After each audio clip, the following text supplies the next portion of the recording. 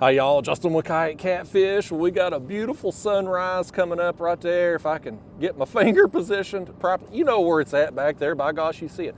But anyway, I'm on the water here getting ready to do some catfishing today.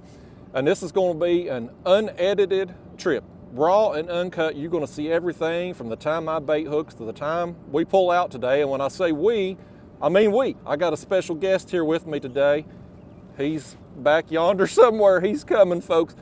Daniel from Catfish Sumo. Y'all gonna have to cut him some slack today. He's having a bad day, y'all. We'll get into that as time goes on. But first, we got some baits. I already got them cut up here. We're gonna cast them out in this flooded creek. So I'm gonna put y'all in the chest here while I get baited up, and then whenever old Daniel gets down here, we're gonna give Daniel a hard time today, y'all. But we'll get him hooked up with some bait and a microphone when he gets down here. I got the fancy microphones today, by gosh, so we're gonna be able to hear everything Daniel says, even though when he first gets down here, we may not want to hear what he's got to say. But I'll give you the rundown of where I'm at here while we wait on him. We're in a flooded creek. The Tennessee River here has had a lot of water moving through the dam system. We got a bunch of rain recently, and so TVA is moving all that water through the hydroelectric dams. And so they got the spill gates open at all those dams, and it's the farther down the river you go, the higher the water is. And so I'm down here in Daniel's neck of the woods today where the water's high, and so we're in this creek, and you probably can't tell on the bank there, but the water's up several feet. And so current out in the main channel, it's ripping. But in this creek here, it's barely moving. So it kind of gives these fish, they come out of the main channel, they've got a place to get out of the current. And because the water in this creek is so dirty and so muddy from all the rain, when that sun's been beating down on it the past couple days, and we've had some warmer temperatures here recently, it's heating this water up a little more. And so it gets the bait moving up in here. And so we're hoping to get some catfish in here today. I fished this creek one time in the past, similar conditions, and caught several fish. So we're hoping to do the same thing today. I'm just kind of casting these baits out in front of me. The current's going to bring everything together. Last year, when I fished in this situation, most of my fish came on this rod here, the one that's going to be cast closest to the bank, because it's kind of the slackest. There he is. There's the guy right there. I've been talking about you, Daniel. I done told him you're having a bad day to cut you some slack. He's going to run out there to the main channel, y'all, and see. We didn't know coming out here, and this is what I struggled with last year, is if you launch out in the main channel upriver from here and you come down to fish this creek, can you make it back against the current? Who knows? So last year, I just launched at this park behind me here in this creek. Now, it's kind of a pain to do that when you've got a big, heavy kayak, I ain't gonna lie. It's kind of a situation where you gotta strip your kayak down, you gotta drag it through some woods. They have a kayak launch at this park, but it's flooded, it's underwater. So a lot of good that does. And so, you gotta put a little muscle into it to get your kayak down to the water. And so I told Daniel, I was like, look, I'm fishing here. I'm gonna launch this park. I'm gonna bring my pedal kayak. I'm just gonna leave the pedals out of it. I got my little makeshift pedal drive. You can see I took some scrap pieces of wood and made me a pedal drive cover there, if you will. And so that just kind of covers that hole up. But I said, I'm gonna just drag this kayak down through the woods and launch right here where I'm fishing at and not have to worry about getting back upriver against the current, because our motors on the kayaks go 4.5 miles an hour. Well, that current is probably close to that out there in the swiftest part. So can you make it back or not? So anyway, Daniel, he has another kayak that his wife got him, like an old cheap paddle kayak that he can't really get rid of because his wife got it for him. So he's stuck with it the rest of his life. Y'all know how it is. He could have brought that today. It would have been super lightweight, but he didn't do that. So he brought his other kayak. He's like, no problem. I'll strip the motor off, blah, blah, blah, blah, blah. Well, that's great if you remember to bring a paddle, which he didn't do. So he's had to drag his kayak down, which I helped him carry the kayak to the woods. But then he had to go get his motor. He had to go get his battery, all his stuff. So he don't want to have to pull the kayak back up the hill now. So he's going down there to the main river and testing it to see if he can get back up against the flow. And if he can, I guess, I don't know what he'll do. I guess he will go up there, leave his kayak, get an Uber down to his truck or something. I don't know. We'll figure it out. But nevertheless, y'all, bringing y'all with me today, raw and uncut. We'll put a microphone on Daniel when he gets back up here. I guess we'll set him over here on the other side of me. That way we can kind of cover this whole creek. And we're filming this on a weekday, so I don't think there's going to be any issues with other boats coming up in here. But if there is, we could always reel in. I'm kind of parked on this side. If we put Daniel right here, we could reel in his left lines and allow boats to go up and down. Won't be blocking anything. But what I'd like to do is just sit here a few hours this morning and see if we get fish working up into this creek to take advantage of the lesser current flow, the warmer water, the bait that's undoubtedly up in here. So we'll see. Last year, I think it was in March I was down here. Filming this now here in February, but it was March, I believe, down here for a tournament. I had never fished this creek before, but we had similar conditions. We had a lot of water going through the dams, and I thought, I'm gonna try it. So I just showed up. I'd fished some other places pre-fishing and it hadn't done any good. So I was like, you know what? Lack of a better option, I'm gonna wing it. And I come in here and I caught some fish. I ended up finishing third in the tournament. Now, my day kind of got wrecked because there's a bank fishing spot just down from here, and a guy showed up a couple hours into my tournament and cast it in front of me. So I stopped catching fish and I ended up moving different parts of the creek and didn't get any more. But before that guy showed up, I was catching some fish. So I'm hoping today we're gonna do the same thing. So we got our baits out here now. I've got gizzard shad, I've got a couple yellow bass in the cooler, and I've got a couple bluegill in there. So we're gonna just throw that out, see what happens. And oh, that's a deer back there. I heard something walking behind me. I thought we had an eavesdropper. That's a deer. He has some antlers on him too. Hey, Bambi. Hey, yo, get your cameo. He don't care. Bambi don't give a crap about this video, y'all. Bambi's watching that sun come up back there. He's enjoying a beautiful sunrise this morning. So anyway, y'all, I'm going to just put this camera in the chest, and we'll wait on some fish to bite. Daniel gets here, we'll talk about all his issues this morning. Talk about a good conversation topic today would be, why the hell us kayak fishermen complicate everything. I mean, I'm out here right now in a paddle kayak with a couple rod holders on it and a dumbbell for an anchor. And this is all you need to catch catfish. Why do we put these motors and electronics? I mean, kayak fishing used to be simple. It used to be something that you could just launch anywhere you had water's access, you could put a kayak in.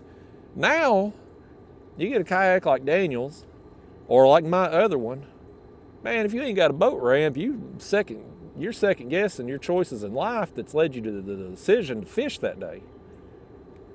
So, yeah, I'm good in the wake though. All that manual labor to get Daniel's kayak down to the water, it's got me wide awake, man. These fish better take it easy. And we hook a big one here, I may need y'all to help me reel it in, since I done had to put my back into carrying Daniel's kayak. But I wanted to get back down here and fish these conditions, just to see what would happen. I mean, in theory, when you talk it out, it sounds like there should be some catfish moving up in here today. When it'll happen, I don't know. Obviously, if you're seeing this video, spoiler alert, we caught some. I wouldn't subject you to a 3-4 hour video, however long. Me and him probably fished till about lunch today. I gotta let Daphne out at the house, so I can't be gone too terribly long, and I got an hour and a half drive to get home, so we'll probably fish till about lunch. But if you're seeing this, we caught some fish, by gosh. Now, I don't know where the hell Daniel went. He was just going out there to test the current. I don't know if he's running all the way to the dam to see if he can make it or what.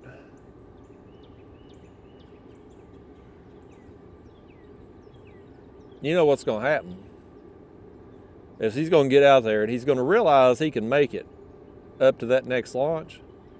He's going to come back here then, we're going to fish, but sometime between now and the time he leaves today, TVA is going to kick on some more generators up there and the current's going to get stronger. And then he's going to try to leave this later on and not be able to make it up and get swept downriver. That's what's going to happen. I ain't going to get him either. We talked about that last year when I come down here to the tournament. It's like, I'd put all my eggs in one basket for a tournament because when I committed to fishing this creek, I was pretty much committed because it was going to take too long for me to pack up, get out of here, go to another launch, get set up again. I was going to lose too much of my tournament day. So I was pretty much, when I made the decision to come here, like I was fishing this creek. And him and I had looked into possibly, if things didn't go well for me in this creek that day, could I get out in the main channel and drift and be picked up at another launch downriver? But it was going to be so far down I was going to have to go, it just wasn't going to be worthwhile. So pretty much committed, but boy, if he don't, if a person was to go down out of here and get swept out, you just gonna have to take an Uber. You're gonna have to just take an Uber and get your car and hope your kayak's still there when you get back. It's that current, man. And I ain't, this kayak here, I just got to paddle today. I for dang sure ain't getting out there. There was something rolling right there. Did you see that? I don't know what that was. It may have been a carp. It wasn't a shad though. I saw a part of a tail. It was a bigger tail. Look right here. We're already getting a little nip. I know I didn't just imagine that, y'all. You've seen it too. I'd love to catch about 3 fish before Daniel even got back up here. That's how you kick a man when he's down, is you catch some fish waiting on him. Knowing Daniel though, he'll get set up here about an hour after we do and then end up catching more and bigger fish than us today. That's how it's went the last few times I fished with him.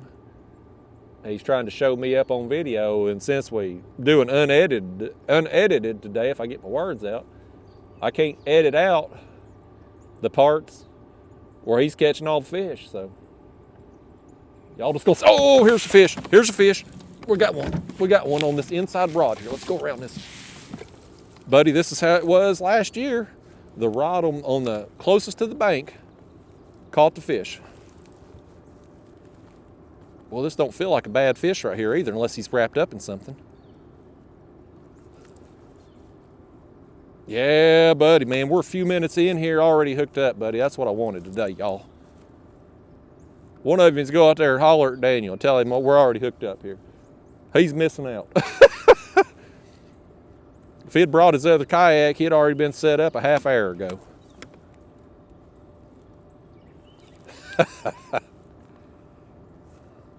Man, this don't feel like a bad fish right here, y'all. This don't feel bad at all. Pretty sure it's a blue.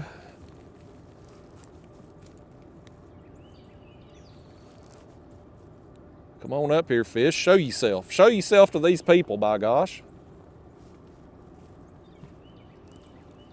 I I just want to get a look at this thing here to see if I ain't crazy, because he feels good, man. There is water moving. I mean, there's some current flow in this creek, but it's not strong enough that it's really going to make the fish feel a lot bigger than the, oh, that's a nice one right there. Nice fish right there, man. One of you's holler at Daniel. Tell him he's done getting beat, by gosh. Oh, man, look at that takedown, y'all. Oh, man. Oh, man, y'all. I'm going to set this one back. We done got to look at him. Let's get this. That was a nice takedown right there. Both of these were on the shad, the gizzard shad chunks. The head bait is the middle rod. I'm fishing 3 rods today. This kayak here, I ain't got but 2 rod holders that I've mounted on. And then I've got this one here that's molded in for this one. So 3 rod setup. That's another blue right there. I don't think this one's as big as the other one. Let's just get him up here a little closer and then we'll land the big one first. Old Daniel, he's piddling around there. He could have been reeling them in. Look at that, man. Buddy, we've been on the water just a few minutes. How long have I, what's the camera say? 16 minutes, we already got 2 fish. This is why I wanted to fish down here, y'all. Oh, look at this, y'all. Oh, man, look at this. We got a piebald. Oh, man, that's awesome. We got a piebald. This is the biggest piebald. I think this one here is bigger than that other one I got last year. Oh, man. We got to land this one first. Oh, come in here, fish. Oh, man, look at that, y'all. How cool is that? You talk about a rare catch. This is going to be the 4th one I've caught in my life. Oh, man, where's Daniel? I need him to come get a picture of this fish. Y'all text Daniel for me, would you? He's supposed to be, he can be a good photographer for me. I can't get this dang hook out. I got this DJI camera so I could hook up 2 microphones. And this camera sucks for getting pictures with. The video's okay, but the pictures are terrible. Hold on a minute, y'all. Let me text Daniel.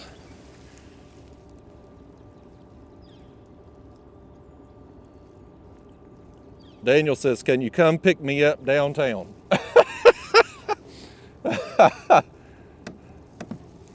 That's funny. I'm going to send him a message right quick.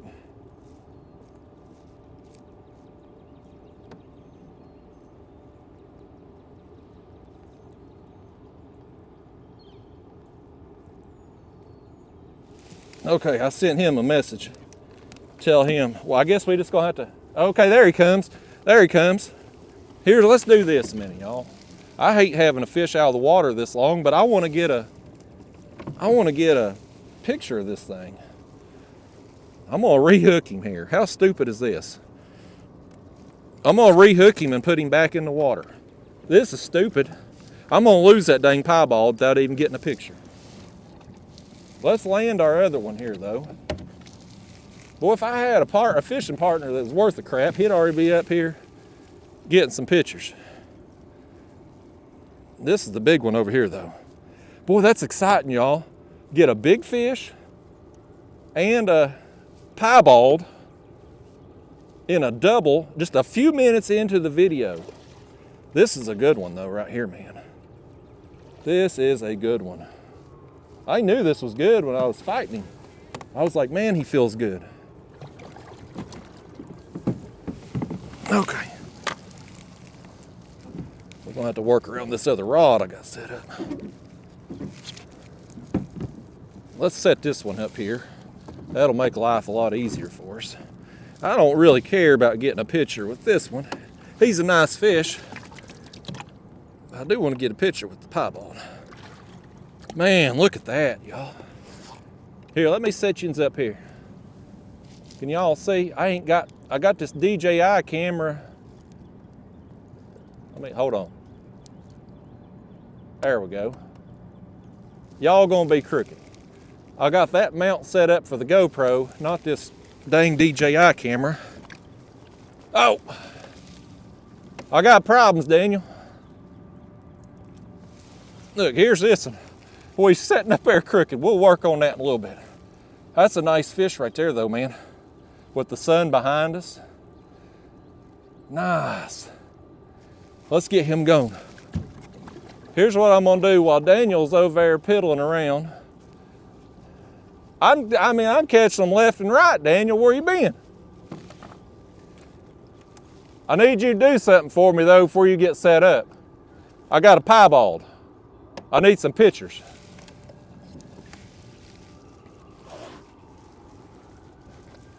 We're on some fish right here, Daniel. 16-minute mark, both these rods went down.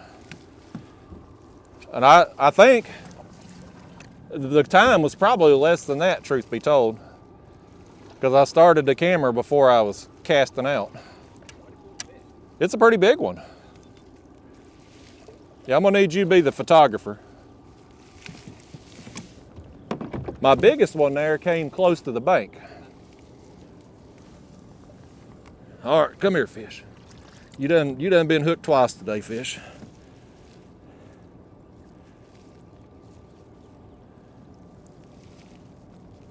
Boy, I put that hook in so good, I gotta use the pliers to get it back out.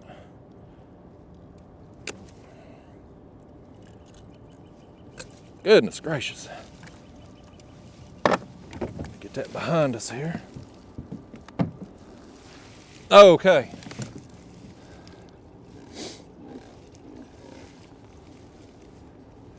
Yeah, get that rod out the shot there, Daniel. Do a good photography work.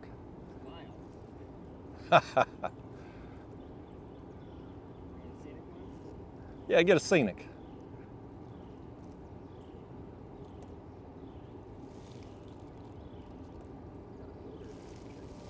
Can you get it? Is it in the light at all? The first couple work. Okay. Because the sun's behind me there. Okay. I'm counting on you, Daniel. Let me put the camera up here now so these people can see. Our other fishing buddies here today. I got the wrong daggone camera mount in the kayak here. Look at that, y'all. Piebald, man. How awesome is that? Fish number 2, piebald, super rare. What'd we say these, Daniel? Like 1 in a million, something like that? Yeah. Awesome. Awesome, man. Second one from this body of water, though. Let me get y'all here. Give y'all a better look at him there on each side. All right. We'll see you, buddy. You are one cool fish. There he goes. Oh, man, y'all. That's fist pump worthy for sure. Both the big fish and the piebald. Well, now that Daniel's finally here and ready to start fishing 3 hours later, you want some bait? I got bait. Oh, you got bait? Oh, you use some of the fresh. Folks, you hear me. I'm offering him fresh bait. He's got skipjack though, I bet. They are old frozen skipjack, so it'll be interesting to see. That's a terrible idea. You got fresh bait in here if you change your mind, Daniel.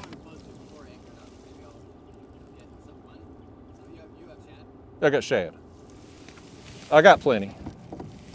We'll make it work, Daniel. Get over here and get you some bait. I got yellow bass and bluegill too if you feeling froggy. Fresh is always better than frozen, folks. Well, skipjack is the king of baits around here. But here, I'm gonna toss them to you. This is accident waiting to happen. Thanks. Hey, while you're over here too, hold on. These people want to hear what you got to say, Daniel. This is a heck of an operation we're running here, y'all. Cover your ears a minute while Daniel gets this microphone on. It's already turned on. Just clip that up there somewhere. Somewhere where it ain't gonna, that's a terrible idea. You're gonna knock that off. Put it up on your strap up there. on your life jacket. Now he's in business, folks. Now, how do I mute when I want to say? No, there ain't no muting, by God. Oh, This is perfect. unedited.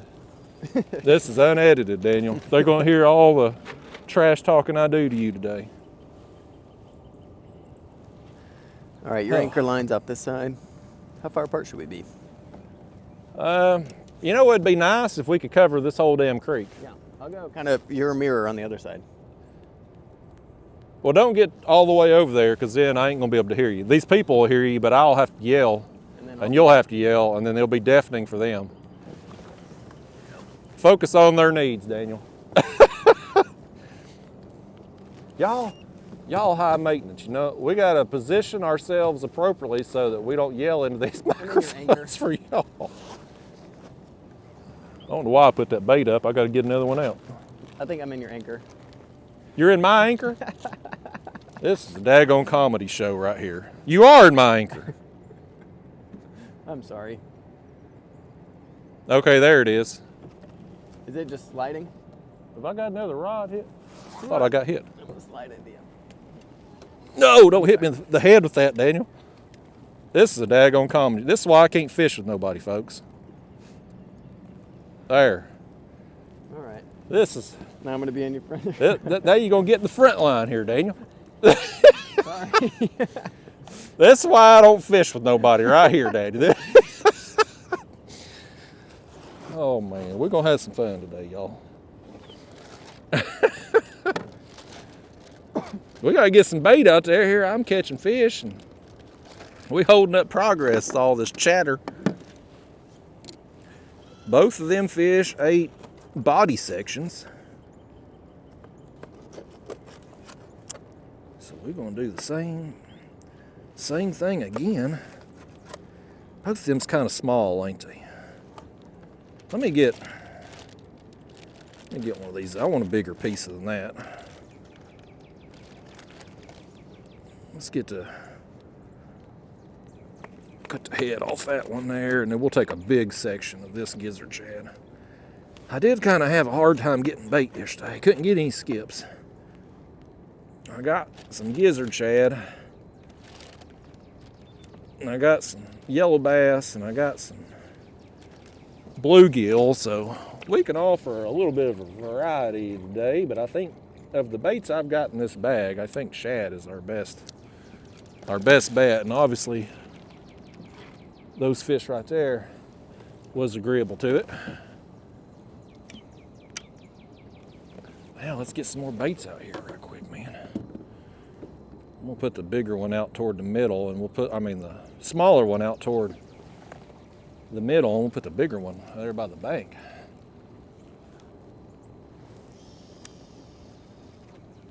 Man, that's fun, y'all. That's exciting. Big fish and a piebald a few minutes in. And I'd done caught 14 more by now if I'd got these lines back out. I know I would have.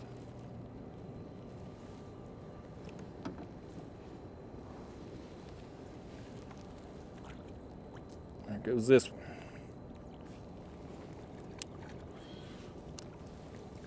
All right, there's that bait. I'm gonna cast it out, and then I'm gonna put that other rod in the rod holder there. We'll put it over there closer to the shore, which is just, it's all, where we're casting over there is normally out of the water. I thought this rod may have got bumped. Let me just see what's going on with it. Make sure we still got bait on while we're getting all reset and everything. Yeah, it still looks good. Okay. Well, I think we're back in the game here.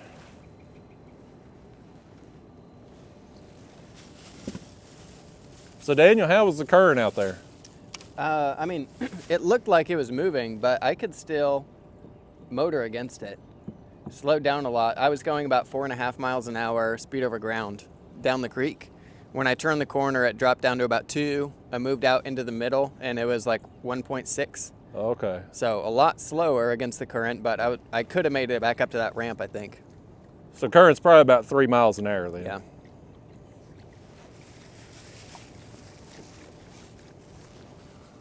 Well, that's good to know for future reference. Which also means if I only had pedals, like a comfortable pedaling speed is about 3 miles an hour. Yeah.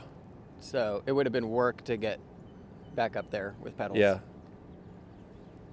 Of course, if you just had a paddle and didn't have all that crap on your kayak, you wouldn't have had such a hard time getting down through the woods. That's true.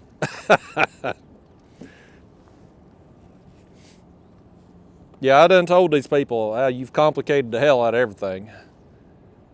Now Yeah. you can't just launch a kayak anymore like we. Learn from the best. Yeah. I mean, I don't know. I mean, I think back about it sometimes. And I paddled for that native kayak I had for 6 years, and was perfectly content. Yeah. My range was limited. Couldn't go on terrible weather days, really high current days. But I didn't know any better. It wasn't until my other friend got a Hobie and I saw how much easier he was having it. Yeah. And then I got the pedals and then the motor. And I think the biggest step in like upgrade for ease of fishing and range and physical exertion or whatever was moving from paddling to pedaling. That was Yeah. a huge leap. definitely. To be able to maneuver easily with just your feet, fight a fish with your hands free. But then from there to a motor, all you're really doing, you're increasing your range, but it's just easier physically. And other than that, like you don't really gain anything else Yeah. for the added complication of motor and battery and weight. And Unless you've got the fancy GPS functions. yeah. You can spot lock and use your course heading. Yeah, and- those things are helpful, but Yeah. I mean, if you were just going to pedal or just paddle, Yeah. If you're just anchor fishing, Yeah. those things really don't matter. yep. Because, I mean, you're going to lose some fish in an anchor rope throughout the year. But I would argue that your spot lock is probably going to cost you some fish too, because you're going to spook fish. I mean, if that thing's spinning around and you got a fish that's hesitant and you're putting all that noise down there, it's probably going to spook a few. Especially in shallow creek like Oh, this. yeah, definitely. Whereas just an anchor rope, you're not having to worry about spot locking. You're not having to worry about is it moving or losing GPS or whatever. You're just Yeah. hunkered down and waiting If for we fish. stop getting bit now, it's because of your motor. Not because of anything I'm doing wrong. I am encouraged, though. 2 fish that quick. Yeah. And both of them, I mean, even the piebald was good size. Yeah, Did you see that other one I had? just barely from down there. It was pretty good. Looked like a good one. But it hit closer to the bank, and the piebald hit out here. Both of them ate gizzard shad midsections. I got two midsections and a head out. Okay. So, So how much am I going to owe you when I knock this thing in the water? well, DJI gave it to me for free, so I'll probably never use it outside of these videos. When I tested the idea of doing these catfish unedited videos, one of the things I suggested was that I get somebody to come with me, because you know how it is. It's hard to get bites consistently. Sometimes you got downtime between bites. And it's like, how am I going to talk to myself that long? Even though I can talk to myself, by gosh. I believe that. I'm often the best conversation I have in a week. But So agreeable. one of the things I suggested was having somebody with me, put a microphone on them, Yeah. and talk to the audience and talk to whoever at the same time. 'Cause I think, didn't we try that one time at Suck Creek, but I was too far away, kept not connecting. I think it was either maybe as a live stream, maybe, or we tried. Oh, yeah, we didn't have good cell service. We didn't have down good there either. service that day because of the canyon. But yeah, so. But no, DJI had sent me that camera months ago, and I tested. I polled the audience, see, do you like this one better or the GoPro better? And everybody liked the DJI video quality. But when I would walk around my yard with the GoPro and the DJI like together, just for my own reference, GoPro was so much better. And for some reason too, and I don't know if you've noticed this with your video editing, but GoPro, when you pan, when you spin around, don't bother me. But DJI, if I'm just walking around my yard and I'm holding the camera out and I turn, like the person in the frame that you're focusing on, it stays normal, but the background kind of blurs a little bit. And I'm not one to really get motion sick, but when that background spins, like, it does something to me. And I have to believe there's a chunk of my audience that's gonna be affected by that too. And I do hold that camera out throughout my video, you know. I'm like, am I gonna be making people puke in their cars or schools or whatever? There was another big splash right there. So anyway, you know, I didn't have any, when DJI sent that camera, it was like they just wanted me to use it in a couple videos. I didn't have any obligation, and I told them up front, I'm like, look, I'll poll my audience, and if they like your camera better, I'll use it. If I like it better, I'll use it, but otherwise, I'm gonna do what's best for my channel, not what's best for your marketing budget, you know? So, they don't like me no more anyway, because they had a whole script of stuff to say, and I'm like, I ain't no sleazy salesman. Like, let me just be real. You know, if I like something, I'll tell them I like it. If I don't like something, let me tell them what I don't like. You know, don't try to gloss over things. Nothing's perfect, and people know that. And if you try to talk like something's perfect, people are going to see right through your BS. Yeah. So just be honest and let people make their own decisions on something. That's the best you can do. Because, you know, things that are, it don't matter what product it is, if something's a deal breaker for me, it might not be for the next person. Right, but you can inform them and let them make the choice. Exactly. You know, like,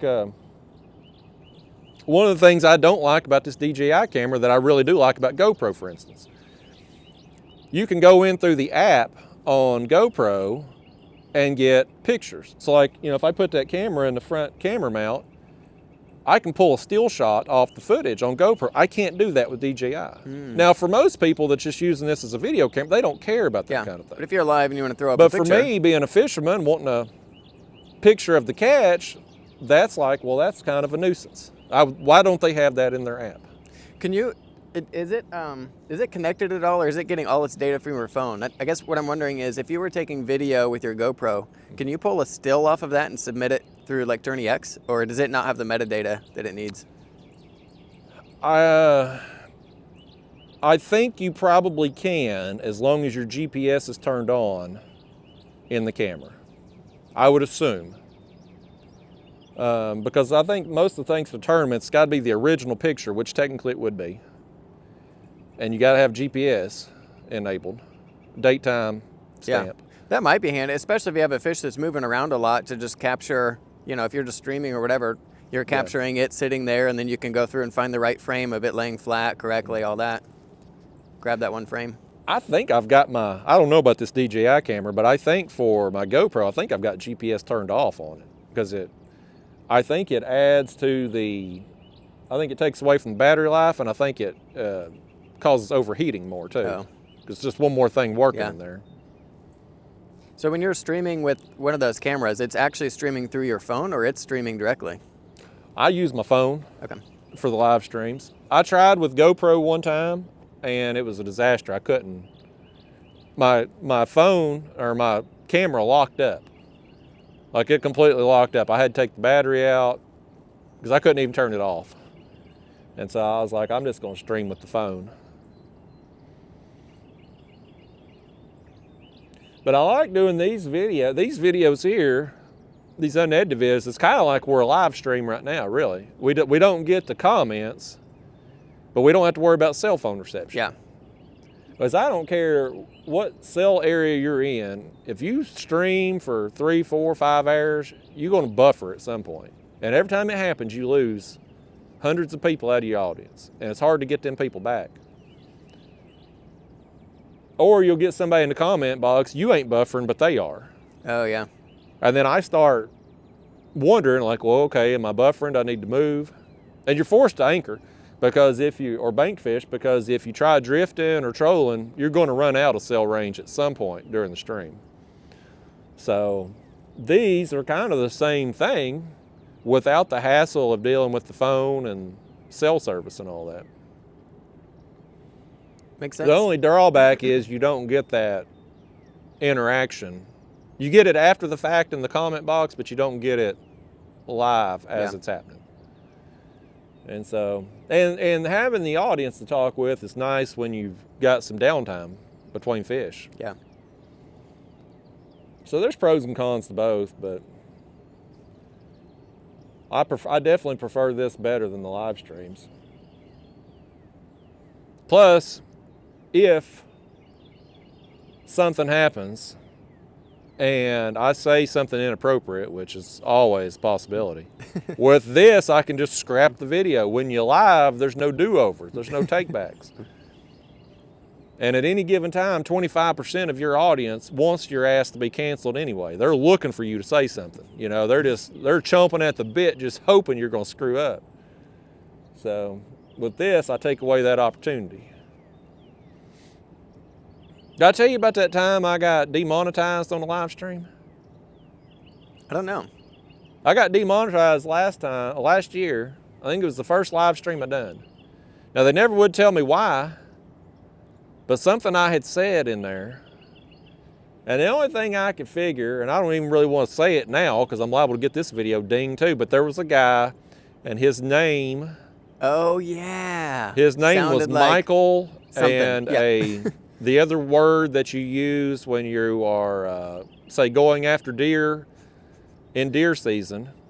And I made a joke that his name was Mike, and that word that you do for deer, and that's the only thing I could think of that maybe got me dinged. But YouTube never would tell me.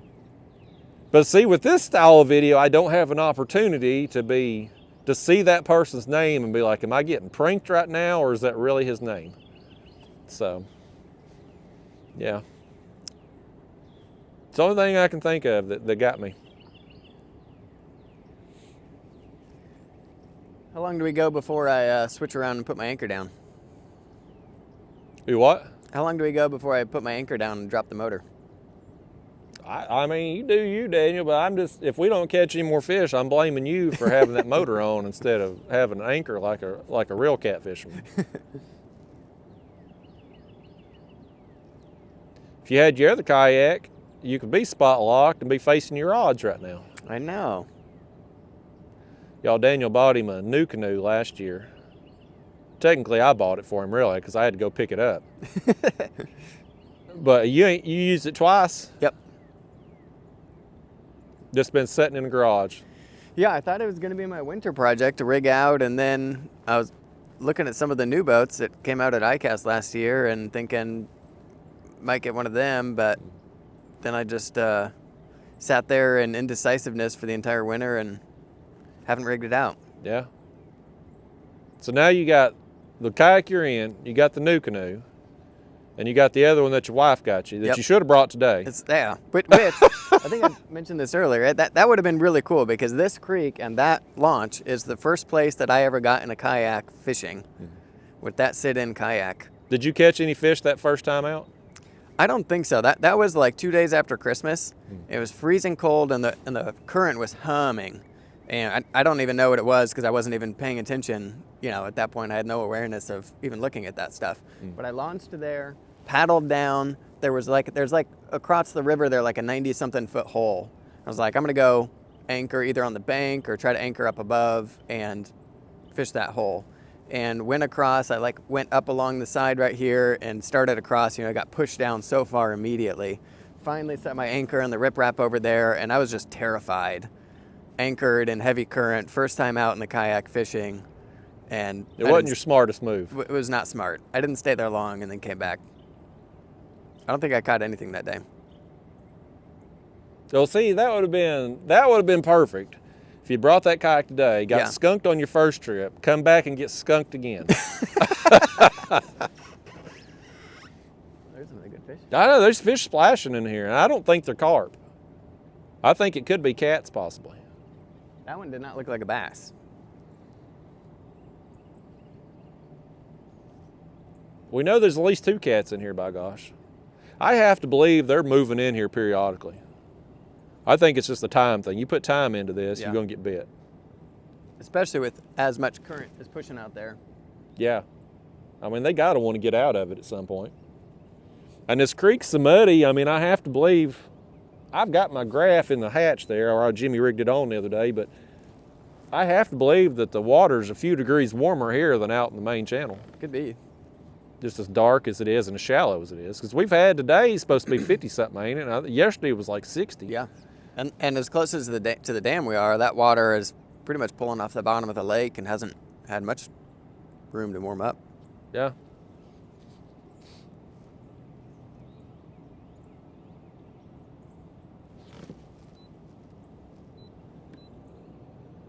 Yeah, Daniel, since you got here, we ain't caught a damn thing.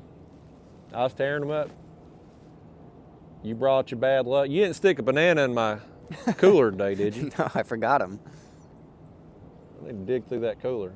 Make sure. Might have Better be a real banana. banana this time, not one of them plastic fake ones. That gave me even worse bad Judy the last time we fished together.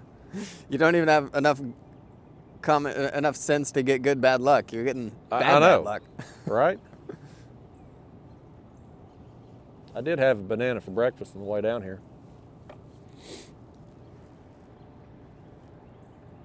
Are all of your rods cast out? You don't have anything suspended below you? No, everything's cast out. I don't know how deep I am, but I'm assuming I'm not very deep. I'm sitting on the top of a rock here. I'm a little curious about suspending one right over it. Oh, I'm getting hit right there. I don't think I'm imagining that, folks. I think we're getting hit. Something took a bite, maybe a turtle or something.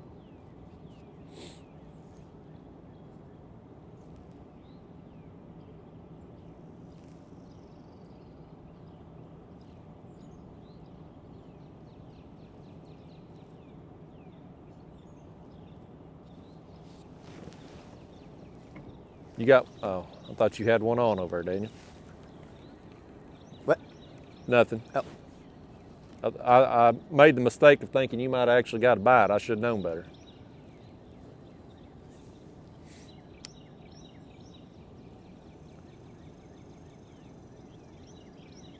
Luckily for you, Daniel, since I got the microphone plugged in to this camera, we're going to have to change batteries at some point. And the battery change is a good opportunity for you to pee, because a lot of you don't watch and don't know is Daniel has to pee about 46 times a fishing trip. It's true.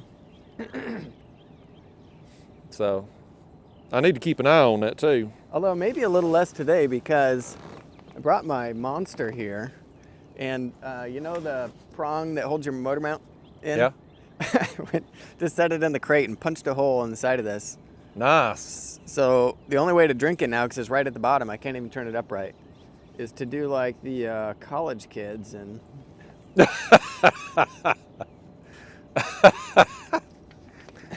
think you did that on purpose. doing that, drinking it, trying to get the pressure down, like right next to the truck, and the ranger came on his golf cart around the corner. I was like, this is not a good look. Is that a wetsuit or a kite up in that tree? Why would a wetsuit be up in that tree? That's got to be a kite. But why would somebody be flying a kite out here with all them trees around?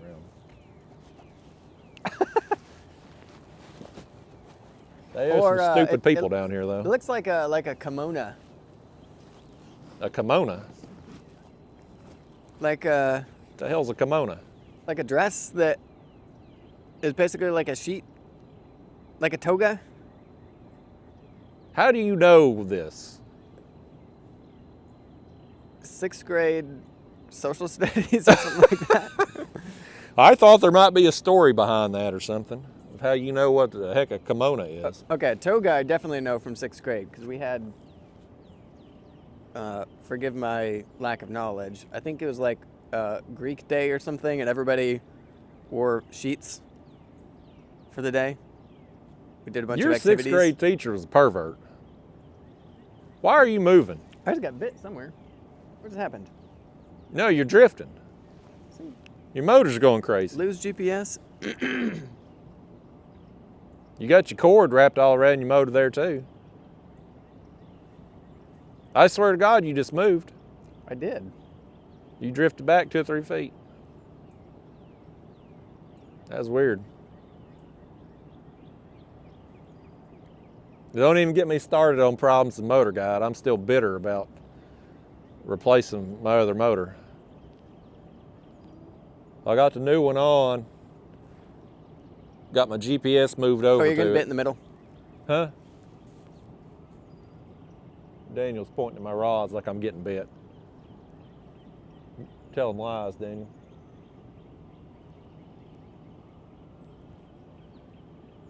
You're imagining things. It's time to get bit, though. I had high hopes getting them 2 fish right off the bat, and then you show up. You're bad luck. May as well have an air horn underwater. It is amazing. I know we've talked about lots of different assumptions that we make and how when you actually find out the real answer, we're wrong on a lot of stuff. But it's amazing how much sound travels. Yeah. The times that I've put an underwater camera down and like down, 20, 30 feet, and the camera can hear me talking in the boat. Like that much voice carrying down. Yeah, that's crazy. So I have to believe, too, even with an anchor rope, that the current going by the anchor rope is probably putting out a sound. Yeah, probably a sound, but hopefully more of a something that's not that unknown to them. Oh. He wants it. Well, it may be a turtle or something.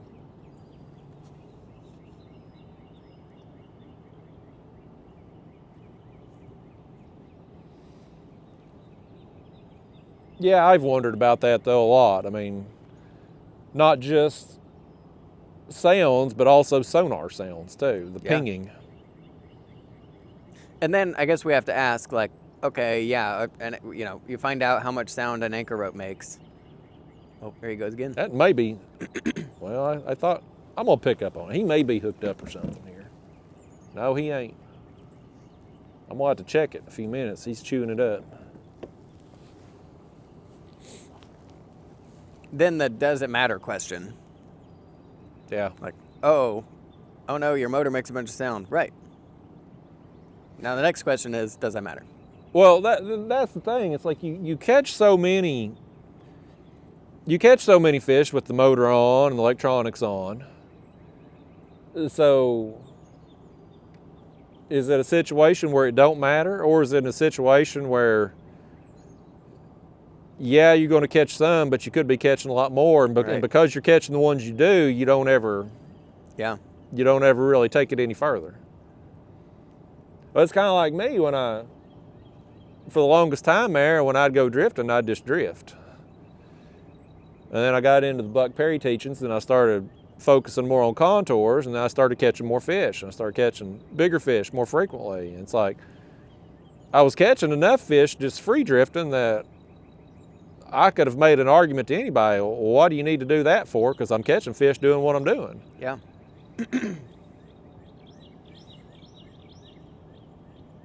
That happens with bait, conversations about bait. Yeah. With some of my customers, what bait do you recommend? And, I always recommend native bait from the lake you're fishing, from the water you're fishing. Like, well, but my grandpa and I always used to catch them on chicken or whatever. Yeah, sure.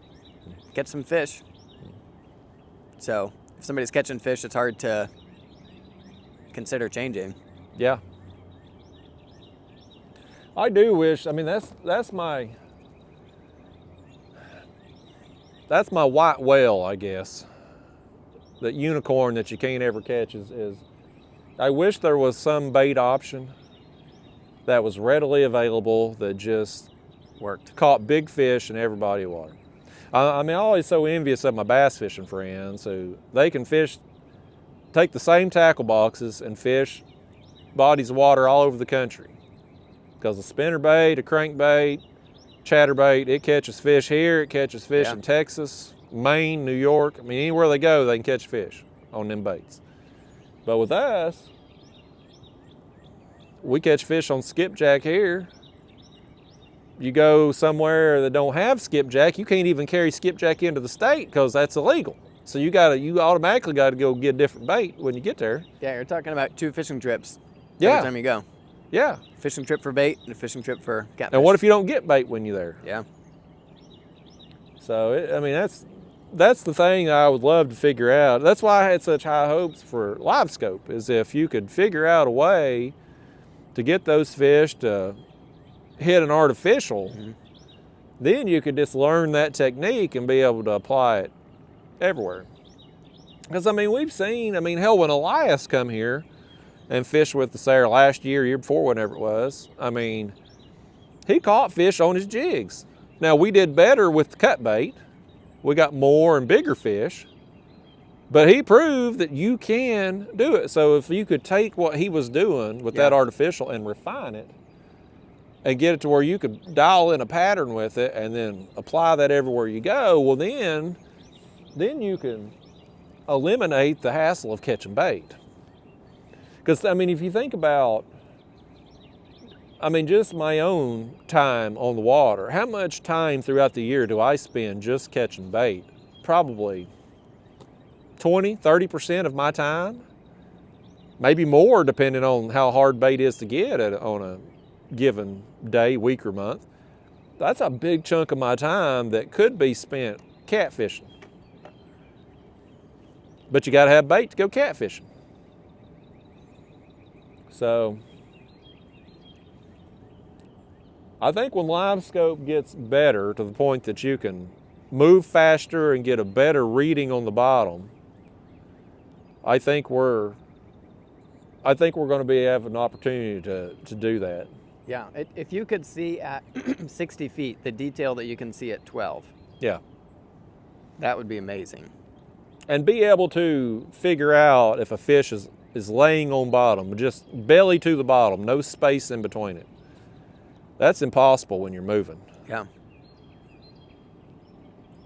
But you know, Dewey, when we had dinner with Dewey that night, he was telling that story about them jigs he had made with the spike on the end of them. And them fish that were down in the mud, just popping them in the head with that jig that had the spike, and it was pissing them off and they would eat it. But how do you know where to do that at? Right. I mean, if you get on a big mud flat, them fish could be buried in that mud anywhere. You got to do a lot of... Yeah, unless you're just assuming that, okay, here's a place where fish would be, imagine being like what you see in an aquarium or like a Bass Pro, like that concentration of fish, if they're all in this zone, of whatever 30-foot wide kind of hole, okay, there's 50 fish down here in the mud. I'd feel pretty comfortable jigging around and assuming I'm going to donk one of them on the head. But if you're looking at that huge hole and like there's one fish there and I got to find it, like that sounds hopeless. Yeah. And you can waste a lot of time if you're in the wrong place. Or you got a big mud flat that's 100 yards wide and quarter mile long. It's like, if they're all in a condensed area on that, the odds of you, especially when you can't see them. Well, that fish right there keeps nipping at it. I wonder if that ain't a turtle or something. I'm gonna give it a few more minutes. I'm gonna have to switch that bait out. It's gonna be chewed up. I think that was my smaller piece of bait too, so if he can't get that, he ain't worth catching no how. I wish you'd catch a fish already, Daniel. These unedited videos are easier for people to digest when you catch them fish.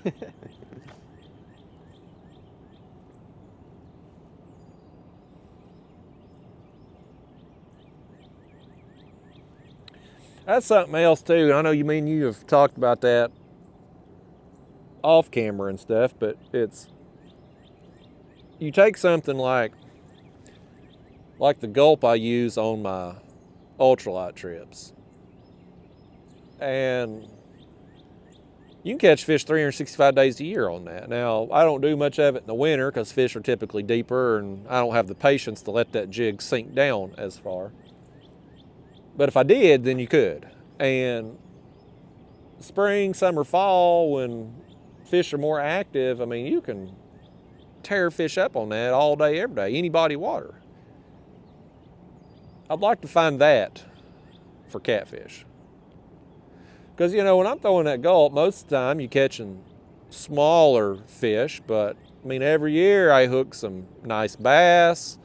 I'll hook a big buffalo. You know, there's crappie. There's always something. You know, you catch enough big fish throughout the year on it that it's like you get your action and your big fish.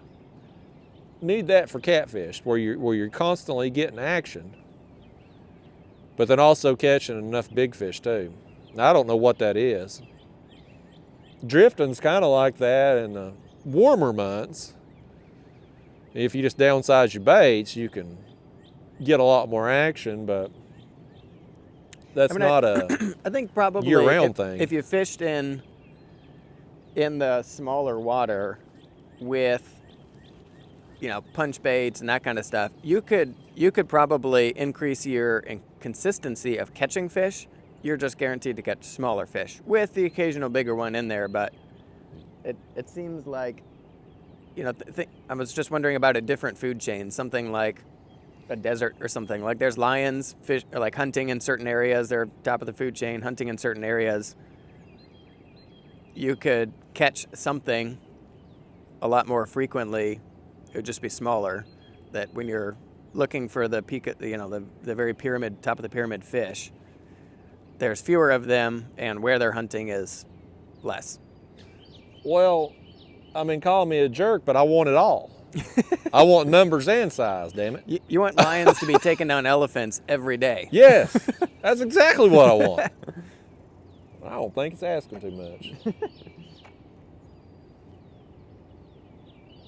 Well, and you know, and here's the other wild card with catfish is there's certain times a year where they're really keyed in on mussels. Yeah. I mean, you pull them up and you can just feel the mussels in their belly where they've ate all them shells. It's like, how do you replicate that? I mean, yeah, you can put a piece of chicken out, which is kind of similar. The meat looks kind of similar, I guess. But you can't replicate them shells. You know,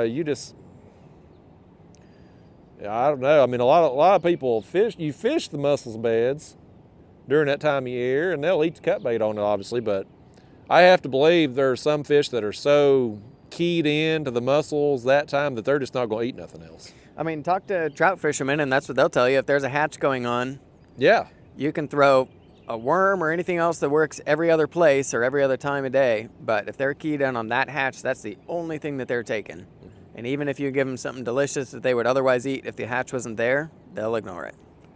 So is that true for catfish? If they're on a mussel bed just gobbling up mussels, is it because they happened upon a mussel bed and they're hungry and so, hey, here's mussels, I'll take them? Or is it because, like, that's the thing that they're eating now? Yeah. If there was a chunk of cut bait there, is it like, oh, good, this too, yeah, I'll take that? Or is it, no, I'm after mussels right now? Well, here's the other thing with that, and this may be going way down, reading way too far into it. But for a human body, for us to survive, there are certain things, minerals, nutrients that we have to eat. the same thing. Kids who lick pennies. You say kids that lick pennies? Yeah. Do your kids eat pennies? No, but isn't that like the classic, like, kids who lick pennies have some mineral deficiency? I've never heard that. I just thought they were weird. Or eat ice? You remember them kids that would eat paste? The jars of paste in school? No, I don't remember that. Well, you probably went to some fancy private school or something, but back where I come from, people would eat the paste.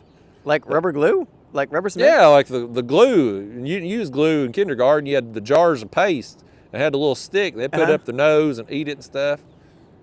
I remember... Them fancy private schools you went to, Daniel, they didn't have that. I was homeschooled for a while. I know that they took them out of our class in middle school at one point because kids were sniffing it. Glue sniffers. Rubber cement. Well, anyway, where I was going with all that, it's like the human body, we can't eat Little Debbie snack cakes 7 days a week and survive on. There's other stuff we need. And I wonder if catfish are evolved enough to know maybe they don't even think about it. Maybe it's just something that's just innate in them, that they eat this time of year, they eat this time of year, and over the course of the year they get everything they need to survive a long life, which these catfish are long-lived creatures. I mean, they're, so I wonder if that maybe plays a role in some of it. It's an interesting question. I mean, if that was the case, then maybe it'd allow you to dial in. This time of year, you know, before spawn, they eat a bunch of this because they're looking for that mineral that helps with pre-spawn, or. And it's one of them things you never think about, because, you know, here on Tennessee River, you can go out and catch catfish 7 days a week on skipjack. So if you can go catch a fish on skipjack and have a reasonable expectation to catch a big fish on it, why ever question anything else? And maybe I'm just way down the rabbit hole on that and reading way too much into it. No way to really test it other than a biologist. I had a biologist one time tell me that fish are always deficient in salt and sodium. And so it was that guy down there in Texas I fished with. He was I think he had went to school fisheries biology, but he was doing the carp and buffalo guiding. I got that fish after that rod again. If he don't get it that time, I'm gonna switch that bait out. But one of the things that he could do for baiting the carp and stuff is he'd put out a salt block, and they'd draw them into it because they're sodium deficient. That's so I thought that, I don't know the truth to that, but that was one of the things he said. And you know, the bass lures, a lot of them they're salt and impregnated. It's also a water soluble, whatever the word is, mineral, item, thing. Yeah, and I may be butchering what he said too. You know, it's been a couple years, so there may have been more elaboration on that. I'm sure the comment box will educate me on how wrong I am and how wrong he is. But because some things like dissolve and permeate. You know, we don't think about water like air, but it acts the same. You know, if there's something that's like putting out an odor or something, like those molecules are moving through the air, density changes and all that stuff, they're moving. That same thing happens in the water, just at different rates. So if there's something like sodium that's water soluble that's moving through the water, permeating, and those molecules are going out, at the very least it's something of interest. Like, this is different for a fish that's been cruising along. I mean, because I have to believe if you dropped one of them salt blocks for deer and water, it ain't gonna last long. I mean, I would assume it would disperse very quickly.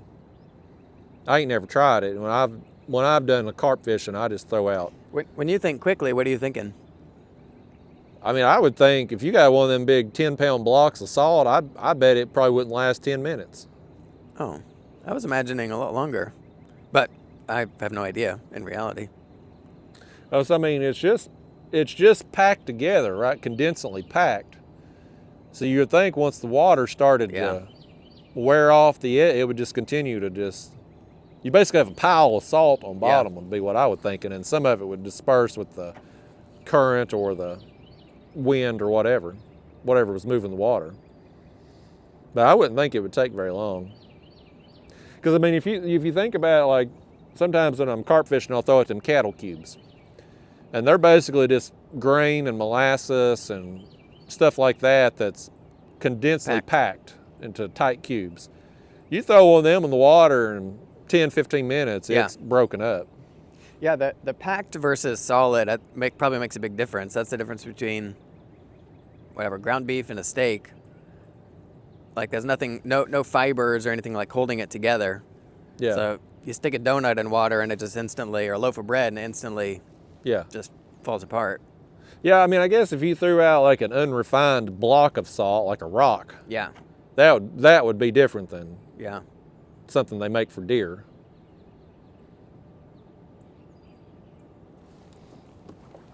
I'm gonna switch out this bait. While you're doing that, I'm gonna flip around and drop my anchor down. Get rid of this motor. It's hit it 47 times, so I'm sure there ain't much left of it. It's actually in pretty good shape, but I'm still gonna switch it out. Daniel, how is it that I caught 2 fish right away, and since you got here, I ain't caught a damn thing? If you'd been here 30 minutes earlier. I know, if I got on the water, if you'd had your act together and brought that other kayak. Oh, something hit me. Did I imagine that, Daniel? I didn't see it. I felt the dang kayak rock, man.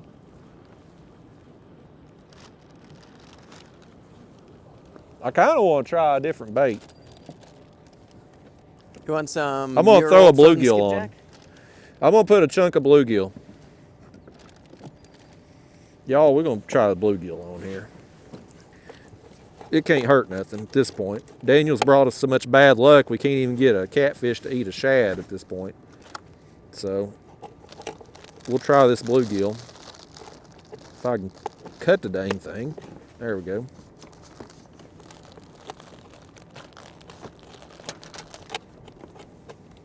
I feel like I should mute my mic when I'm digging around in here. I didn't hear a thing you said, Daniel. Exactly.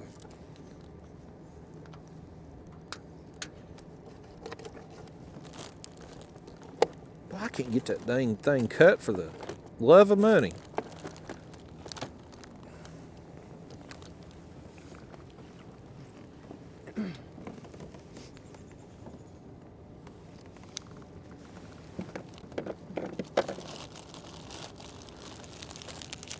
Okay, let's cut these fins off now.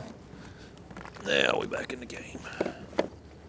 I swear I think I got hit a minute ago somewhere when I was turned around backwards. Something jolted the kayak. Whatever it did, it didn't hook up if it did hit me. All right, here goes our bluegill out, y'all.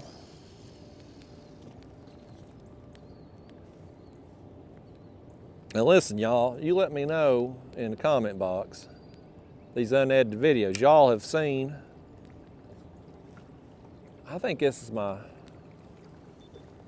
5th one now. Yeah, it is my 5th one because I got 3 of them that I'd done previously that had done well, and 1 of them that hadn't done very good at all. And so, y'all let me know, do you prefer me having somebody with me to chat with, or just me talking to myself while talking to you the whole time? It don't matter to me, and I don't care if you hurt Daniel's feelings. So let me know in the comment box what you prefer. Y'all drive the bus around here. It's like I told you when I tried out that other camera there a few months ago. I was like, y'all like it better, we use it. If you don't, we stick with the GoPro, which I end up sticking with the GoPro anyway, except for today. This camera is easier to plug the other microphone thing into, although we're going to have to switch out batteries. Yeah, I'm still saying I got a little bit here. Y'all remind me, check that battery. I think we're okay for now. The battery life is significantly better on this DJI camera than the GoPro. We're over an hour now, Daniel, only 2 fish. 16 minutes, 2 of them caught. You pull up, can't catch nothing. Are you putting your anchor down? What? Are you putting your anchor down? Yeah. Done. I'm very confused. So you've dropped anchor, but you're still facing the wrong direction. The right direction. You want me to face the other direction? But why wouldn't you use your anchor off the back of the kayak so you can face the direction you're reeling in fish? Since the anchor trolley's on this side, then it's going to have me, what I thought was it's going to have me angled like towards the bank that way. I'll flip it around and find out. I think I'm going to be too angled. I'm dumber for having this conversation. my IQ dropped 30 points, Daniel. I mean, if you're going to face that direction, why not just use a spot lock on your motor like you were doing? Because the spot lock was jumping around?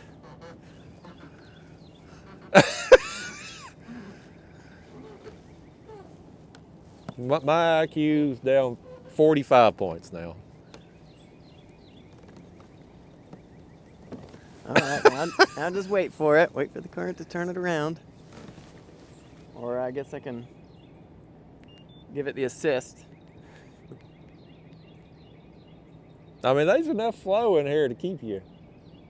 Unless the wind kicks up on us. I know it's supposed to this afternoon, but I think we're good this morning. Hey.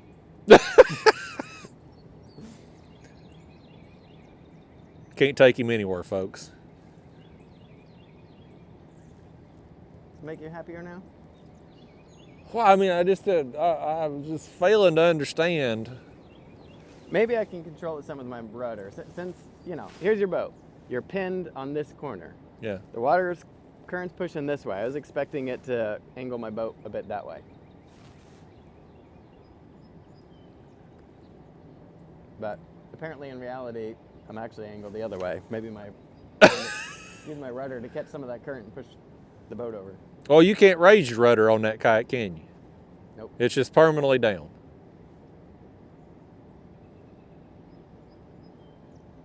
I mean, you look fairly straight over there anyhow. Yeah, it's not so bad. It's about like that. Yeah. Anything for you. I'm trying to look out for you, Daniel. I'm trying to make your life easier when you reel in fish. Like, there's two perks to having a physical anchor in a kayak. One is when you're reeling in fish, you're actually facing the direction you're reeling in. The other thing is when the wind's blowing and you're in slack water, the wind's gonna blow into your back instead of blowing into your face like it will if you spotlight. Which don't matter so much in spring, summer, fall, but boy, when it's cold, it makes a big difference on your comfort level.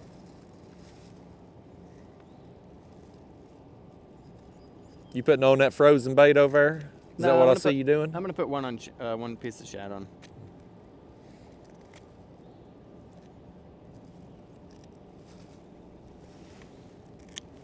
Normally by now, you've already caught more and bigger fish than me.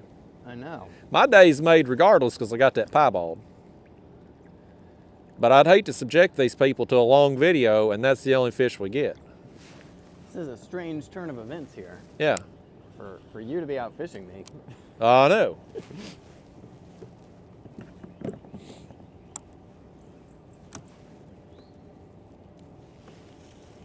I don't really know what the best time of day to be in this creek would be. I mean, I guess you could make an argument for afternoon because that would be the warmest water. But I have to believe just the difference in current flow in this creek versus the channel is going to have fish coming up in here regularly.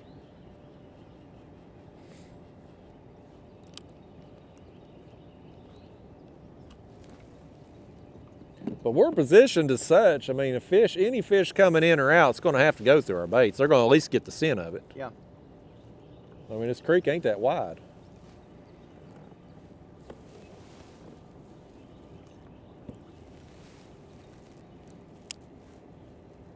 But you know, that tournament last year, I think it was in March, I got them fish early, and then, of course, I had to move because of Doomaflotch, but... You were here? Yeah. You weren't further up into the creek? I started here, and that guy fished off that rock down there and cast in front of me. So then I moved down to the entrance of this creek, and then I ended up going back up in it about a mile or so, but I couldn't catch any more fish after that. I can't remember how many I got. I think I got like 6 or 8 before I had to move. I think the current in the creek was a little more then than what it is today. Because I remember I was kind of on the edge here. I was kind of in lesser flow than what was going out there to my left.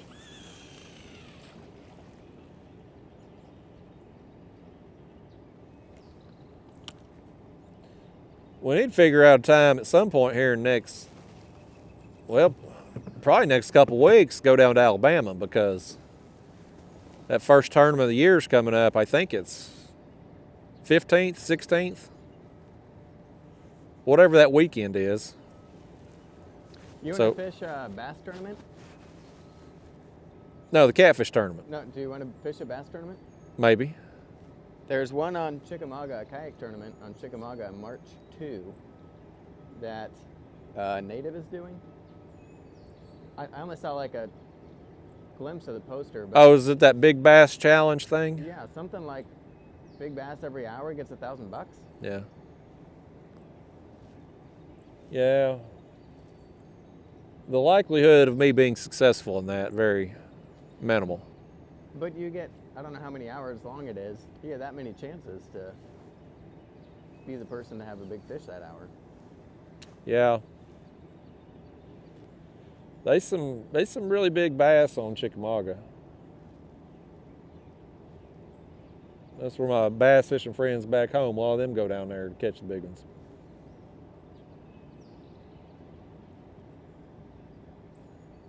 But I do want to try to get to Alabama at some point next couple weeks just to get a feel for things, figure out launches, and Yeah, if nothing else, maybe figure out where I don't want to go yeah. on tournament day. Figure out what, I don't know how much water levels will change with spring coming and rain and whatever, but at least figure out kind of where water levels are now, because we can look at maps right now, but Yeah. as we know from a couple weeks ago, you show up and they're off by 15 feet. Yeah. I'd be inclined, I mean, if I had to make a wager on it, I would bet that they'll still be spilling at all these dams come March, because we're going to get some more rain between now and then. And they're lower in the water system, so all of that rain getting pushed down through the system. Yeah. But I ain't never even been on Wilson or Pickwick before, so I mean, I'm completely in the blind.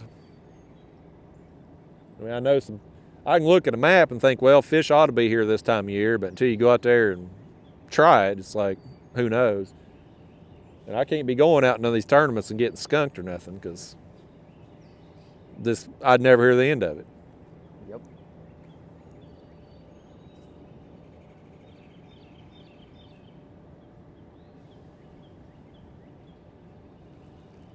Are you going to you ain't fishing none of the tournaments, you said? Or did you change your mind on that? I don't know that I can until I talk to Mike and figure out what. So we're sponsoring part of the trail and stuff, so it seems a little improper to be fishing. I would maybe fish for fun, just because it'd be really fun to not even be officially participating, but still beat you.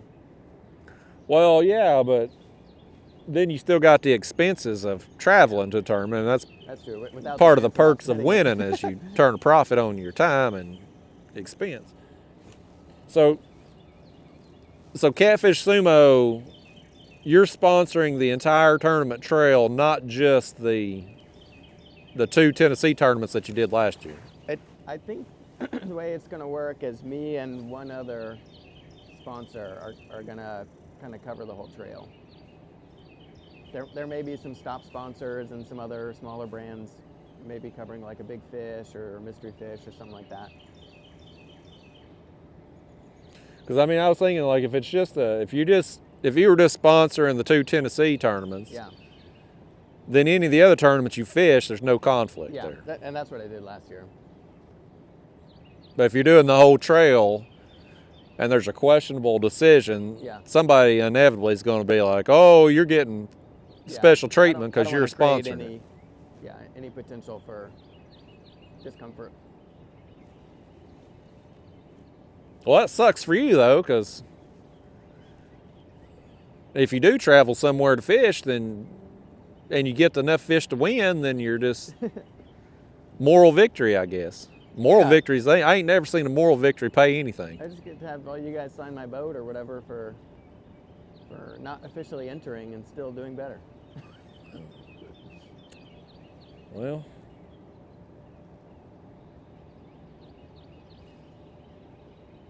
yeah, I don't know. That's one of them things. we've run into that a little bit back home. Not like from the sponsor standpoint, but if you've got a tournament director who's scoring fish through TourneyX or Fishing Kayak, one of the apps. Yeah. And then that tournament director gets to fish, whether it's his own tournament or even other local tournaments around, he's got all that GPS data of where them fish are caught. Oh, yeah. That's interesting. So, like, for instance, let's say you got a tournament out here on Chickamauga, a local tournament director, he knows wherever every big fish that's been caught that he's judged fish on, he knows those coordinates. And so if he goes and fishes another tournament, he's got inside information. Yeah. So it seems like either that tournament director probably shouldn't be entering other stuff, or else you need to make all of that same information available to everybody, which might upset anglers who submit fish in confidence.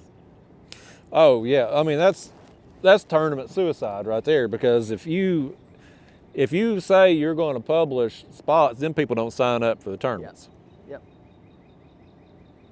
Because that's been a big fear of the TourneyX and Fishing Chaos, is the owners of those apps have all that data. Yeah.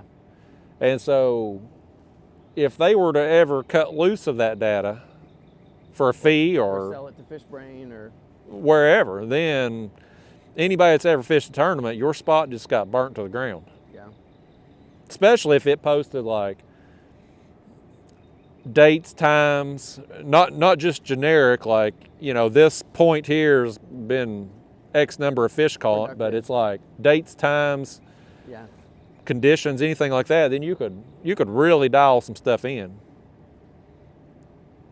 But it does create a conflict, you know, if somebody who is a tournament director, whether they're fishing their own or somebody else's, and they may say, well, I have a different tournament judge scoring the fish. Maybe they do, you know, maybe they're 100% on the up and up, but the question is still there. You have access. That's it, they have access. Now, whether or not they're honest and choose not to view that access, you know, who knows, but if you go out and you get your ass beat by that guy, you're always going to be wondering in the back of your mind, like, did this guy just have the best day of fishing in his life, or did he have all these waypoints? Yeah.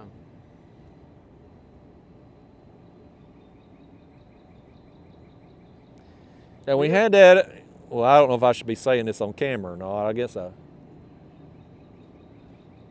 I'll leave out the names of the guilty parties, but you know, Mike had been reached out to by somebody to try to get my GPS points where I'd caught fish, because they were coming to Tennessee and they don't like me. But they had reached out to him to try to get the information of where I had submitted fish for the online tournaments so they could come down and fish. Now, Mike, he shut that crap down because... Yeah, good. That's what a tournament director should do. Yeah, but if you got a tournament director you don't trust, that could very easily be happening, especially like a little clique or a friends group. Yeah. I have no doubt the other person that ran the tournaments is probably, I mean, he took screenshots of conversations and sent to various people, so I have no doubts every spot I ever caught a big fish in is out there for everybody. Fortunately for me, I don't really give a damn as much, because I mean, I put this crap on YouTube. Everybody sees backgrounds. Locals know where I'm at. I guarantee you, everybody here in Chattanooga knows where we're fishing at today. Yeah. You know, it's just that's part of doing YouTube. But a lot of fishermen are very secretive about their spots, and that's a good way to piss some people off or cause a controversy, is if they think you know something or you're getting a special treatment because you're running a tournament, sponsoring a tournament, whatever. So were your fish this morning moving into the creek or out of the creek? I don't know. You thinking they fed all night and now they're gone?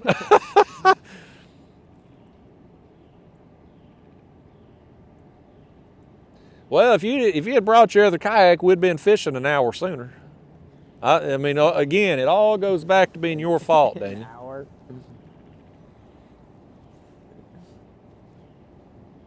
mean, I told you I was going to be down here at 7 a.m. and I rolled in at 7:16, buddy. So that's on time for me. Meanwhile, I'd already checked out 2 other ramps. Well, you Johnny on the spot. I had to sleep as long as I could. I need my beauty sleep. You also had to drive a lot further. Well, that too. It's nice to get away from fishing around the house lately. It's been, I suck this time of year anyway. I don't fish as much this time of year. And then it seems like we've always got something going on. Water's going up, water's going down. Creeks are blown out this day, next week, you know, it's hard to pattern anything. And so I've been real hit or miss lately. I'm either on them or I'm getting the skunk. And lately I've had more days where they've either been skunked or I'm getting 1 or 2 small fish, not enough for video purposes. So it's nice to come somewhere else where I at least in my mind can rationalize why fish should be here. Yeah. At least gives me a little more I don't have any confidence. So I'm gonna go out somewhere at home right now and catch a fish. I feel like it's a total coin flip whether I'm gonna catch a fish or not. I come down here with some confidence. I had more confidence 15 minutes in than what I got right now, but. There's a fish mocking you. I don't know what that was, but them big splashes we were seeing, I ain't seen them in a while either. Marking a good fish. Wonder what that is.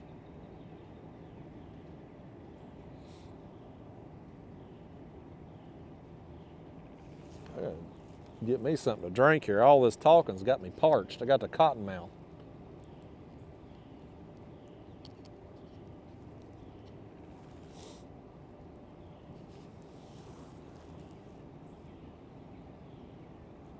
I did get my motor situation resolved though. What'd you do? I got the other GPS hooked up to it. I thought about trying to sell that old motor, but because inevitably somebody out there could probably fix it right. But now I've taken the GPS off of it. I figure I'd just take the prop off of it too, because that's another 20 bucks. Back up. So I probably won't, but I probably won't sell it, but I thought I could. What's going on over here in these woods, Daniel? Trash cleanup? Trash cleanup? Maybe. Or is it homeless people? We got the situation happening over here, y'all. Y'all take a look. Be my eye in the sky here. I don't want to be rude and stare. There's a whole group of people coming in. They got bags. Surely to God they ain't coming over here to try to fish. I think it might be a homeless camp.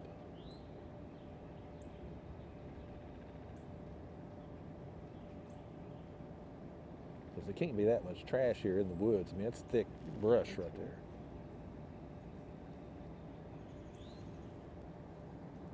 Maybe they are picking up trash. Good Samaritans. We need more Good Samaritans in the world, y'all. I tried hosting some trash cleanup days up there at Fort Loudon Dam years ago. I did it 2 years in a row. Both years I had one person show up, so scrap that idea.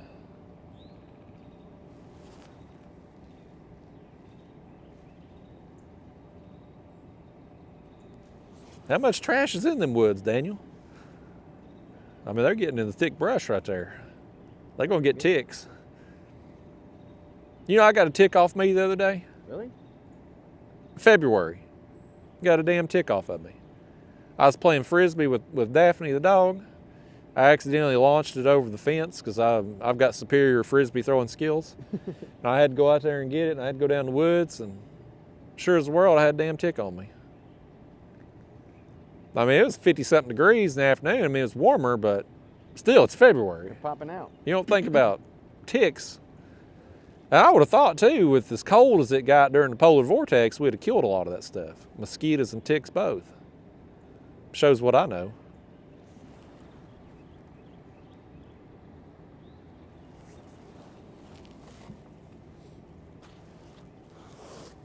Oh, this is, that poor girl's gonna fall in. Well, my hat's off to them though. They're doing a good deed out here. Need more people like that in the world. Need to fish in the world too is what we need.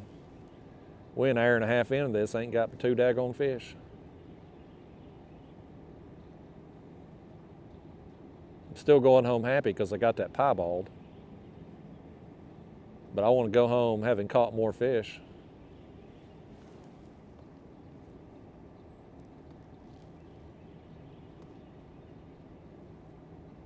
This is an odd situation here, though. All right. They waved at me.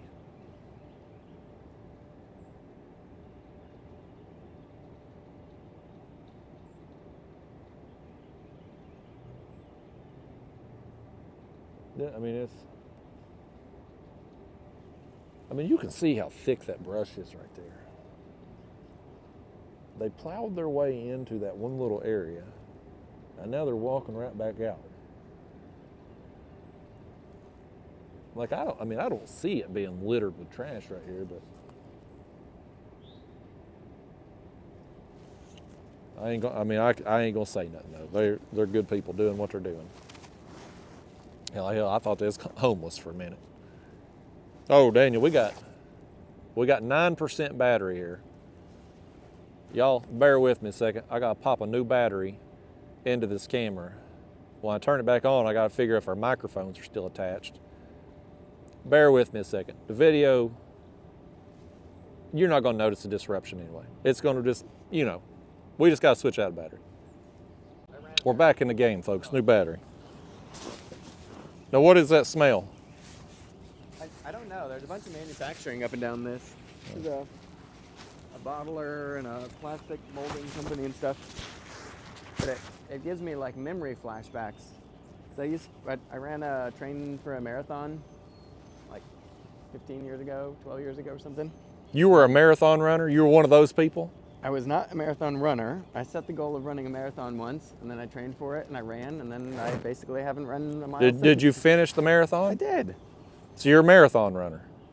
Marathoner, I think, is a different class of No, people. you're definitely, you was one of them for long enough. I knew there's a reason why I couldn't stand you. I ran one, but I trained on the Riverwalk, running up and down, and smelling that plastic lace. It's like an instant memory flashback. They say smells is one of the biggest memory triggers. See, what possessed you to run a marathon? I mean, who the hell says, yeah, I'm just going to run about 26.2 miles? I kind of always wondered if it was something that I could do, and realized it was never going to get any easier in life. It was only ever going to get harder, and so if I was going to do it, I need to just plan it and do it. And I did it. Now, how long did it take you to get to the point where you could do it? I don't remember. It was a training plan that I found online. I think it was maybe 2 or 3 months or something. Really? That quick? Maybe longer. I don't remember.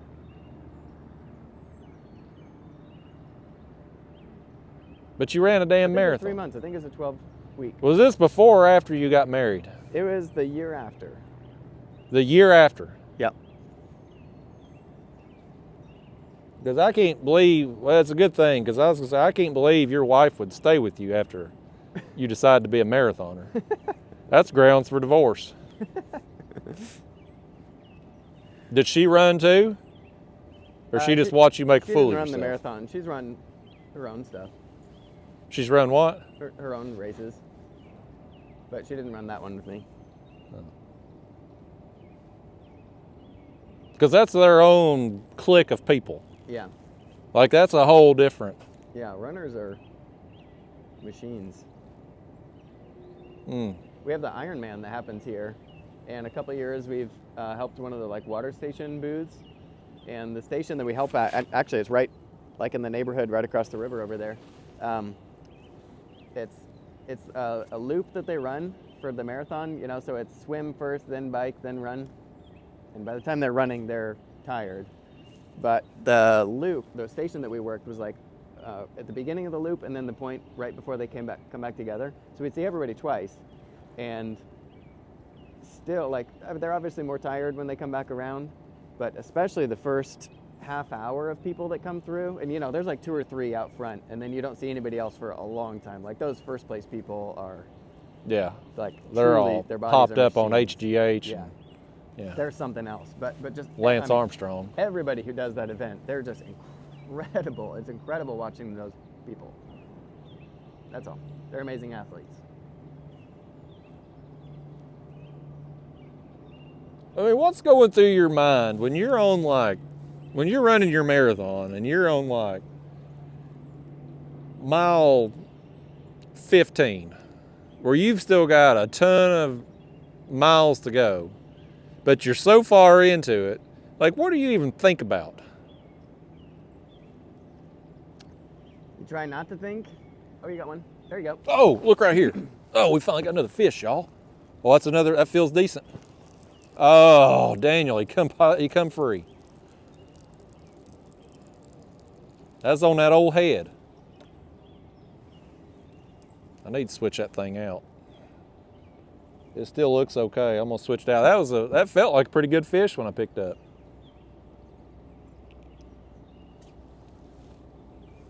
I think I got another head cut in here.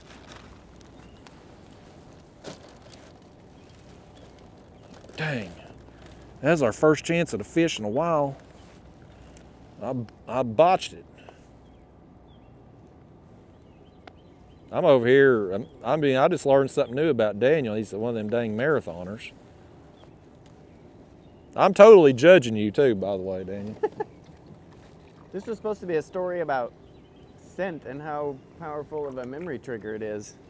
Not yeah, but that story got criticize. sidetracked by the fact that you've ran a marathon.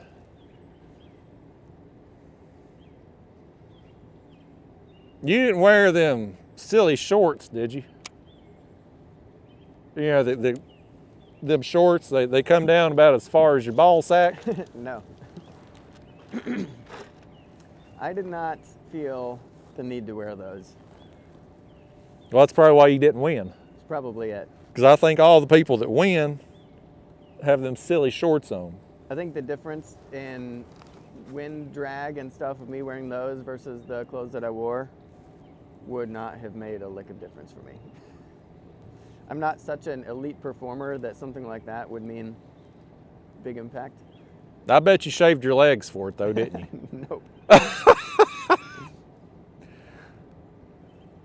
Some of them do, or no, it's the swimmers that shave their legs. There's some runners that do. Because of the wind resistance. Like, how much leg hair do you have to slow you down that millisecond? Or just to help their legs look nicer if they're going to wear those shorts anyway.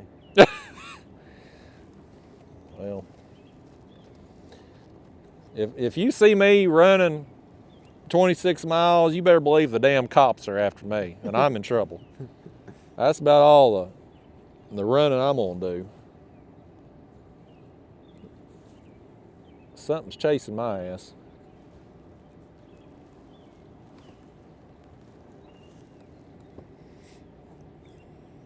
Did your wife make fun of you the whole time that you were training?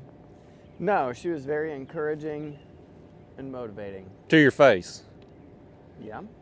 But to her friends, she was like, is it too late for me to get an annulment? Or she's like, I married this guy and I thought he was a man, and now he's running. She came Now in he's running on the day of the marathons. race. She came and ran a section right up here with me. That was nice. So the race starts downtown. It goes up that side of the river. You cross the dam, and then you run down the river walk this way, and then back at a park downtown again. The group, you know, you kind of end up pretty separated, and with just kind of a couple people going your same speed. The dam is like the high, on like an elevation map, the dam is the highest point. So you're kind of working up the river, up the river, up the river. You have to go up the hill of the dam and then across the dam and then back down. And this group of guys were kind of just mostly silent, a little bit of chit chat. Two of them knew each other. We get to the top of the dam, and several of them just start breaking out with like curses at the dam. Like, yeah, screw you, dam. We got you. Man, am I allowed to use the word dam and referring to that in your videos? I'm gonna get you demonetized. Anyway, cursing at the dam, like having conquered it and succeeded and dominated the dam. It was funny. That's all. Maybe it was just such a low point in my emotional level that anything seems like it was so hilarious. That could be true. The face you're making seems like in real life that's not funny. Yeah, and I mean, you telling the story, like if that was the punchline, I totally missed the joke because it wasn't really. You're like that comedian that goes up first and bombs so that the headliner can go on and the stage is set. At least he's not as bad as that guy. Yeah. How many people in my audience you think I've pissed off with my rude comments toward marathoners?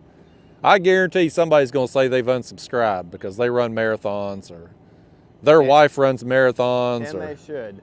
Yeah. We're not going to take, I'm not even going to, because I don't even consider myself a runner because those people are such incredible athletes. I was about to say, we're not going to take this from you, but that would put me as a runner, and I'm not trying to elevate myself to the status of what those guys are. I mean, you've completed a marathon. That's Once. I mean, when you look at the percentage of people, I've probably walked a total of 26.2 miles in my life, but the number of people who have ran a race where they finished a marathon, it's got to be a small percentage of the population. I bet in your nursing days you walked a marathon every day.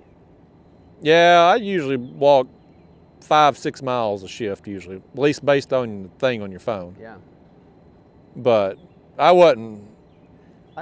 couldn't run no marathon, that's for sure. I bet you could have come off of some period in your nursing and run pretty dang close or a full marathon. I doubt it. That's a long ways. And you know, me walking 5 or 6 miles over the course of a 12-hour shift is different than continuous but doing running. That many, many days in a row for years on end. Maybe. I don't think I could have done it. But I like your optimism and belief in it. The training plan that I did was for new people who, you know, there's like couch to 5K kinds of things. It was that kind of thing for doing a marathon. Like somebody who's not a runner coming in, there's way more advanced plans for people who are runners. You don't even run the full distance until marathon day. Like I think the longest distance that you run before was like 20, maybe 21 or That's something. still a long ways. Which then is like, if you can get that far, then hopefully the motivation of race day will get you through. So I feel like you would have been in level enough to get there. I think to do a full marathon, there has to be that mental desire to do it. Like you gotta want to do it. It is a lot more mental. It's probably more mental than physical once you get from miles 15 to 26. Probably I would say maybe like once you can do about 10 miles in a row, the mental toughness that you have to create to continue to train. I mean, the like time commitment, I could never do that now, especially with kids and stuff. Like it's many hours a week committed to that. Many hours a week. Do you ever think back on your life now and you're like, to the time before kids, when you had real freedom? And you're like, I had my freedom, I had my time, and I wasted it training for a marathon. I don't ever think that I wasted it training for a marathon. I do think of the time before kids and like, how did I ever feel busy? How ever did I feel busy? Yeah. Yeah. Yeah. Sometimes people, especially my mom, she's all the time on my ass about having little humans and stuff. All I gotta do is just look at your life, Daniel, look at some of my other friends that have kids, and I'm like, that ain't for me. I like money and I like freedom. You don't have either one of those things when you got kids. But you also don't have little tiny innocent humans who adore you and I got a dog for that. think you're wonderful. My dog at least likes me about 50% of the time. You open the door and they run to you and give you hugs. That only lasts a few years, and then they hate you. I don't know. I think that our generation is doing parenting a bit different. To maintain relationships. Not You that- think that's just you personally, or the entire generation as a whole? I think Because I've interacted with enough kids that I think this generation coming up it's the end of the world as we know it. They can't handle anything. I think there's different challenges. I don't know how much you want to talk about parenting and stuff on your. Oh, these people, they're all parents that watch my videos. Let's go ahead and offend some more now that I've gotten rid of all the marathoners.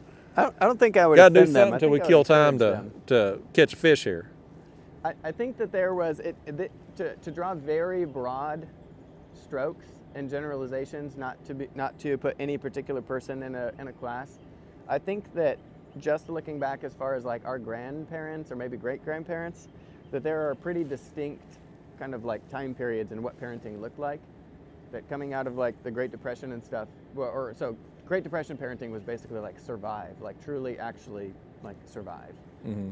And every penny mattered, and no waste mattered, and family time mattered, and it was a lot of just us together, like survive. Coming out of that, that generation of parents who then parented with resources and jobs and booming economy and stuff is a lot of like, hey, look, I didn't have this, and so you're going to have this, and so a lot of maybe more absent parents because they're working a lot with the intent of providing for their kids. So kids maybe didn't have quite as much connection with their parents and stuff, and a lot of it was like driven. That was like the perform generation. Like, you have it now, you have access, we're beyond just surviving, you can thrive now, go do, like lots of encouragement or motivation for them to go and perform and achieve. Maybe at the cost of some relational stuff. That came into like our parents and stuff who put a lot of that into us, maybe some refinement, some go achieve, be the best, be elite. Helicopter parents were, kind of that generation of really tight control and wanting to handhold their kids and live the dream that they didn't get to live. Comes to our generation, we're maybe the awareness generation of like,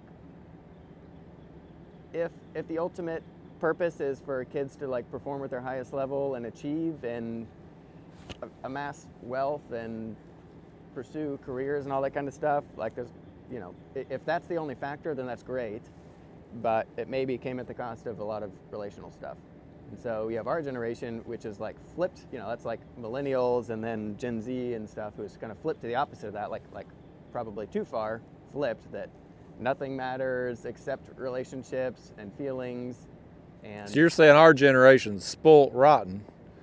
yeah, so we had so much, our parents gave us access to so much and encouraged us to achieve and all that stuff, but maybe we didn't learn as many of the relational skills and are underdeveloped in the emotional areas, which makes us, that's why like the millennials and Gen Z flip to the other side of like, that stuff's very important.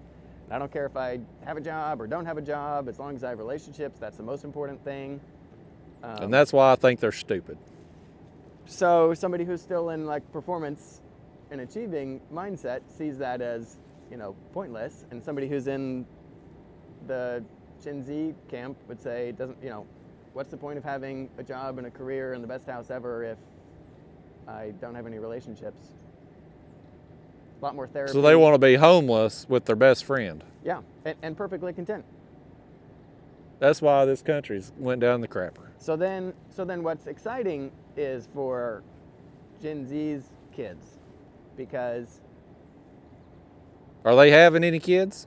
less, but the ones that they have, I thought they play video games. How are they going to get a woman if they go on that video game all the time?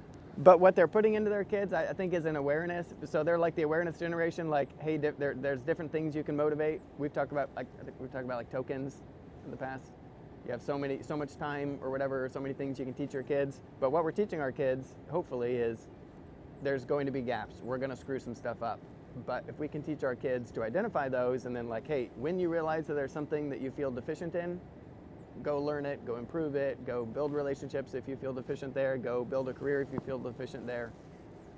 Hopefully our kids will be a really refined, or not refined, just maybe more tooled generation. They'll have the toolbox to say, if I want to perform, I'll go perform. If achievement's what I want, I'll go achieve. If relationships are important, I'll go build relationships. They'll be able to identify, like, there's options and I can choose what's best for me and go do that thing, rather than 2 generations ago saying, no, relationships don't matter, just perform. Gen Z saying performance doesn't matter at all, only have relationships. Hopefully the next generation will be able to see those and say, okay, there's kind of 2 polars here, and I can take pieces from each one and go do what is best to me. Do you wear them rose-colored glasses all the damn time? Because, I mean, in the real world that I see, it ain't like that. It's going down the crapper. These kids today, they're soft. They got no direction in life. They all think they're going to be YouTube stars. And I know I'm one to talk here, but the world needs people that can do stuff. They need people to work with their hands. They need doctors, nurses. Will definitely be lower. I assume. I mean, there's more people, so I don't know how that plays in. But like per person, the production probably will be lower. But we're also developing tons of technology that makes it less important for a single individual to be, producing. Well, I got a feeling that more of my audience here, we're going to poll the audience here. Daniel's an optimist. I'm more of a pessimist. Daniel's glass half full. I'm glass half empty. I got a feeling, Daniel, people are going to like what you're saying more, but think I'm more realistic. I think that's a very valid point. I mean, what I'm painting is kind of is a maybe polar and trying to create distance between your current sitting in that boat opinion. But like, there's no one, like, the world is not binary, stuff is not, like, that's probably the thing that causes the most issues, is when we see stuff as like only this or only that. The more that we can say, okay, this is good about that, and this is good about that, and this is good about that, this is bad about this thing over here, this is bad about that thing over here, let's take the best of. And to have an opinion that the world's headed to hell in a handbasket is so hopeless. Like, why? I know. Here? I know. That's why we're just out here fishing, Daniel, trying to enjoy every day we can before this new generation just ruins it for all of us. Because it's hopeless. May as well pack up and go home and sit on your couch until you have a heart attack and die someday. Well, you know what? I like sitting on my couch, so you're playing the right music for me right now, Daniel. It's one of my favorite activities, sitting on that couch. The thing that would make me happier right now is catching a fish, though. I know. You're still skunked. Man. And it ain't like I'm editing them out of the video, because this is unedited, buddy. You can't blame me this time. Yeah, I can only say Justin takes my fish out of the video so many times until we record for 4 hours straight. Yeah. Well, I'm going to be in a real dilemma here if we don't catch more fish. Because, I mean, I did get 2 pretty good fish, and I got that unique fish, but it was still, I think, there's part of me that wants to catch fish consistently throughout an unedited video, even though, these videos are made to be realistic, and this is realistic. I mean, days like this happen. I mean, this is how it goes. I don't know what to think about this. I've been told that a lot of people that watch these videos, it's background noise. Truck drivers, people at work, they're doing stuff around their house. Yeah. They put on this video, it's just background noise, and then if I'm catching a fish or something, they'll tune into the screen, take a look, but it's mostly just, a lot of them treat it like a podcast type thing. Yeah. So from that aspect, you don't necessarily need to have attention for 4 hours straight. Yeah. But it would be nice to give them some reasons to look toward the screen once in a while, other than my pretty face. And people we mistake for being homeless in the woods that are actually doing a good deed picking up trash. Still don't understand why they were picking up trash right there when there wasn't really any trash. Yeah, because they just kind of like appeared right there, collected some trash, and they were gone. I didn't even like see. Maybe I just wasn't paying enough attention. Maybe they were working their way along. Yeah, I didn't see them tromping through the woods, like just that one place. I didn't really see them pick up nothing. It seems like if you're going to spend 5 minutes working your way through some brush to get to an area, there needs to be a lot of trash in that area. Otherwise, you could have spent the 5 minutes you spent hiking in getting more trash. That's a very utilitarian point of view. But Daniel, that's the difference in my generation from these kids you're talking about today. See, my generation has common sense. And we understand working efficiently. These kids today, they'll cut through that brush to pick up a soda can when they could have picked up 35 more soda cans without hiking into the brush. Yeah. So that's the difference. That's a measure of what's more important, collecting the most trash or caring about whatever they, for some reason they picked this area and we want to make sure that this area is clear. It's common sense and reasoning. That's why our generation and the generations before us is better than the generation coming that's after us, because they're stupid. No offense to you younger people that's watching. I'm sure y'all are very smart. Y'all are different than the norm. Maybe they come once a week, so they knew that it was overall pretty clean. And oh, look, here's a new piece of trash. Let's pick it up. Well, the fact that it's a weekday and they look younger, I'm guessing it's either they didn't look younger. Or the guy and the lady in the gloves didn't look younger. I didn't see the third person very well. Well, I thought they were younger. I bet it's either it's probably a community service because they've gotten busted for something, or it's high school kids and this is some field trip type thing, work school day type thing. That's my guess, because there was multiple people, and you're not getting that many people to a cleanup day, especially on a weekday morning. Yeah. I mean, I advertised that Fort Loudon Dam cleanup all over social media for like a month, both of them. One person showed up each year, so there's no way you're getting that many people to show up on a weekday morning for this. Unless they already have some other connection. It's got to be criminals that have doing community service. Because there's no other reason why somebody might go pick up trash. Nope, not one single reason.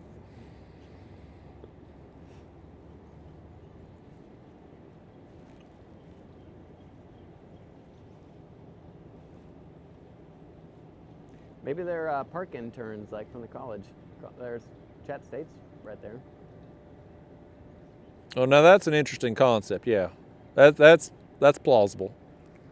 That they're doing a job today. Seems like this is a small park to have that many people working, though.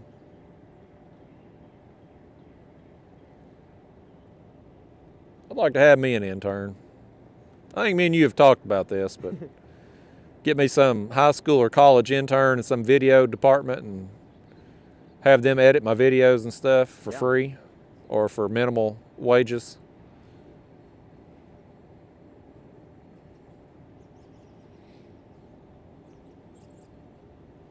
So you might think about that and say, why would somebody do that for less pay when they could go spend their time earning more per hour somewhere else?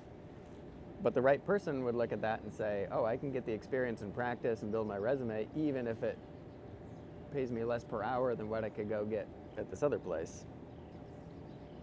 Because they might get more out of it in experience that's more valuable to them than the dollars per hour. Well, that's how I would try to sell it to them to get them to work for nothing or minimal money, is I would sell them on the experience. Working for especially if they wanted to be a YouTuber. Hone their skills a bit. I mean, technically for IRS purposes, I am a business. God knows they tax me like one. So I should be able to go to these high school or college video departments and be like, look, you need to get your students internships. They need real world working stuff. Like, I should be able to provide documentation of the hours they've worked in a real business, because even though I'm a one-man operation, the IRS says I'm a business.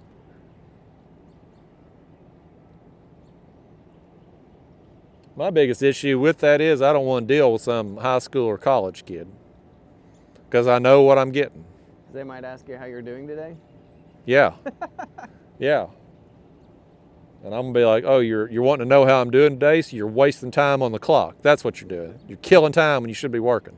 All right, well, if the thing that's important is what they produce, pay them for what they produce versus how many hours they spend on the clock. Well, but if it's an internship program, they're going to have so many hours. Like it's like a nursing school. You got to do so many clinical hours.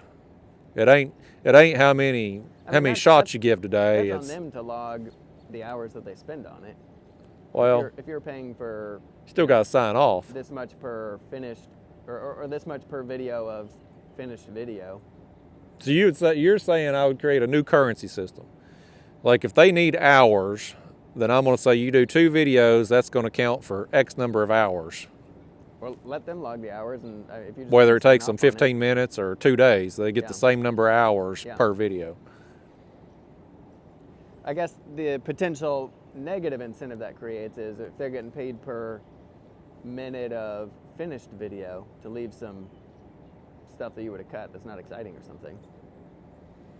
Well, I don't think you can do that, because every video is going to be different. I think it would just have to be, which again, that's hard to do, because an hour-long video is going to take more time than a 15-minute video. Okay, pay per hour or per minute of raw video that you deliver.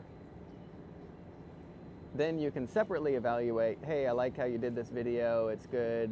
You know, if it's a shorter, more action-packed video, you know, talk about that. If it's a longer video that they're doing, you can talk about the actual finished product separate, but you pay them per minute of raw video that they have to process, edit, cut, clean, whatever. You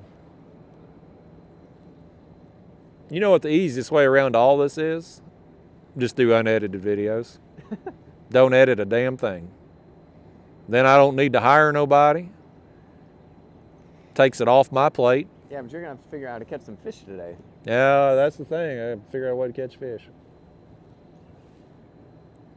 I got that. I don't know if I told you, I got new internet. Same company, but I got the 1 gigabyte plan now. Ooh. Pay out the ass for it. $120 a month. Now I got to pay. But it is significantly faster. I can do a 3+ hour video and upload it in about 3-4 hours now.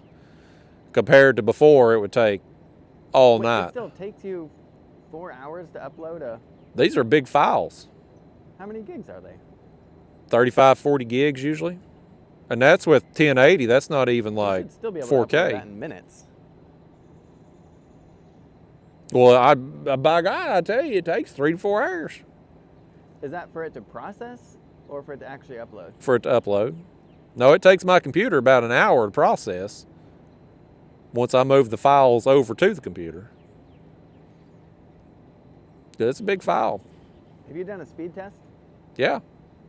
To see that your computer and router actually... My upload speed is like 35 millibytes a second or something like that. Megabits. So it's not a reflexive plan.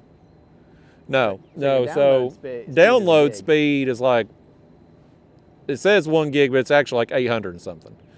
My upload speed went from 10 with the plan I had to 35 with the new plan. So I tripled my speed. Yeah. But it's still not, I mean... That should still be a gig. So you need to move to Chattanooga is what you need to do. No, that's a terrible idea. We have... Oh, here we go. Finally, a bite. Oh, I'll be damned. Daniel's going to catch a fish here. Tiny little tap. That's You no tease fish. me.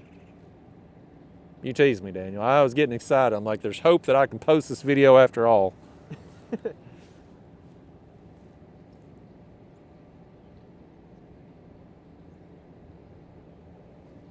So when internet providers advertise their speed, a lot of times they're talking about the download speed, which Yeah. usually is what matters for streaming and stuff like that. But Yeah. for uploading big files, when it's not a reflexive plan, then your upload speed's a lot of times a lot less, unless you're on a good internet provider. Yeah, well, unfortunately, I've got one internet provider in the area. Yeah. Well, we were supposed to be getting some fiber optic cables come through, but that was 2 years ago. They was talking about that. Tappity tap. Is that bait suspended there? It's getting tapped? Yeah.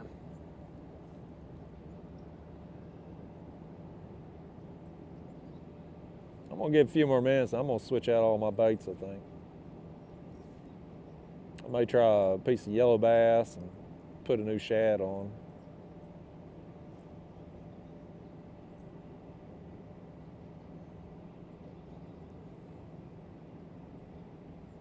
So what's your upload speed? A gig. You got a gig of upload speed.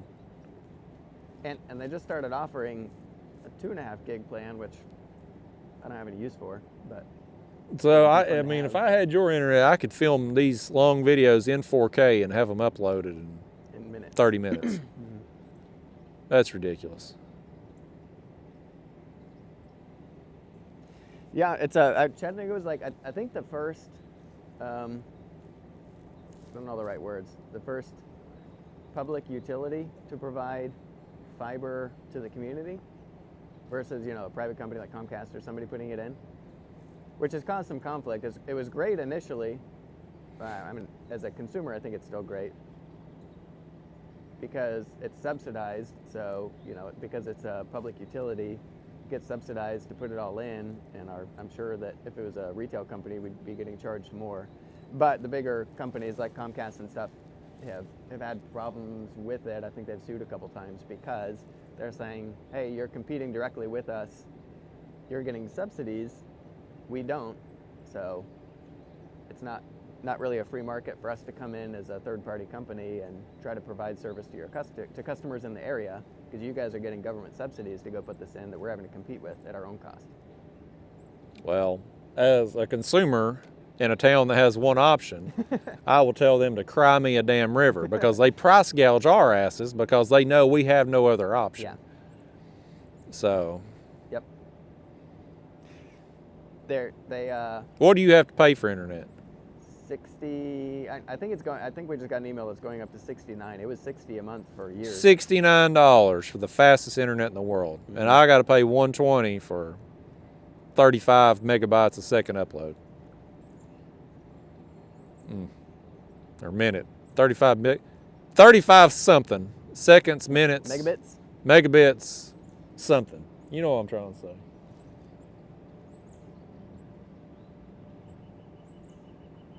Well, internet at this point, I mean, it's such a part of our lives. It should be a utility anyway.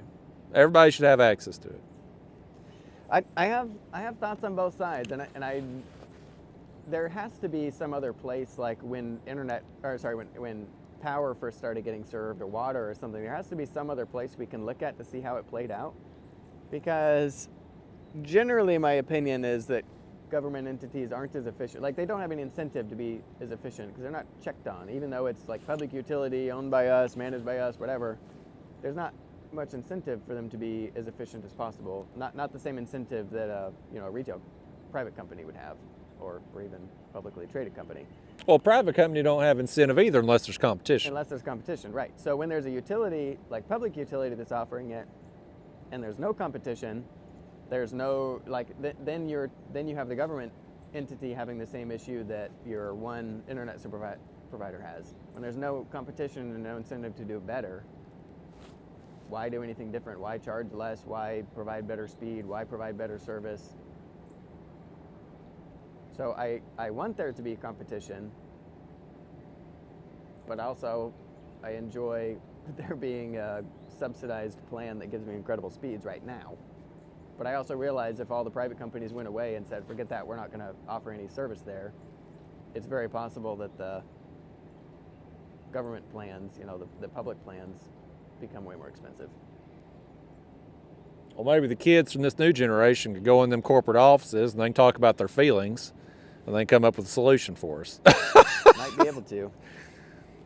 I think they have some things to say.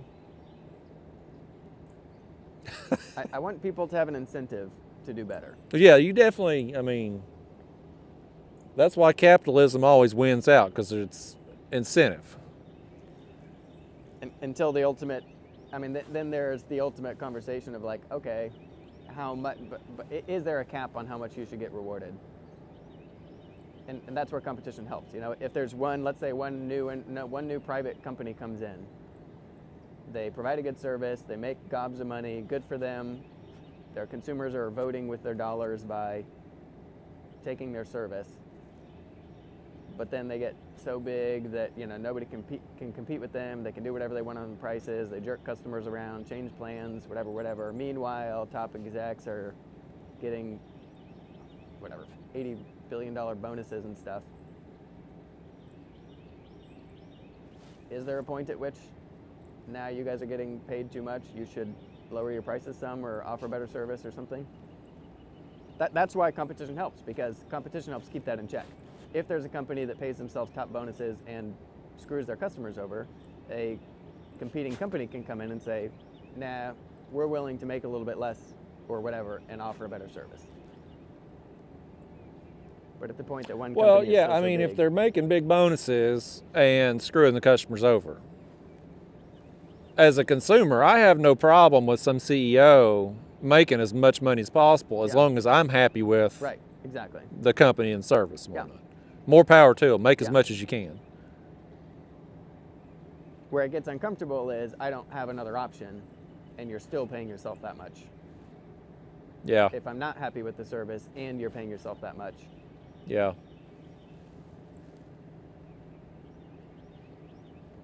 I really want to say something about our government and tax system right now, but I'm not going down that rabbit hole today. But you sure set it up for me there to just walk right down that path. I just went on a big long tax rant in one of my recent videos. It's tax time. It is tax time.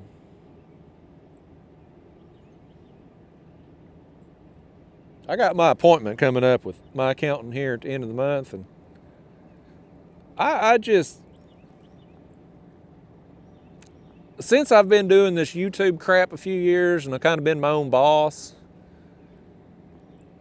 I hate having commitments. Like, I always hated it.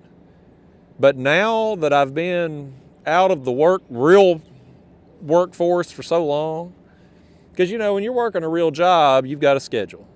I'm working 7 a.m., 7 p.m., or whatever your shifts are. These days, that's my schedule. That's my commitment. You get in a routine with it. It's just your life. But now that I've had freedom a few years, when something comes up and I do have to have an appointment, like my appointment with my tax guy, and I like him, he's a good guy. We talk about fishing for half the appointment. But just the fact that that's on my calendar and it's hanging over my head, there's something coming up that I have to do, I just hate to do it. You should try having kids. No, that's another reason why I shouldn't. You know, like me and you fishing, it's like yesterday, I reach out and say, hey, let's fish. There's no time for me to think about that commitment, have it hanging over my head. But when we try to plan something out 2 months from now, it's like, once that commitment is set, I'm just going to dwell on it. And it's going to linger over me. I'm like, oh, that's coming up.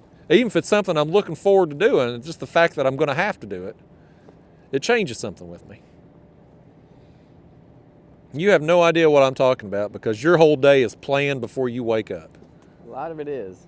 I just want to wake up every day and think, what's going to make me the happiest today, and do it. It's a very millennial thing to say. Well, by gosh, that's the one thing the millennials got right then.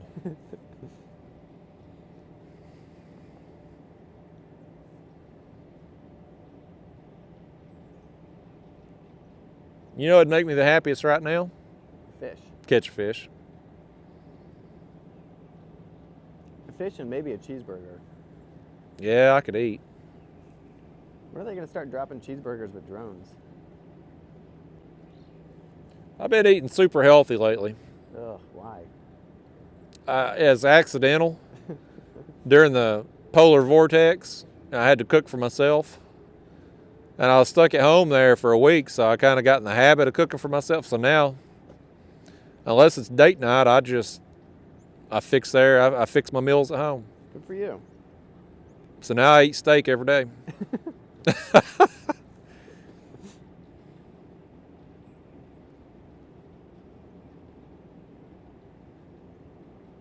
I'm gonna switch out my baits. It's been a while. Is there any reason to push down or push up? Well, I mean, we could move if you want. I don't know that I want to go up. I mean, we could move down. But the thing is, like, I don't think fish are just coming in there and setting. Like, I think if they move in here, they're probably moving along. I guess that's the question. If they come around the corner and are headed up, of course they're going to come across our baits. Yeah. If they're coming around the corner and holding just around the corner, somewhere between us and that main current, those fish we would never see. That's more likely, I think, than fish just being back in this creek and just hanging out. Or moving in, and you know, they moved in earlier. We were just here on the tail end, and now they're all up there feeding. Well, maybe. I would imagine, though, the water, the farther you get back in there, the colder it's going to get, because it's going to be flowing faster and it's going to be shallower. The more stable water would be out, this darker water out here, I would think. Warmer once the sun comes out back there. Yeah. Because it's cooled off in the night. I mean, it was in the 30s last night. So the deeper the water, it's going to cool off quicker. I mean, slower. I wish I'd paid attention to the water temp when I was out in the main channel. Well, back home, water temps in the main channel still being in the 40s. It's 54 where we are right now. 54 right now? Yeah, that's a big difference. I don't know, you want to slide down? If we did slide down, we'd at least be in front of that rock down there, so if a bank fisherman come up, I wouldn't get bamboozled like I did last time. All right, I marked a couple big piles of brush and stuff down there. Well, I'll probably just slide down in front of that rock maybe and cast some more baits out. I just think if fish are coming up in here, I mean, as narrow as this creek is, and the fact it's got some flow, they're going to pick up on some scent. Yeah. And I mean, aside from getting out of the current, I think if the fish comes up in here, they're actively eating. All right, y'all, Daniel's talking me into, we're just going to slide down a little bit. Unedited video, this kind of thing takes time. I don't know if that's a good thing or not. But I do want to switch out these baits. Cause that one chunk did get munched a little bit. Whatever little fish was pecking it, or turtle. Well, I came down here today to catch big fish, Daniel. And right now you're being a lousy fishing guide because the two I caught, you wasn't even around.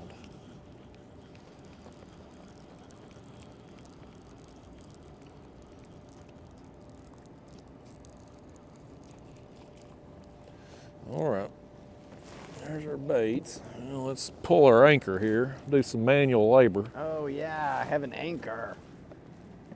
That's the worst. I know. This is why it's a bad idea to move, Daniel. When you get anchored down somewhere, just sit there to the end of time. That way you don't have to pull an anchor. I guess it makes you a more patient, you know. Yeah. I was thinking about pushing down. It's just like, okay, I'll push a button, I'll drift down, and I'll push a button, and I'll be at When I'm in my pedal kayak or if I'm using a physical anchor, I am way more patient than what I am when I'm just spot locking with that motor, because I can click a button and be gone in seconds. All right, y'all, come with us. Let's get our paddle here and let's go. We may lose Daniel for a minute if we get out of range. Wouldn't that be some crap if the microphone started like buzzing or something on the thing because you're out of range? I'll try to stay close. It just is what this is experimental day here, y'all. I've never done one of these unedited videos with somebody. This is the first time I've used both microphones with this camera. So we just all learning this mess together.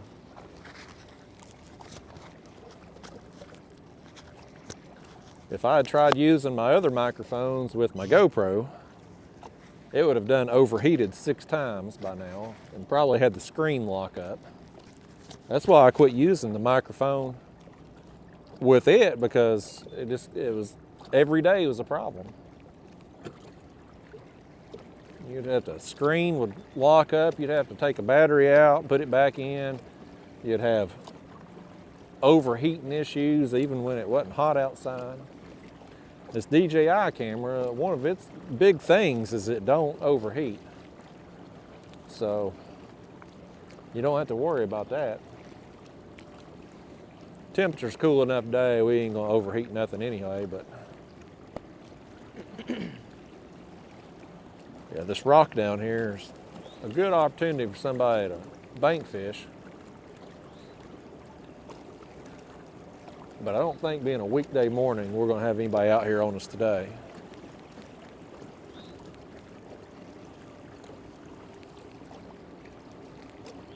I think I'm gonna set up right here in front of this rock because I can see where the faster water is right there. I'm gonna try to cast my baits down to the edge of it. So there's a chance, but does your camera show if it's connected to my mic?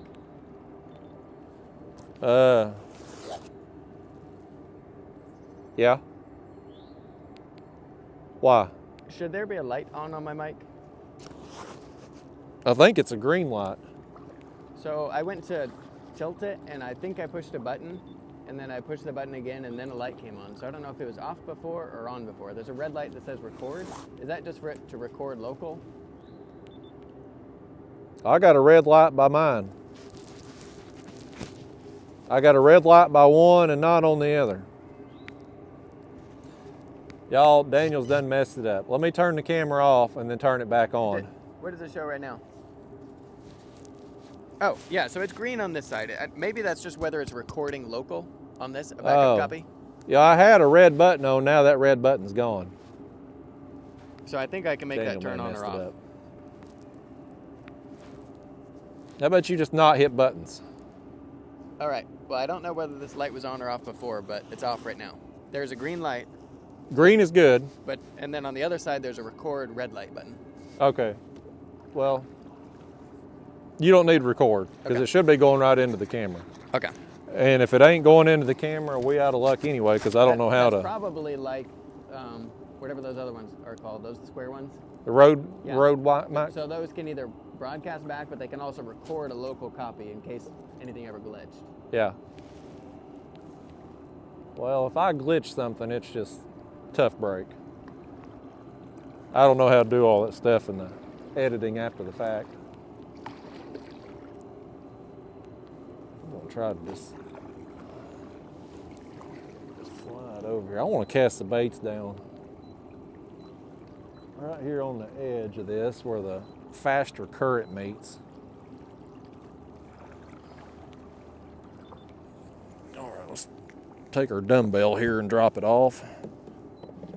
Old dumbbell makes for a cheap anchor, y'all. Everybody's got these fancy catfish anchors. Ungodly expensive. You don't need any of that stuff. A dumbbell, get you a dumbbell at your yard sale somewhere. There's all the time somebody that's bought some dumbbells because they're going to work out and then they don't. And it's a cheap anchor. All right, got that set. Stick a paddle over here. Now let's switch this out some baits. We need some different baits. It's going to change our fortune today. Let's pick us out some here.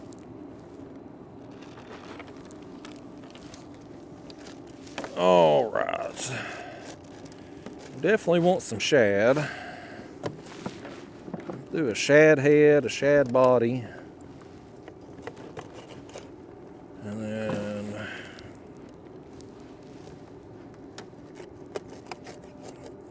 ain't tried that bluegill. I don't know if that yellow bass will do any good or not down here, but I suppose we could try one and just see. Let's do that. Let's put a yellow bass midsection on. Surprisingly, the better fish I've caught back home recently have been on midsection pieces. Head baits are normally my go-to throughout the year for big fish, but lately, for whatever reason, they've wanted the chunks. So that's why it's always good to give them some options if you have the ability to do so. Let's cut these fins off here too on this thing. Ain't got no scissors in this kayak. We can use my pliers. Cut them fins off the headpiece too, just in case we end up using it. What'd I do? Did I throw that? Oh, I threw that dang shad body back in there, didn't I?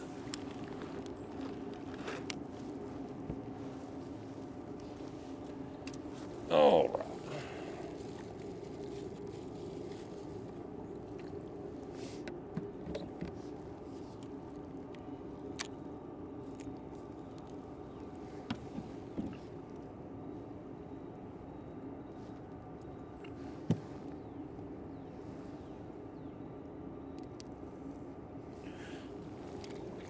If I could get y'all to do anything on this video here, y'all could have done had this bait cut up, and y'all could have been working on that while I was paddling us down here.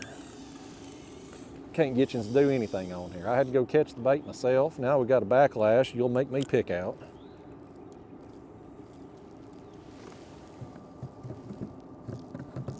One thing about it, you sitting there watching this video at home, you've caught as many fish as Daniel today. Did you hear that, Daniel? Say it again? I said these people watching the video at home, they've caught as many fish as you today.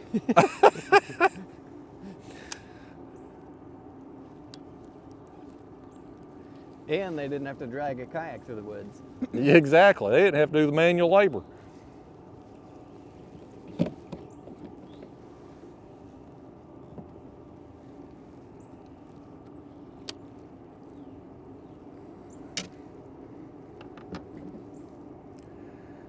Head there still looks good. We just switched it out a little while ago, but I'm gonna go ahead and just put that other one on just because.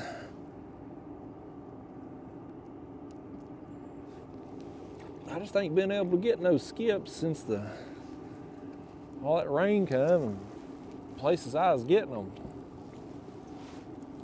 got blown out, and on top of that we had a water drop back home, and I've just been netting some shad lately.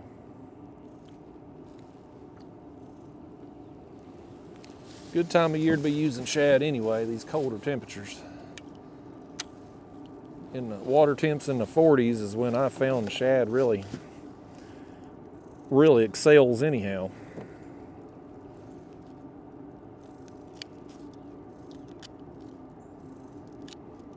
Okay, there goes our piece of yellow bass.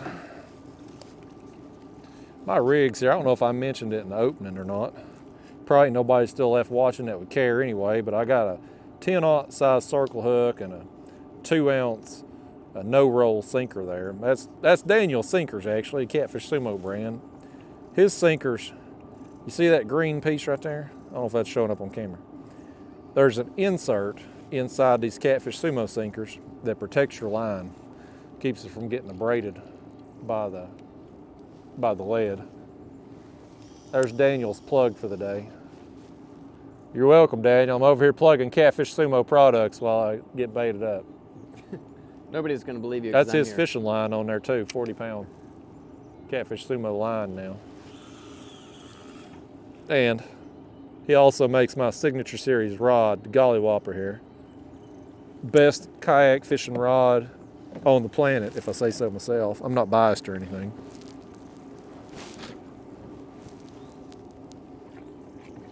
You know, it showed up in my camera memories the other day. It was 2 years ago. We were getting ready to head to the conference to launch those. It's been 2 years, ain't it? That's crazy. Boy, time flies. Yeah. 2 years.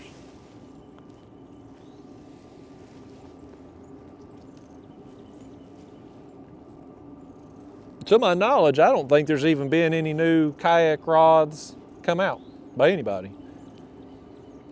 The ones that was made before are still being made, to my knowledge. They didn't make no sense anyway, because they were 6 foot long and had a handle that was half the length of the rod. Didn't make any sense. But I don't think any new companies have come out with anything. Probably saw that we'd made the best and they don't want to compete with it. Smart. Yeah. Smart on their part. I don't like to brag or anything, Daniel, but ain't much we can change. When the best is already out there. I feel like it's louder down here. Yeah, we got a big exhaust fan over here. Yeah. It's definitely louder down here than where we were at. I know it's just a short distance, but still. I'm gonna have a hard time hearing you over that thing.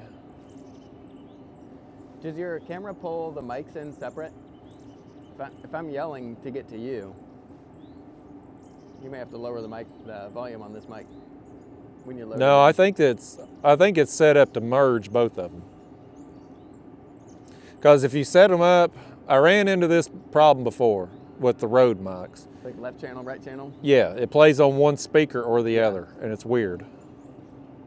You have to fix that in when you edit it. Yeah, I don't know how to do any of that.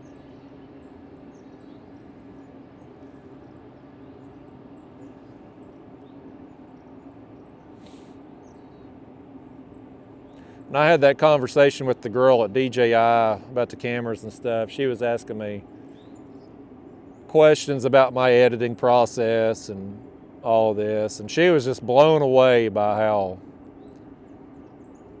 I think she was being nice. I think she was blown away at how little I know about editing, but just how simple I keep everything.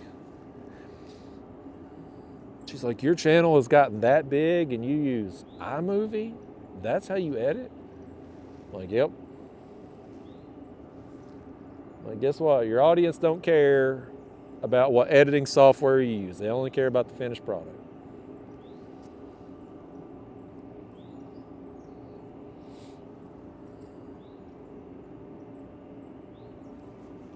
I gotta get some more water. My throat's all dry. They've been having all this smoke at my house because of my neighbors. I got these neighbors next to me, Daniel, and my property. These people watching, my channel members, they've seen it. But I got kudzu all around my, you look ridiculous. Look at Daniel drink his Monster energy drink there. Out the bottom of the can like some drunk at a ball game.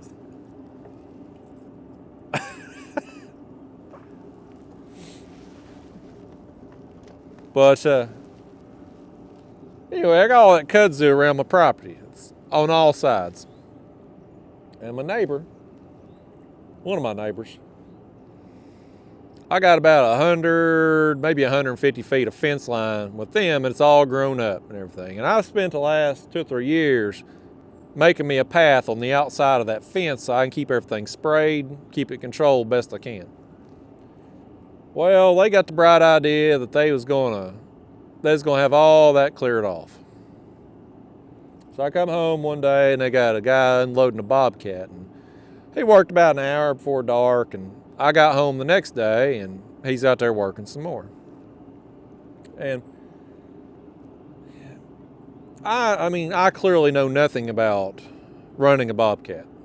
I couldn't even crank the thing. Like, I have no idea. But I can watch somebody else on a bobcat and get a pretty good inkling of whether they know what they're doing or not too. It's kind of like, I know you don't watch sports, Daniel, but Colin Cowherd, I watch his sports show. I watched that sports match the other day. The Super Bowl? You actually watched the Super Bowl? You watched it for the commercials, though. You and your wife sitting there with popcorn waiting for the commercial breaks. But anyway, Colin Cowherd, one of the analogies he uses all the time is like, I don't work in the music industry, but I can turn on American Idol auditions and you can listen to somebody sing for a few seconds and know whether or not they got any talent. You know, you don't have to work in the industry to know if somebody can sing. And I feel like it's like that with Bobcat. Like, I don't have to know how to run a Bobcat to be able to look at somebody and think this person knows what they're doing or not. So anyway, this guy, he works all day. It was a Friday night, he dropped it off. Saturday's working all day. I didn't want to be I am the nosy neighbor, but I didn't want to be obvious I'm a nosy neighbor. So I was kind of glancing a little bit, but I wasn't out there staring at him doing his job. Sipping your coffee just in the yard. Yeah. So later on in the day, I'm in my house, I'm minding my own business.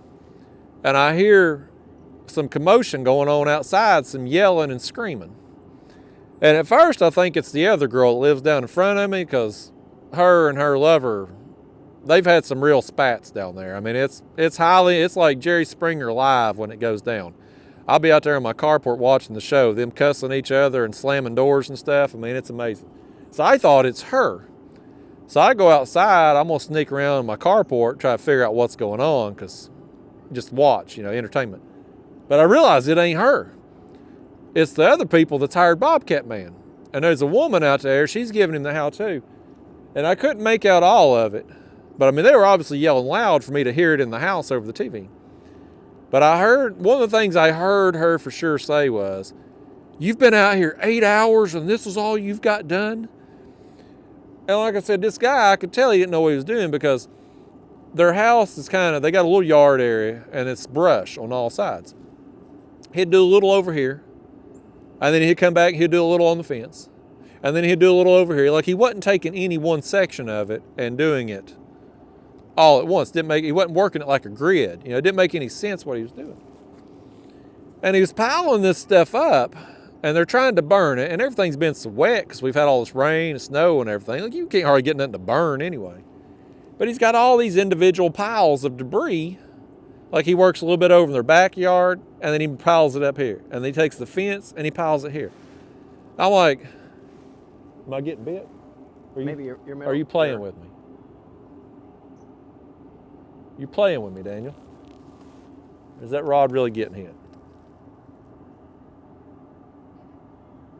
Daniel's yanking my chain over here, y'all. I think it's just I don't know. Maybe it was, but maybe a turtle down there chewing on it.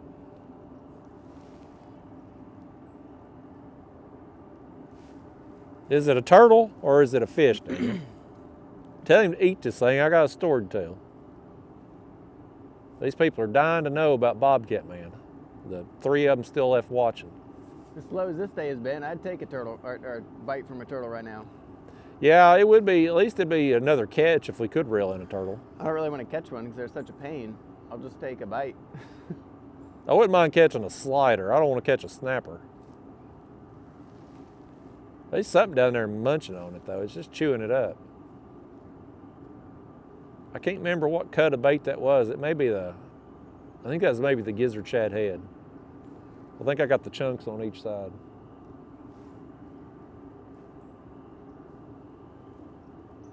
He's down there just munching on it.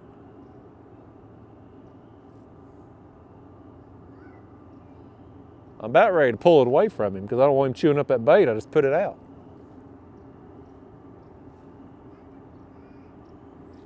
He's just helping chum it for you.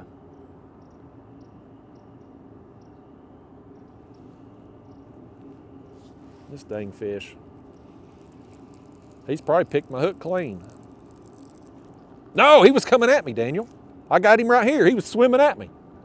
I didn't even know he was on. We're watching my line dance, and this fish is coming right at me. I'll be doggone, folks. I'd totally edit that part out. Oh, and he did. Oh my gosh, he just let go. I botched that whole thing, start to finish. That was a total botch. In a normal video, I would definitely edit that mess out. I was trying to show you people what not to do.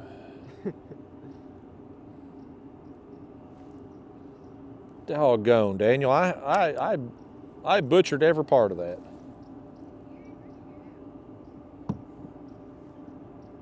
I had no idea that fish was coming at me. Because my line kept moving just enough. Yeah. So he was still swimming towards you, and your sinker was coming along, you know, like doubling the line as it came towards you. I'll be doggone. So anyway, Bobcat man, he's making all these piles of debris. They're not bothering us. They're not bothering us. Oh no. Oh nah. no, they're fine.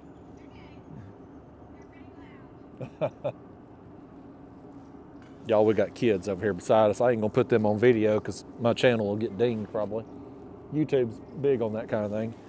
But anyway, he's making all these piles of debris. Now, common sense, and again, what the hell do I know? But if something's wet, you need it to burn. Don't you want it to burn really hot? Wouldn't it be smarter you get a fire going and keep piling stuff on top, get something really hot and burning versus trying to get all these individual piles? Just leave it for a couple of days, let them dry out first, and they'll light like. Yeah. And then on top of that, he's making a big mess in the yard with all these debris piles. So anyway, she's ticked, man, because he's been out there all the time, and he really hadn't got anything done. Like, of all that fence line we have, he got maybe 15, 20 feet of it cleared. And then he'd go back over here and work on this. And then he'd come over here and work on the other corner. Made no sense. So anyway, that was Saturday. He come back and he worked Sunday. Again, accomplished very little. And I'm expecting, like, he's going to be there all damn week at this place. I didn't think it would take that long a job anyway. I mean, their property ain't that big. I get home Monday expecting to see him out there. He's gone. Bobcat's gone. He ain't there. And he ain't been back since. That's been a week or so. So now, these people, they got 4 big debris piles in their yard. Nothing is fixed on their property. Their backyard was barely expanded. The fence line's still covered in brush. Nothing. But that one pile still smokes a little bit, where they had got it going a little bit. Oh. So now, the way the wind's been blowing, every time I go outside, I'm out there playing with the dog, I'm on the carport, it's just smoke, breathing in all the time. Because I don't know what they paid that guy, but they're going to have to pay somebody else even more to come fix everything he's done. What kind of attachment was he using? It looked like a bucket. Like he was trying to scrape there. No, like, tiller thing on the front to, like, claw it all? No, nothing like that. And like if you're going to do that fence where all the kudzu is, you got to do it. Because if you half-ass it like he's done, just taking like a little section of it. Partway through spring, it'll be covered right back up. You give it late June, early July, peak growing season, you ain't even going to be able to tell he was in there. It's going to be right back, fully all over the fence and everything again. So I was torn on it anyway, because on one hand, I spend a lot of time and money fighting back this kudzu off the fence. But on the other hand, it does provide some privacy between me and them. So I've been torn on it. If they would clear it off properly and keep it off, I could plant something there. Yeah. But if I try planting something and they don't, then the kudzu's just going to choke out whatever you plant. That's why I couldn't do anything with me and my other neighbors. I had to do the fence because they won't maintain their side of the property. And anything you plant's it's going to be dead in no time. Yep.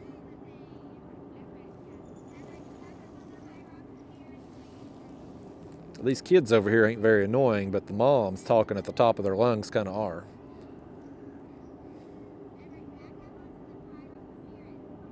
They're down here. They see these 2 studs like me and Daniel out here fishing, doing man stuff. They're like, that's my next baby daddy right there. That's what they're thinking.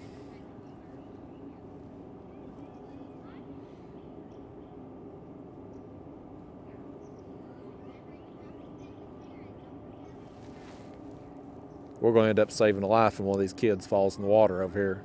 50 degrees. Instant hypothermia. I did that once before. You did that once before? Tell you about that guy was backing his boat into a ramp. He had 2 kids, two girls in the back seat of his truck, and backed it in and got out, and the truck rolled right underwater. Really? It was the beginning of a bass tournament, so there were other people around, thankfully, too. But I waded out to the truck and got the girls out and got them over to the dock. And we had to dive down and get a cable hooked up under the truck and tow it out. Yeah, you see that on the internet all the time. People, their whole trucks, like what's causing that? I don't know, put it in neutral instead of park or reverse instead of park and then hopped out. Like, how do you mess that up? I mean, I back my car down these ramps all the time. I've never one time felt like my whole car was going to roll back in the water. That event has made me a lot more conscious, you know, when I back down and my truck is sitting there, to make sure that thing's in park before I get out. I mean, I always use my emergency brake too. That was scary for a minute. Got kids in the back seat and the truck going underwater. So he was backing the boat in, had the kids still in the car. I guess he's going to put them in the boat afterwards. Probably traumatized them poor kids. They never want to go fishing again. Wouldn't surprise me. Wonder what it costs to have a truck pulled out like that. I'm sure it's a hefty fee. Well, some other guy, because there was a lot of trucks there, some other guy detached his trailer and had a cable or winch or something. So I was able to hook it onto a like tow hook loop under the front of the truck. He pulled it out, but then, you know, the alarm's going off and everything's buzzing, windows are going up and down, wipers are going. So you had to take the battery out, and it sat there a while. I fished the rest of that night and it was still there, and then the next day it was gone.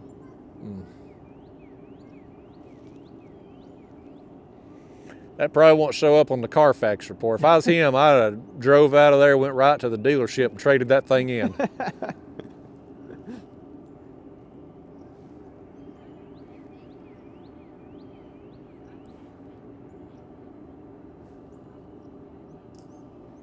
Sure wish you'd catch a fish, Daniel. You always talk about how I edit your fish out and how you show me up every time and nobody sees it. Well, this is your opportunity, by God. You failing on your chance over here.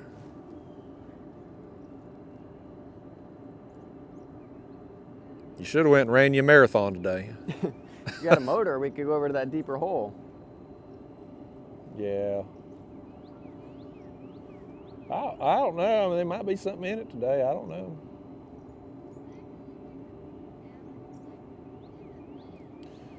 Like I said, though, fishing back home right now, I feel like it don't matter where I go, what I do, I got about a coin flip chance. It's another reason I kind of want to get down to Alabama at some point in the next week or two, just to have some warmer water temperatures. Just you know, because back home it's still in the 40s, main channel. So I think Alabama's probably it's probably low 50s, I would assume. With their climate difference, I'd say it's low 50s main channel.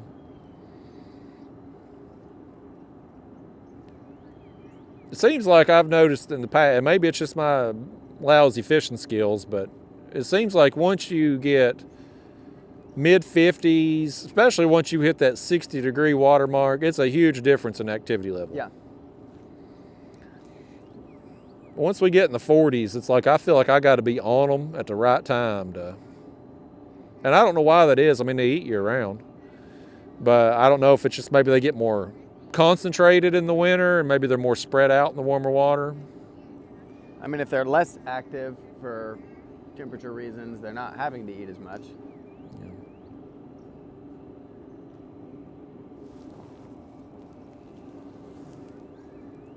Yeah, these moms over here was worried about them kids spooking the fish by their voices. It's them throwing rocks in the water that's the problem. Surely it's almost nap time. How many times a day your kids nap, Daniel? My 5-year-old doesn't nap. My 2.5. He doesn't nap at all? Nope. That kid's missing out. Do you again? purposely keep him awake? No. If he wanted to take a nap, he could.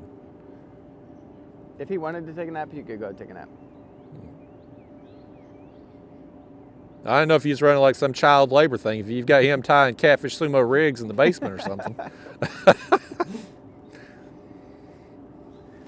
My 2.5-year-old usually naps once a day, but these days he only naps 50% of the time. I mean, I'm 41 and I like a nap every day. There's a graph probably for a number of naps per day by age, and it's like this. Yeah.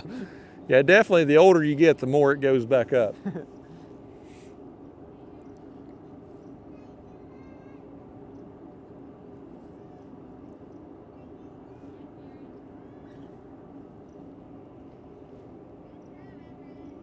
God, they're encouraging them to throw now. Good throw, Everett. But now me and Daniel can't say anything because we were trying to be nice and be like, oh, they're not bothering us.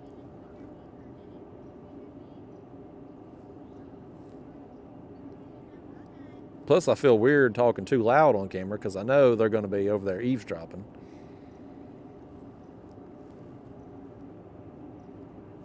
Guarantee you, though, they see me and Daniel, we're prime baby daddy material for them.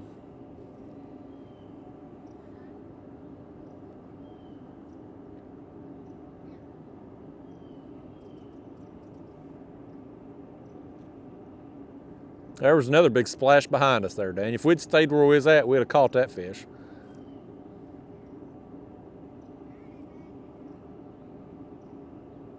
Joe reached out to me about doing some carp fishing down here on Monday. I told him I couldn't do it.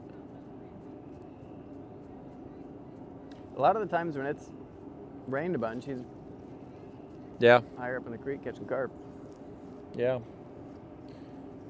Every year it's on my to-do list to do some more carp fishing in the winter, but I'm always so far behind on normal videos, I can't ever really dedicate time to it.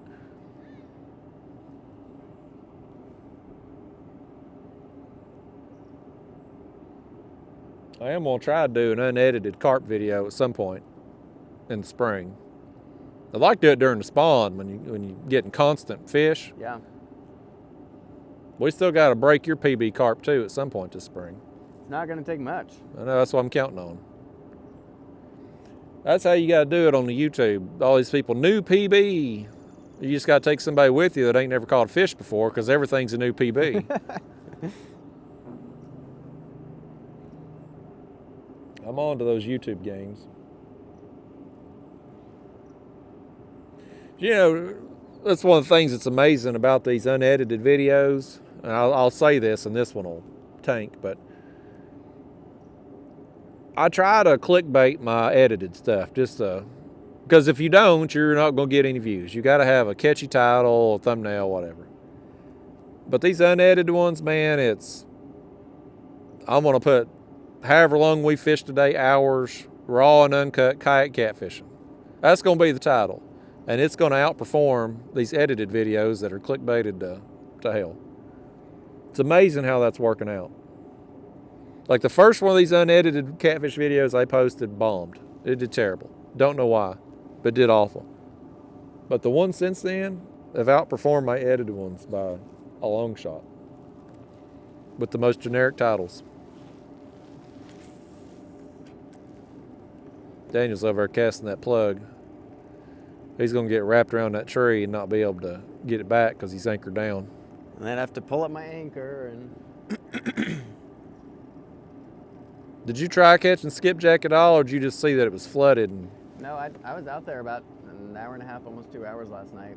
It was just so flooded, so much water, I couldn't get to where I needed to get, and didn't get a single bite. Yeah, it's funny. It's the exact opposite back home. Our water level's down a little more where they've moved it through the top, and now it's coming down your area. But the places I was catching skipjack, the water's down several feet and it's pure mud. It just killed my bite. If I had some fresh skipjack, I'd probably be catching more fish today, I bet. That's what I'm going to tell myself anyway.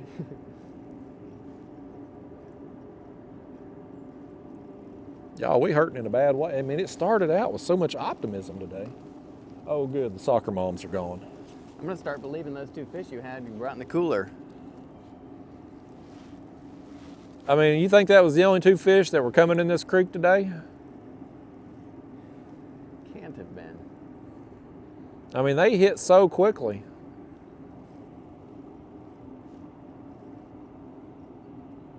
It was still early on in the morning, even after we got baits out. I mean, I wouldn't have thought, if it was a sunrise bite, it should have still been going on for another hour or so.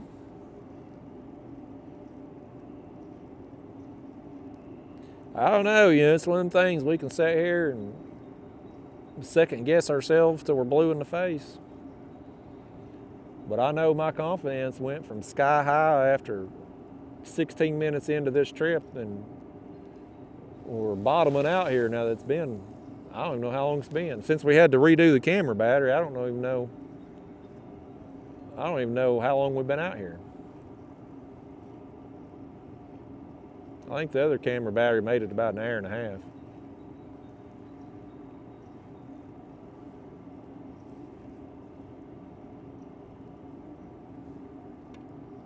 That's real world fishing though, folks. That's how it goes.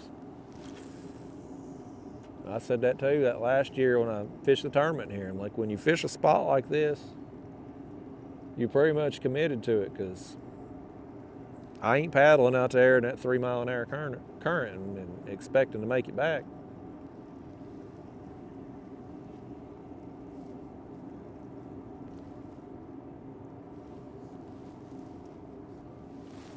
I hope that guy's radio don't pick up on the camera. He's on bicycle good. That's all I need. I'm gonna have all them marathoners hating my guts. I'm gonna have the soccer moms over here tuning in, waiting on my every word to see if I was talking about them, if I was interested or not. All I need now is a copyright ding from somebody out here playing radio. We'd have the whole trifecta on this video then.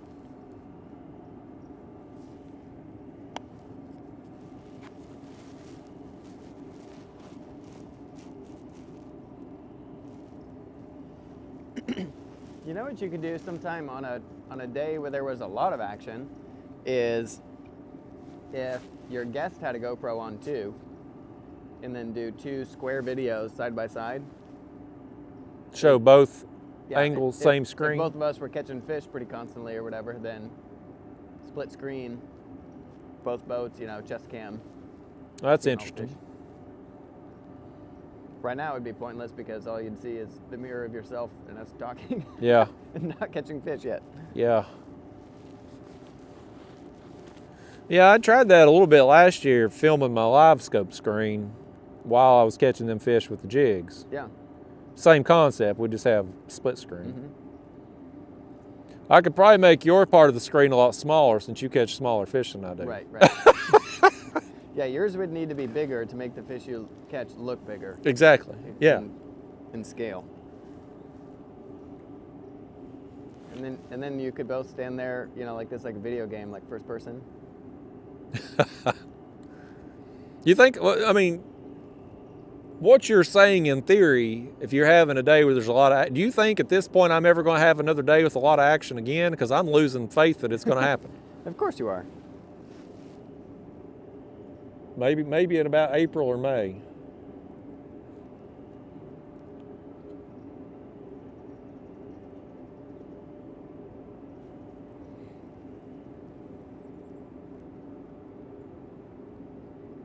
Now, have you talked to any more of your wife about Florida? Y'all definitely going? Yep, we're going. We're booked. The only thing I haven't booked is my return, which either is me driving back, or if weather looks good and you end up coming down, then I would just stay down there. Yeah, y'all, Daniel's going on a vacation with his, how long's your vacation going? A week? 5 days. 5 days to Florida with your wife. And you're hitting various places in Florida. And then she's hopping on a flight home, and you may or may not be doing the same thing, depending on. Yep. We're looking in to possibly. It's a real pain in my ass. So I'm going to have to drive to your house, pick up your trailer and kayak and gear, put my kayak on your trailer, haul your trailer down to Florida, meet up with you. after you drop your wife off at the airport, go catch some sharks, then haul your ass all the way back to Tennessee. Yeah, the way I see it is I'm going to go enjoy a lovely time in Florida with my wife, and then my kayak is going to arrive, and you're going to arrive. Yeah. And we're going to get to hang out and catch sharks, and then have a driver take me home. I mean, when you say it like that, it don't sound too bad. I wish I could have something like that.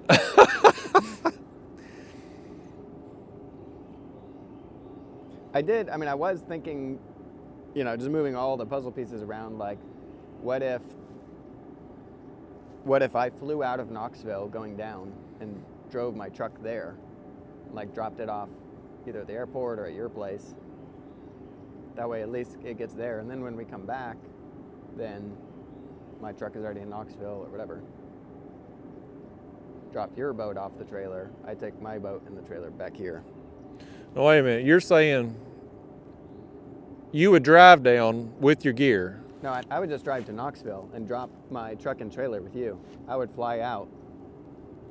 Oh, so you want me hauling your trailer even farther is what you're saying? No, that way it's at your house. And then when we come back, you just go home, I hop in my truck and leave. Well, that would be silly for you, though, because you're going to be driving an hour and a half past your house and then have to turn around and drive an hour and a half back. That doesn't make as much sense. Factor in traffic, it's probably 2 hours plus each way. Yeah, if we come, I don't know how, depending on traffic in Atlanta, depending on how we come back, if we come up straight through Atlanta, we'll be a couple miles from my house. Yeah. What I've been doing the last couple times is I stop in Valdosta each way, because that's like the halfway mark, really. And so by the time you get to Valdosta, you've missed a lot of you've missed the Atlanta rush hour traffic because you're going through Atlanta later. Stop at Valdosta, and then you get up early and you beat the Chattanooga and traffic up from there. No, that ain't what I'm trying to say. No, because you're coming through Atlanta in the morning. Yeah. Stay in Valdosta, get up early, beat Atlanta in the morning. I was thinking about when one time I went down, I drove straight through. I drove from the Keys all the way up home in one night, and I hit Atlanta late in the evening, and it wasn't bad. Which with two drivers, we could pick a time of day to hit Atlanta when it's not packed. It's a long time to be trapped in the car with you, though. It's true. But adding a night just means you're trapped in a hotel with me for that additional time. Yeah. It'd be nice to have somebody with you down there. I'd like to hit that, I don't know how you say it, Bahia Honda place again, because I've been told there's a lot of big hammerheads in that area. It's the deepest channel through there under that, but the current is so strong, like that's the only place where I've kind of felt unsafe out there. If you get pulled out in that swift current. Like, I got my line snagged one time because I was trying to go at an angle. The current's this way, and I'm trying to go at an angle to run my baits on the edge of the concrete, and I got snagged. And I tried turning around to go back for it, and the next thing I know, when I went to turn, I'm like all the way down through the bridge. And the current was so strong, it's all I could do to pedal to get back through. And so, if you stick to the outsides of that center point in the bridge, the current's moving, but it ain't like that full speed. It's more manageable. But if you hook into something that's a few hundred pounds, and it wants to go there, it's going there. Yeah. Yeah, I guess. But if you did end up upside down, it'd be nice to have somebody there to be grabbing your stuff, whatever. Yeah. Do you have floats in your kayak? No. You talking about like flotation down in the hull? Yeah. No. pitched an ad the other day for some triangle shaped. They look like wet bags, like that you blow up and then roll the ends of or whatever. That's what they look like. You stick in each end of your kayak just so that if the hole fills with water, there's some trapped air to help keep the boat floating. Yeah. I don't really think that'd be a problem. I mean, if you flip upside down, you're going to get water inside the hole. That's a fact. But the biggest problem I don't think it's your kayak sinking. Biggest problem is once you get that water in there, flipping it, rolling it back over, especially if you're in deeper water. This kayak here ain't bad. Your native there won't be bad, but if you're in something like if you were like a Hobie, something that's big and wide, something that you can't reach over and grab the other side, that could be a problem.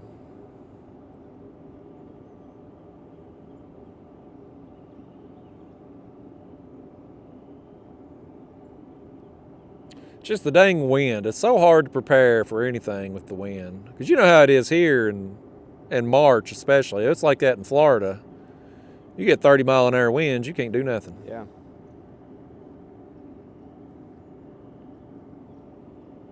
I would like to go catch some more sharks, though.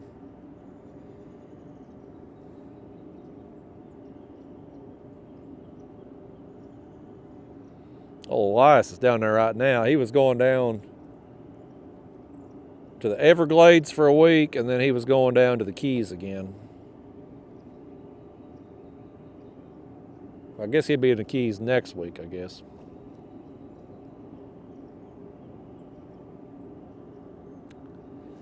I didn't want to be that friend that just invited myself along, and so hence why I'm here, Daniel.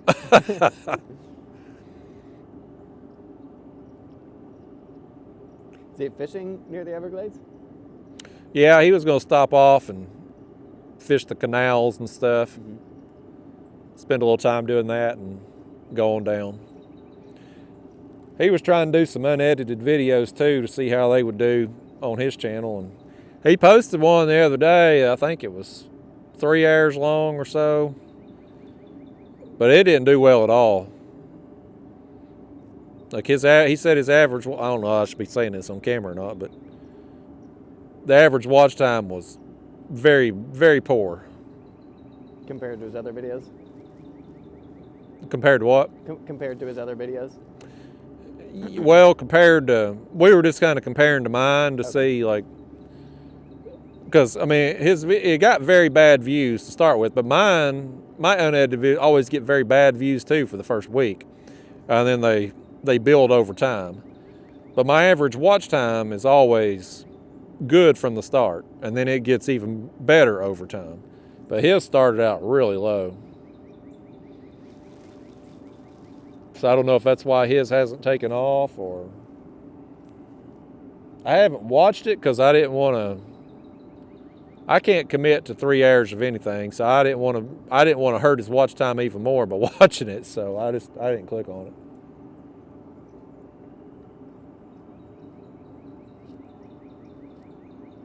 But I think he was going to try to do one down there in the Everglades, because you could it'd be constant action. You don't have to worry about not catching fish down there.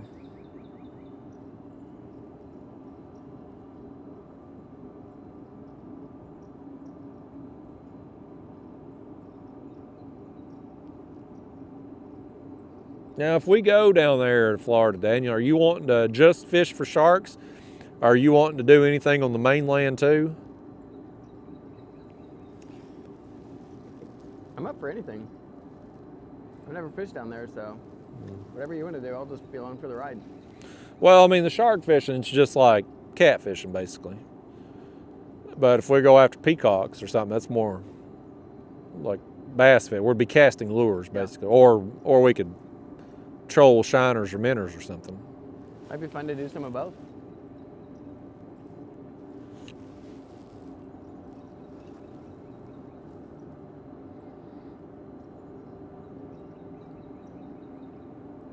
Them canals, if you come up through the Everglades, you can put off on the side of the road and drop your kayak in a lot of places down through there, but these alligators you got to watch out for.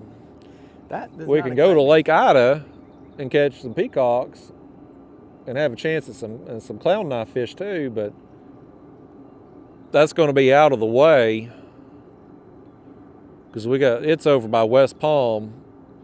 So when we come up out of the Keys, we can either go basically straight and go up through the Everglades and Tampa. That cuts off an hour and a half of driving time basically. Or you go up the other side and go up to West Palm and go after them. But we don't have to worry about alligators if we go there.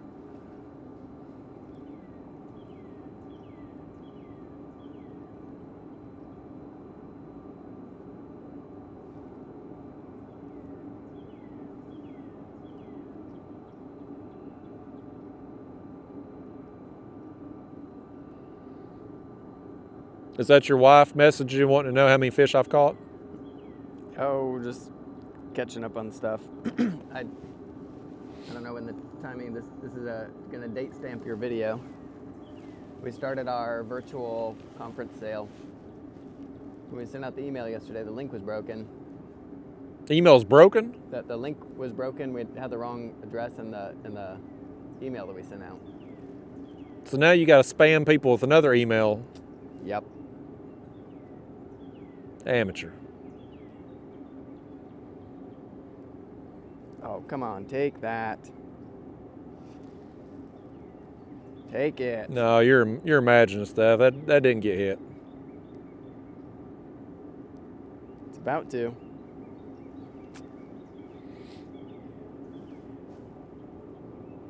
Yeah, we ain't hardly plugged Catfish Sumo at all today.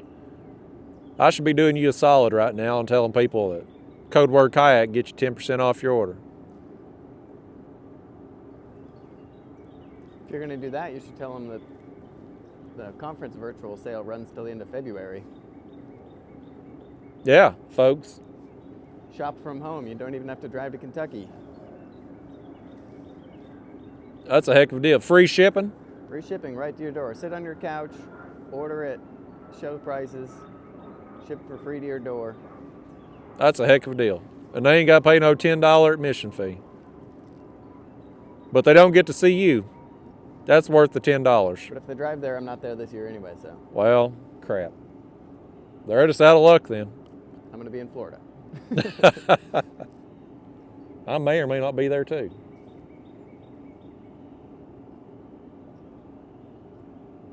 I wouldn't mind going to the conference, but it's just a dang far drive. It's 4.5 hours each way.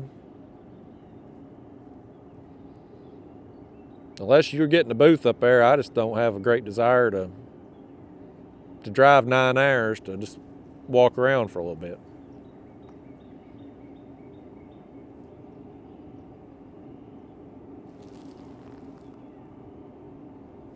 I've got a couple people over here watching us from the bank now. Nosy people. It's always been told it's rude to stare.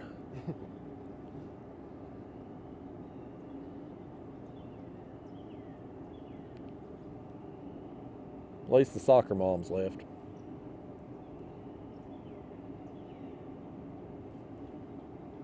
Be nice to catch a fish right about now. That's the best part. Somebody walks up, catch a fish right then. Right in front of them? Yeah, because they're up there probably saying, look at them two idiots down there in kayaks. They're going to flip them things, they catch big fish.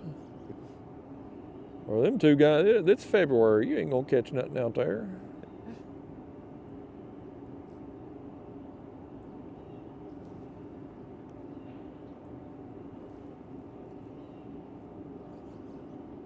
You got any other trips planned coming up? Do you make your wife plan vacations for the slow season in the winter?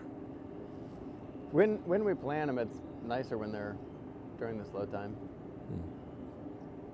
I didn't know if that was like a set rule, like, honey, from spring through fall, that's our busy season, Catfish Sumo. So if you want to go travel somewhere, we got to do it in the winter. I do want to do some fishing trips this summer. I really would like to get to Colorado again. For trout? I want to spend someday for pike and trout, but I really want to spend some time on Pueblo Reservoir where I grew up. To catch channel cats? No, there's big blues. Using what I know now. State record blue cat came out of Pueblo Reservoir. Not very long after we had, I was fishing there as a kid. Doing everything wrong. Do you got any bait restrictions out there, or is it wide open? I don't think you're allowed to use game fish. Lame. I don't. I already don't like Colorado. I don't know for sure because, when we were fishing, they were using dough balls and peanut butter and oatmeal, and They let people use marijuana in the streets, but they won't let you use game fish for bait. I know. At least I know you're not allowed to use trout for pike. Or you weren't when we lived there. Maybe that's changed. I don't know. So you're wanting to drive out there with all your gear. You lost your damn mind. Fish the water that I used to fish unproductively, using what I know now. Let me push back on you on that. So like we talked earlier, this was your first kayak fishing trip in this creek. You got skunked. You've come back out today with what you know now. You get skunked again. Wouldn't that be something? You go out there, you travel all that, it'd probably take you, 20 hours to drive out there? Probably. At least 18, 20 hours. Carry all your gear across the country, and you catch channel cats smaller than what you used to catch as a kid. That'd be something, but I'd go during the summer, warmer water, better fishing. I mean, it's a slower growing season. It's colder longer, so the fish aren't as big.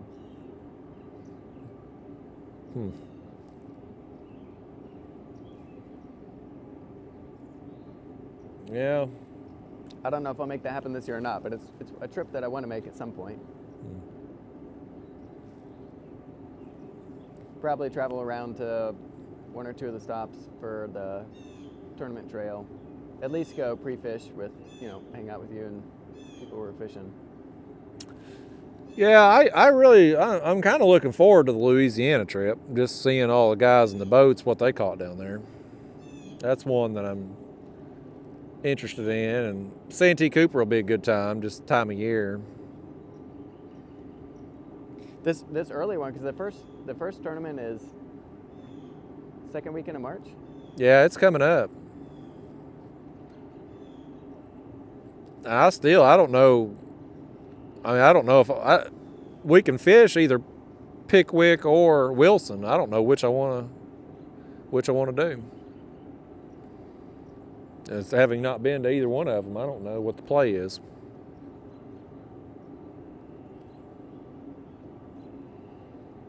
I've got to get down there at some point in the next week or two just to get a feel for things.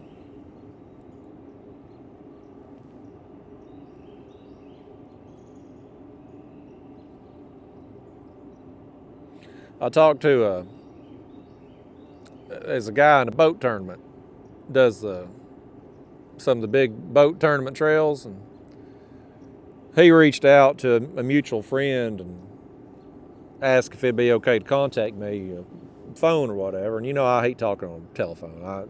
I'd rather take a beating twice on Sunday than talk on the phone usually, but I agreed to talk to this guy, and he was wanting some information from me, place I'd fished, and I was talking a little bit about the places I was going and whatnot, and he started to tell me some stuff, and I was like, hold on, because I always give people the disclaimer before you tell me anything. Understand it's going to be on video. So if that's your honey hole, if that's your favorite spot, don't tell me, because it's going to get burned. And well, he didn't tell me. So I talked him out of it. That's the thing about these guys traveling tournaments. They got their connections in the boat world, and they'll call up and get all kinds of information. And with me, there's less people interested in giving me accurate information because it's going to be on video. Yeah. So I got to go figure out some stuff on my own down there. Kind of better anyway. My opinion because you listen to other people talk about stuff, and then you get kind of preconceived notions as to where you should be or what you should be doing versus just going in blind and using your own instincts. Yeah, if you go in blind and you aren't catching anything, you wish you had some info. Yeah. If you go do what they're doing, what they say to do, and your instinct says, I don't know, I kind of wish I was doing this other thing, you end up torn up inside. Yeah. With it being mid-March, I'd about be willing to bet money you could probably go anywhere on the upper end or middle section and find you a creek mouth or a good point leading into the main channel and probably have a reasonable chance of success. Tournament winning fish, I don't know, but probably catch more than what we've caught out here today. just time of year. You're saying go find a creek mouth that dumps into the river and fish it, and that's your best chance? Not this one, obviously. Definitely not this one. But yeah, in theory. Of course, I mean, we're fishing a short time today. If we put 8 hours into this, a full tournament day into this spot, at some point in theory. Yeah, the fish will move through here at some point. Yeah. And technically, if we were in a tournament, I'd already have 2 pretty good fish on the board. So I'd just be needing 1 more. You, on the other hand, would be dead last right now.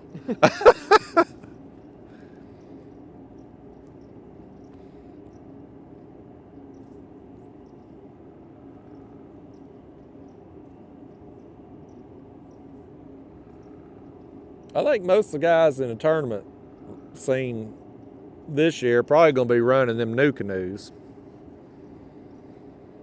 But I've been back and forth on that. I like the design of it, but I hate the company.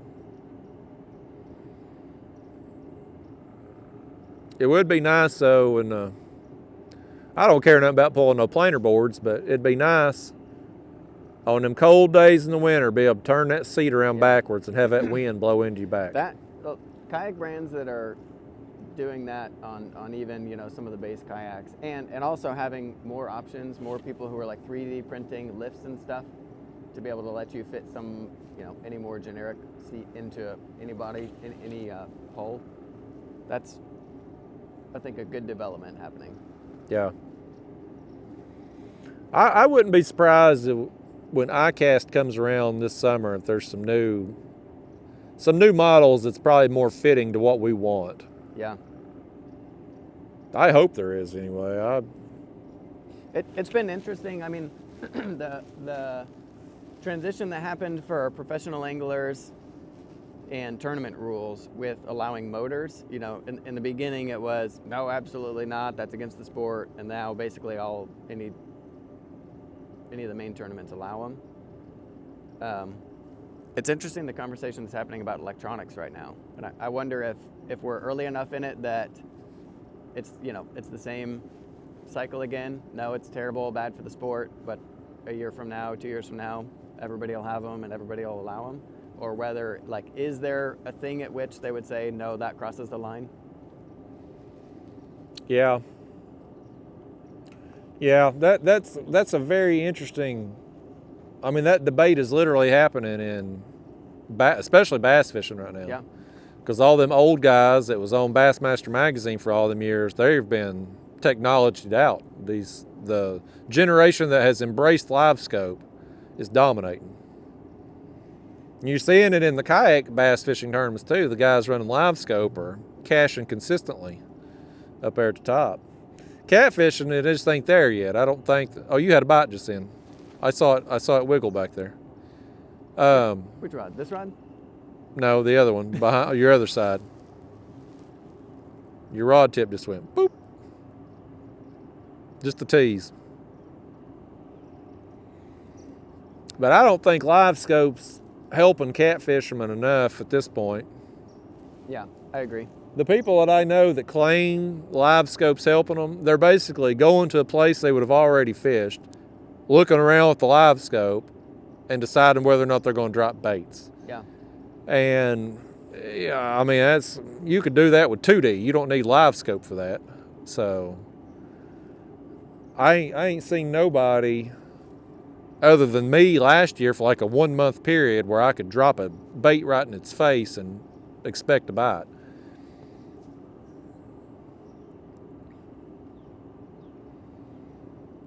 Now I was thinking if you had some lakes or rivers maybe that had some standing timber, like I'm talking like trees that come up 20 foot off the bottom there, Yeah. there may be more fish suspended on those than what we're getting. That you'd be able to pick out with live scope that you wouldn't be able to pick out with Yeah. 2D.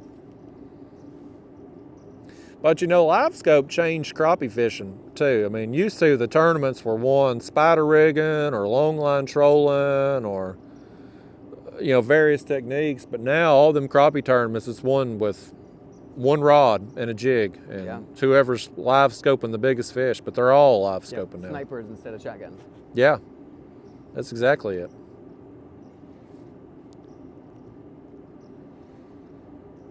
I think in the catfish boating world, the bigger disparity between competitors is really the boats.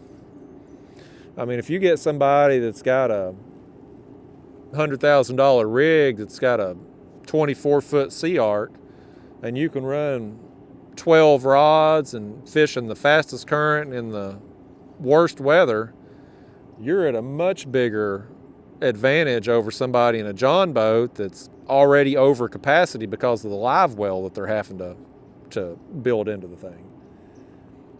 And I think that disparity probably dissuades a lot of people from even fishing them because they can't safely or whatever expect to get their 15-foot John boat out there. But We got a don't stick rod trying to limits catch my line. impact that? Do what? Don't rod limits impact that? I didn't hear a thing you said. Don't rod limits impact that? So it doesn't matter that your boat can hold 12 rods if you're only allowed 2 per angler or something. I mean, in theory. But, I mean, if you're fishing a Mississippi or Missouri River, somewhere with fast flow, Yeah. you're going to be able to handle that a lot better in a boat suited for that water versus a guy in a John boat. And not everybody can afford that's the great equalizer in the kayak tournaments is, yeah, you can buy a $500 kayak, or you can buy a top of the line rigged out kayak for $8,000 or $10,000 with a motor and electronics and everything. But if you really want to get serious about it and have all that stuff, you're only out a few $1,000. But you try that in the boat world, I mean, you've got to take out a mortgage basically to. Yeah, the difference between a top and bottom. It's a much bigger gap in the boating world than it is in the kayak world. And in reality, you know, when these kayak tournaments, it's like all of this stuff, I don't feel like it really impacts us because, yeah, these guys running 24-volt motors, they're going to get an extra mile or two an hour. But in the kayak tournament, we're launching before the tournament starts. So you can get where you're going. Yeah.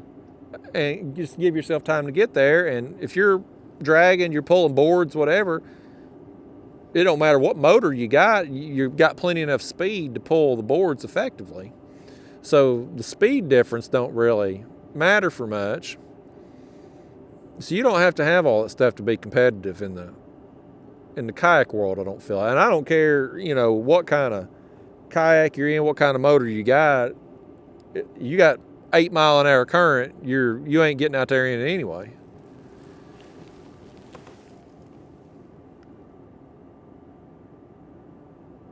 Well, you think that fish is swimming toward you, Daniel? Is that what you think? I think there's a chance. I think you're getting your hopes up for nothing. History has said that it's possible for that to happen. I think you're getting skunked today. I think you're getting skunked. I'm walking out of here with 2 fish, one of them, which was super cool, but then I'm going home with a dilemma of, do I post this long a video with only 2 fish that were caught in the first You just have to call it a podcast instead. Well, I mean, it basically is a podcast in a sense. It's an on-the-water podcast. You watch and see, there'll be somebody now, after I just said that, their channel will be On the Water Podcast.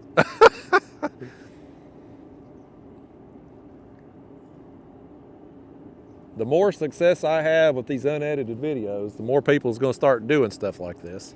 It's all the interest of a podcast with the added interest of, it might catch a fish during that. Whereas if you're sitting in a studio with headphones on, all you get's the conversation. Well, I sure would like to catch more than what we've got today. The piebald's worth driving down here for. But for video purposes. You know how many times you've caught a piebald when I've been with you? Half the time. Half the piebalds I've caught have been with you. On this body of water. I wonder if there's just more in here or if it's just freak luck. Because when you look at how many times I have fished this body of water, I mean, overall, it's not very many. Yeah. I've probably less than, 30 times total down here in my life? Maybe less than that. So the fact I've caught 2 in that time is very... I mean, the sample size is so small, it could be just freak luck.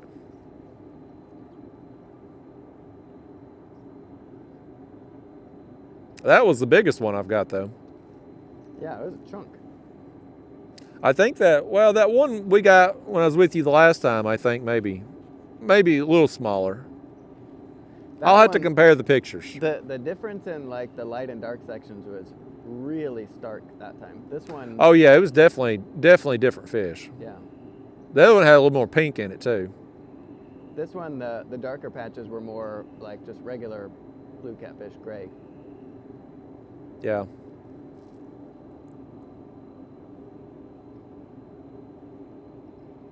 This might be a good video to post to experiment and just ask my audience. I'm gonna ask y'all. I'm gonna post this video, even if we don't get any more fish today. All right, we're back in the game. Battery died unexpectedly. I wasn't watching the little timer thing count down on it because, well, I didn't realize so much time had passed. But anyway, I was in the process of talking to Daniel, about talking to you, about getting feedback from you. Days like today, where action's obviously been limited, but did get a couple decent fish. If I'm doing an unedited video and a day like today happens, should I post it? I mean, that's the question for y'all, because y'all are the ones watching it. Once I upload these videos, I'm done with it, man. I hate watching myself on video anyway. That's my biggest problem with editing videos. I hate watching myself and listening to myself. So, you know, if there's value in this, if there's entertainment in this for you, by all means. But, you know, if I had been out here talking to myself today, I'd have run out of conversation a long time ago without any more fish involved. So I would have probably turned it into an edited video. But I don't know. I'll probably post this one. Get some feedback from y'all. By all means, tell me whether you like it or you don't. Now, undoubtedly, there'll be some people that only like my edited videos say, I hate this style of video. And I get that. And I'm still going to be doing both, edited and unedited. But the unedited videos, both the ultralight and the catfish videos, are performing better for me than the edited videos. So, obviously, you know, that's the bulk of the audience is telling me with their views what they want. So I've got to keep doing these style of videos. But how we do it, whether it's only days that are full of action that get posted, or days like today where you get maybe a couple good fish but not much else, at least not yet.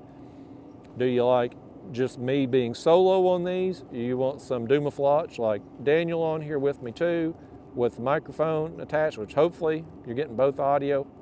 We'll see. That's the great unknown too.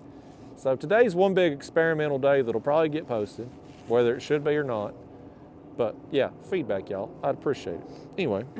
If you get only your audio, you should still post the video. If I only get your audio? No, your audio. If you're sitting here for 4 hours, just knocking, like, only hearing your side of a Well, that's what people told me. That it was like, you got to put a microphone on the people with you because we're only getting one side. Yeah. I've heard that on my edited videos because I'll be there making fun of you and you're making fun of me back and nobody can hear what you're saying.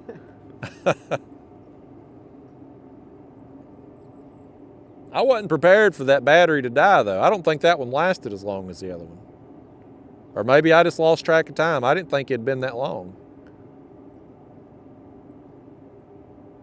I can't tell because the camera, every time I've had to take a battery out, it restarts the timer. So I don't know. I have no idea how long this video is going to be. Assuming these batteries last an hour and a half, and I've only got 3 batteries, that's 4.5 maximum hours. Because I can't plug a battery pack into this and use the microphone at the same time. Oh. Design flaw of both DJI and GoPro.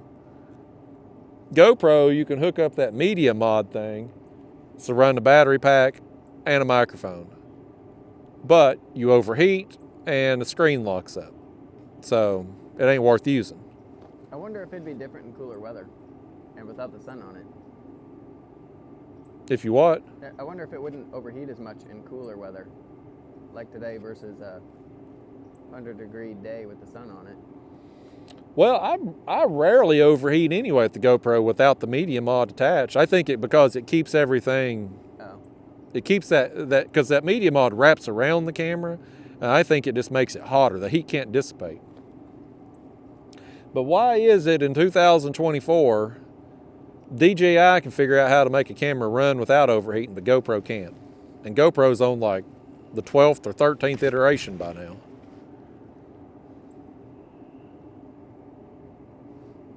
If them two companies would ever combine, we'd have the perfect camera. And because there wouldn't be as much competition, they'd charge you for it. Yeah. Yeah.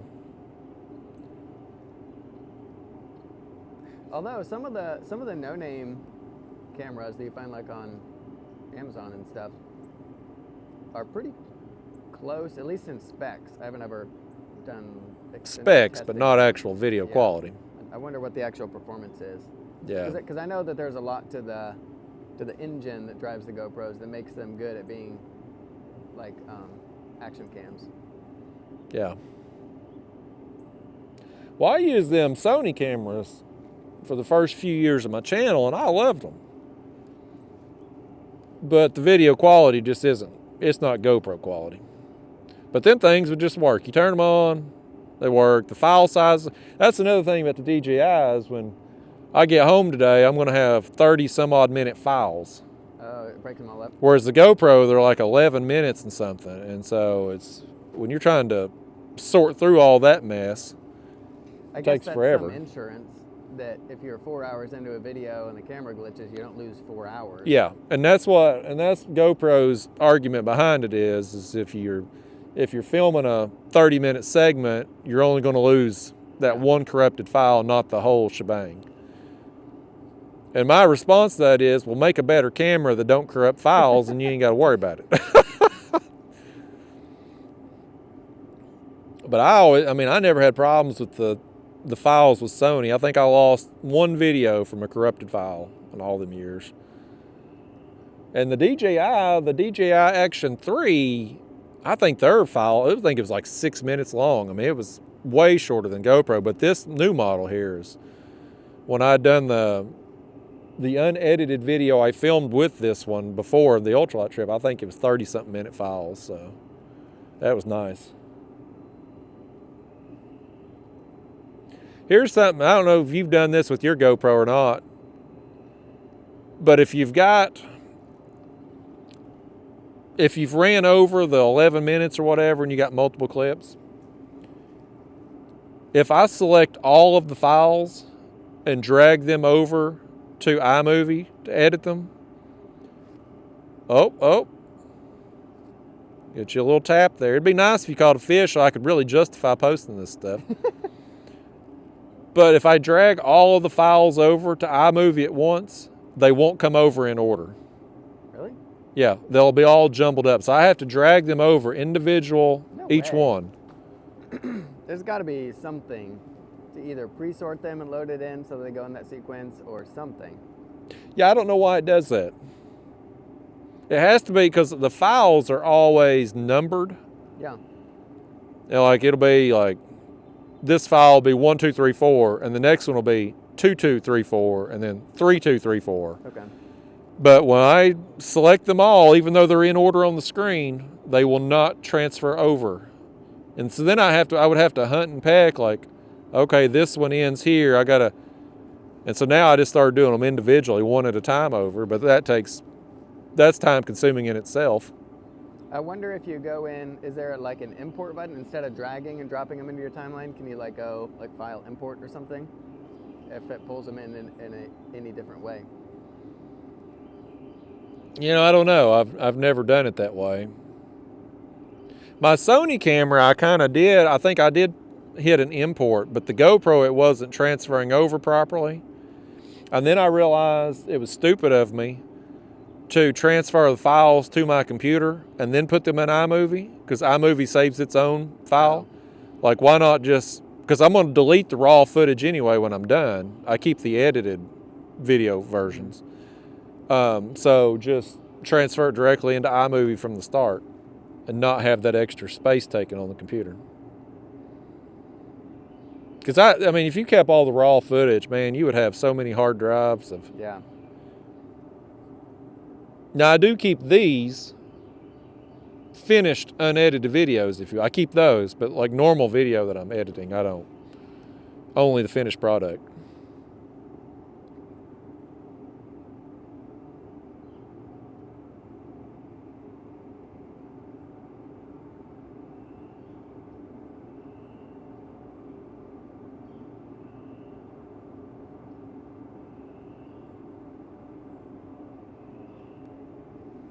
It's clouding up. It ain't supposed to rain today, is it? I didn't come down here to get wet. You get wet every time you come down here. What'd you say? You get wet every time you come down here. Every Well, time I you know. come down here, it rains. At least it ain't like last time raining on us. Yeah, Last time me and Daniel fished together, we had a plan where we was going to go. We get there and boat ramp shut down. They're redoing the concrete. We asked them fellas there about that other ramp I'd saw on the map. It's been closed down for years. So we tried a different place. And, and that trip kind of played out just like this one has. We caught 2 fish. One of them, pretty good size, and I couldn't buy a bite the rest of the day. At least you caught some fish that day, though. Yeah. Your fish helped me salvage the video. I posted it on the second channel. Oh. I didn't feel like it was main channel We got worthy. off just at the right time. Like, it's starting to look like it might rain. Let's head back. And by the time we were back, Yep. pulling out, it poured. Then we got back, we had notes on our cars from some concerned citizen. Didn't like how we had parked. You will be towed on a Post-it note. Maybe it was a prank. The note made no sense. I mean, if it was a prank, I'd print out like an actual ticket and fill it in. Make you think let you go down to the courthouse and realize you'd been joked.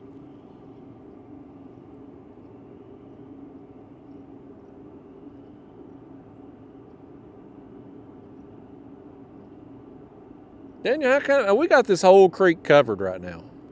How come we can't get a bite even from a small fish? I've marked some fish. I wish I knew what they were.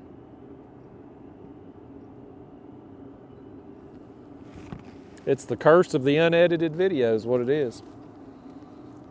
If we were doing an edited video, I'd have 34 fish in the kayak right now.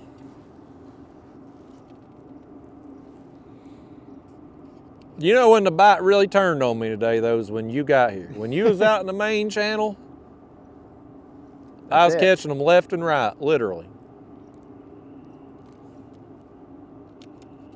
Ever since you showed up, these fish have been just completely shut down.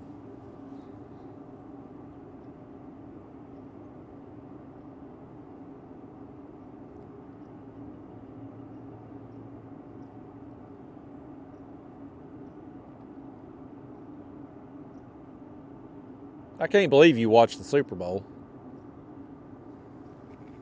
It was your wife's idea, wasn't it? I think it was mutual. Did you watch the whole thing? Yeah. Start to finish. Overtime too? Yeah. I'll be damned. I'll be damned. I'm not against sports. I just don't follow any team close enough to keep up with. That pretty much means you're against sports. Also, probably scheduling has something to do with it. Yeah. Being able to commit. Well, time my schedule now is far worse because now that football's over, there ain't nothing on TV to watch. So I gotta take my schedule and plug something else into it. You're gonna have to get into some other sports. Other sports ain't worth watching. It's a problem. Ping pong or something. Nobody can sit through baseball. Even if they shorten the game, still nobody can watch. Hockey's good to watch, but the commentators are awful. Basketball, I've never been able to get into it.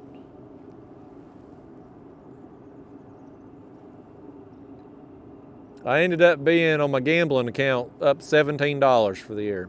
Nice. When I deposited the money for this season, I'd got these free bets, like bonus they give you, whatever.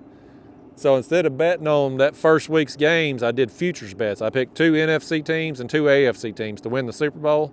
And so I had both San Francisco and Kansas City. So I was walking away a winner regardless. And so I won like $60 on Kansas City. So that covered all my losses on the year and put me up $17 ahead when it was said and done. And I'm probably going to pick those 2 teams again next year too, the way it's looking.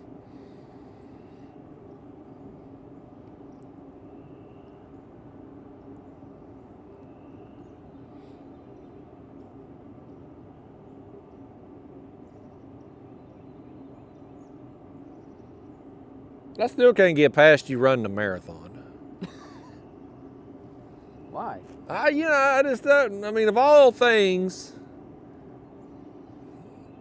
if there was a list of possible activities that you've done in a past life, if marathon was on the list, I wouldn't put it in the top 100. Probably me either. Has there been anything else like that I'm going to judge you for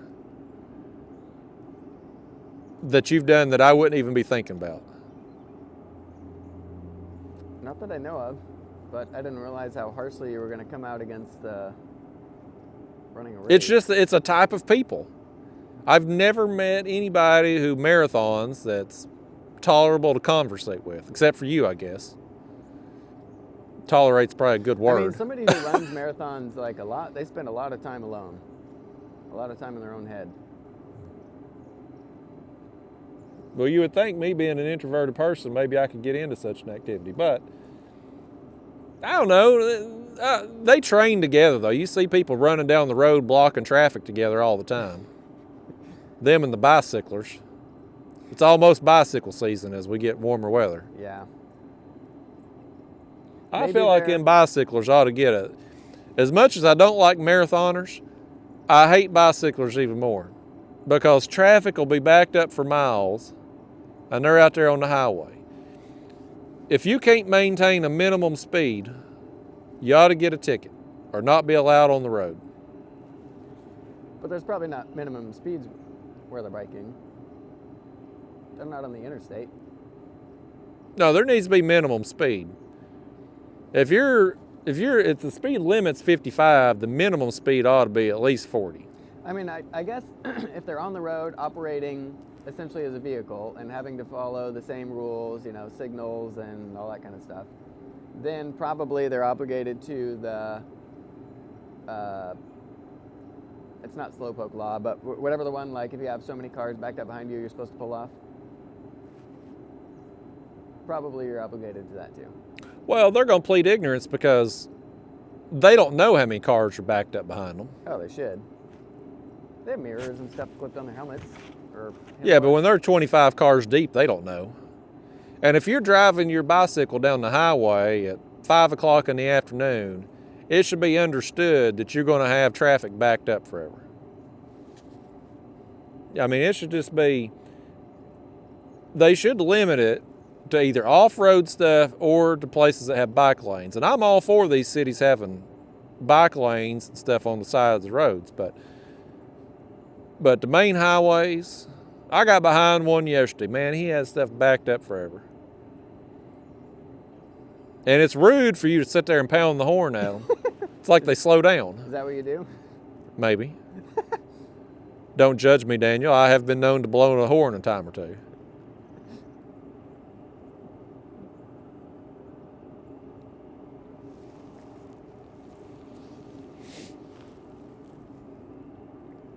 It's about time to break out the snacks. Yeah, I'm getting hungry. I got Cheetos. I had banana on the way down.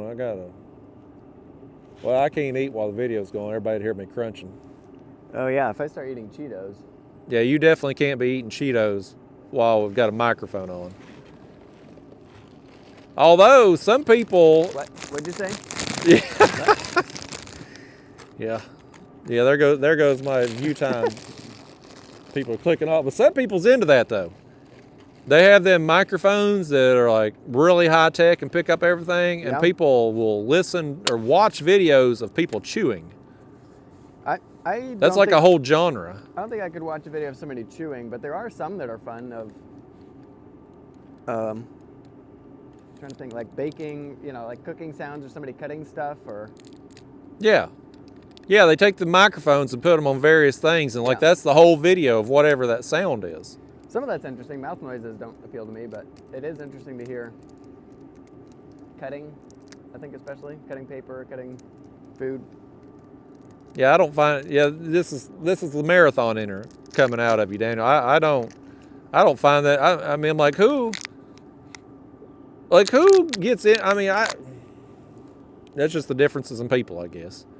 There's no way I would sit down and watch a video of somebody just putting a microphone next to their mouth chewing or scissoring paper or whatever. I mean, I don't think, well, I don't know. Maybe there's people who, like, they do actually sit down to do that as if they were sitting down to do a painting or watch TV or something else. It's more like in your feed, if that thing shows up and you watch it for 5 seconds, like, oh, that's really interesting. And I think some of them watch more than 5 seconds, though, because there's like long-form videos of it. All right. And it's a popular genre. I mean, they get a lot of views. For that. We got this mic strapped to me, and now I can't eat Cheetos. Well, welcome to unedited videos. That's one of the sacrifices you have to make. You may as well put my feet no in concrete snacks. At least with the battery dying twice, you've had an opportunity to pee twice out here. I know that's half as much as you would normally pee during this time, but...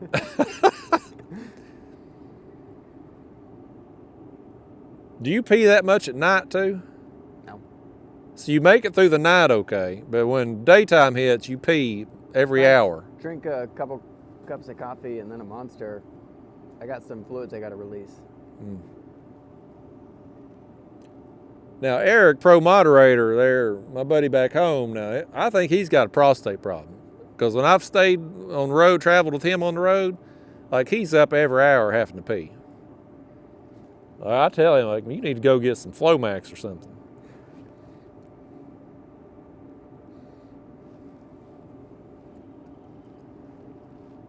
I ain't traveled with him anymore since the swamp gravy incident. We went down to, I think it's Lake Seminole we were at for a bass tournament, and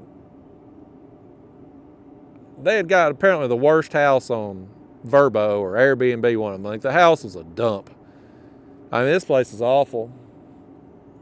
And I had to end up sleeping on a couch, which was wicker furniture. And it was right next to the crapper. And of course, all night long, here comes Eric back and forth because he's got to pee. It was a disaster. I don't think I've traveled with him anymore since then. I'm more of a Holiday Inn kind of guy myself. I know you're a camper. I'm a Holiday Inn kind of guy. Used to be Motel 6, but now that I'm a little bit more living a better lifestyle, now I can splurge for the Holiday Inn. You know, this is no real point to this. It just popped in my head. had to go to Kansas for a funeral and stayed in a hotel, and then a couple months later stayed in a hotel near, same of that town, Boone, North Carolina, and it was the same hotel chain and the same like room configuration. That probably, for people who travel a lot, that probably is nice to, you know what to expect and all that kind of stuff. It was just bizarre having this experience like 6 months apart. Maybe that You have deja vu. Yeah, like everything is identical. Same furniture, same paintings on the wall, the room configuration, where the door is, where the bed is. It was just like a weird experience. Also, the stickers that hotels put up, or little signs or whatever, that say something like, "We don't want to disrupt you so much, so for your comfort, we're only going to service your room if you ask for it." Now, I'm a person who, like, the second I get in, I put the do not disturb. I don't, like, leave me alone, especially if I'm there a couple days. I don't need you to come in and make my bed every day. Yeah, I don't want the housemaid going through my bag and my computer and stuff. I'm not worried about that. I just don't, like, leave me alone. Don't disturb me. Make me go stand in the hall or something, or whatever. But just, like, the messaging of that, like, oh, we're doing this for you. Yeah. We're doing it so we don't bother you. Not that we're trying to save on labor costs, so we've reduced our maid staff. Yeah. That's all. I've never found, I mean, I ain't really paid attention to whether hotels are laid out the same, but like going from one hotel, even the Holiday Inns, it's a more reputable brand, but one can be very good, and the next one you go to, very well not kept, you know. Seems to be depending on the staff and how the age of the hotel. Yeah.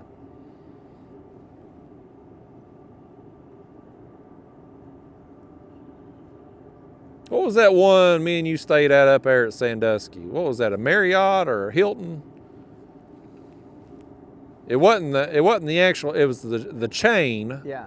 It was something by Marriott. Yeah, something by Hilton or by Yeah. Marriott, or forget what it was. I can't remember right But now. it left a lot to be desired. I had power, had a Danish in the morning, had a bed. Didn't have hot water all the time. Yeah, I forgot about that. Yeah, you blocked that from memory. I think this year, if I go back to Sandusky Bay, I won't be going up there so early this time. Yeah, I think even for being the first time on the water, I feel like I had one extra day. And we didn't even fish that one day, hardly, because of the storm. Yeah. Yeah, the day the wind was bad, we didn't even fish. Yeah, I feel like now I've got a good enough understanding of it. Which that would be nice thing about these tournaments is places we've been before, you kind of just know. Yeah. At least know your way around town.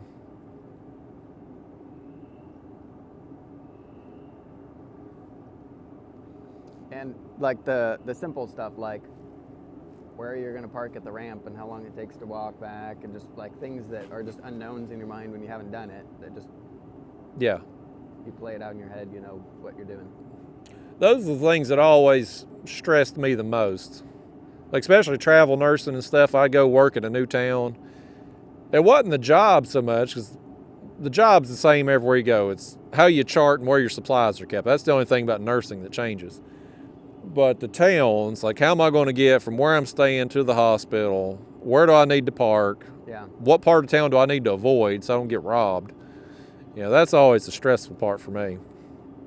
Same thing in these tournaments now too, going to a new town. It's like, what ramps are safe, what ain't, where am I going to stay? Does the hotel parking lot have enough space for me to pull a trailer? Yeah. A lot of them don't.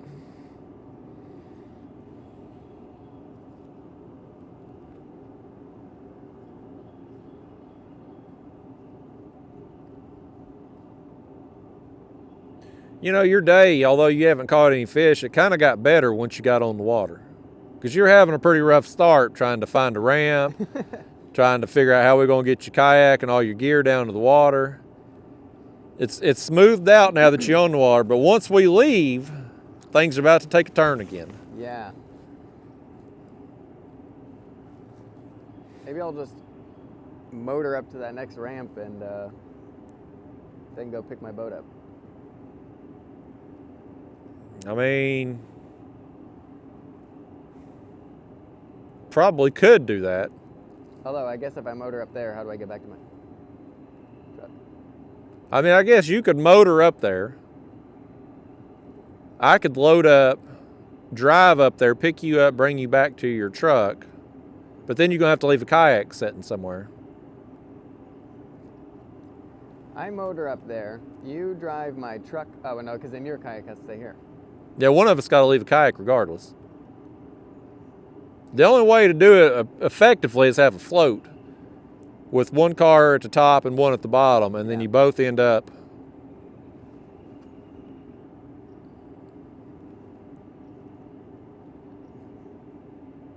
Is that a fish hitting? That's your foot. Dadgummit. I should have known there wouldn't be no fish hitting your bait. Just trying to get a little bit of adrenaline going for you. Can you believe we sat here this long, though, and not even had another bite? I had that one bite I lost when we moved down here that was swimming at me. I mean, I just knew after we got them 2 fish so quick. I mean, I was disrupting the video to send you a text and be like, get back up here. By its own. Boy, that was dumb in hindsight.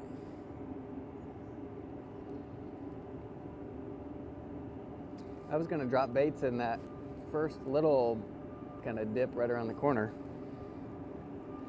And then decided I better get back here. At least you had the opportunity to take some pictures of me with that piebald. Yeah. That's your accomplishment of the day. That was a cool fish.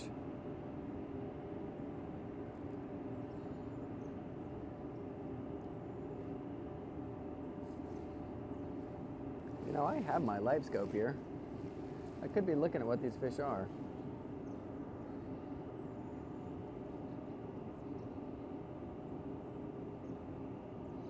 I wish I knew how long we'd been filming for. What time is it? I can't remember what time we got started. We probably were on the water at 7:45. Well, here's the other problem. So it says it's 12:03, but are we in Eastern or Central time? Because we're right around the damn... I think that's Eastern. 12 Eastern? Mm-hmm. Well, that would mean we've been filming over 4 hours. Surely not. Have we been filming over 4 hours? No, it's got to be Central time, Eastern time, Central. Well, if it was 12 Central, it'd be 1 o'clock Eastern. That can't be right. Well, maybe we have been filming 4 hours. 2 fish in 4 hours. You ought to be ashamed of yourself. You ain't no fishing guy, that's for dang sure, Daniel. You better not quit the Catfish Sumo line of work. I'm over here smack talking him. He's on his phone over there, not even paying attention, folks. He's conducting business dealings while we out here trying to catch a fish. Getting a picture of the back window of our van smashed out. Somebody break into it? No, my guess is my son's walker was in the back, sticking out too far and the door shut. That's my guess. So this happened at your house? Yep. You just finding out about this? Yep. Boy, your day just got worse, Daniel. You said my day wasn't going to get worse till I got off the water. Yeah, these people seeing a live reaction from Daniel here, finding out his window got busted out.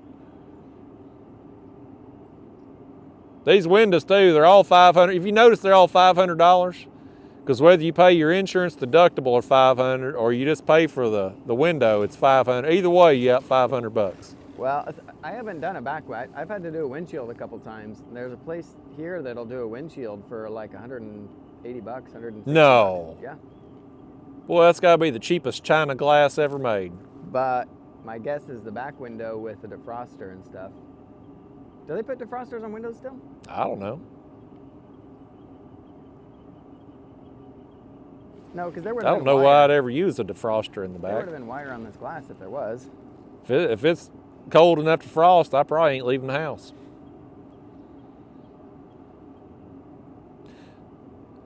So did your wife bust out the window, or did she just walk out and find it busted? I just got the answer. My 5-year-old was spinning around a cord with a carabiner on the end and let go, and it hit the window. A carabiner? A carabiner busted out the window. Apparently. There ain't no way he could throw it that hard. Maybe it's just a crack and she's exaggerating. No, there's no window. There's glass around the edges. I got to give your son a pass on this one. That window had to be damaged. There's no way that carabiner's busting out a whole window. I mean, cops have them things with the...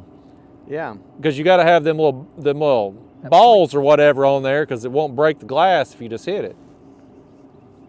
Maybe the backs aren't... I don't know. Well, you better not get no $180 window, I'll tell you that. Because it'll be cheaper glass than what you just had. Poor Daniel, y'all. He's had a rough day. He's gotten hernia from dragging that kayak. He's got out here and got his pride hurt by getting outfished by me. Me catching a big fish, a 1 in a million fish, and him getting 0. He's going to have to find his own way back to the car because I ain't lifting a finger to help him. And now his other vehicle's window's bashed out. Poor Daniel. I'm having a good day, though, in case you're wondering. One of us is going home happy today, Daniel.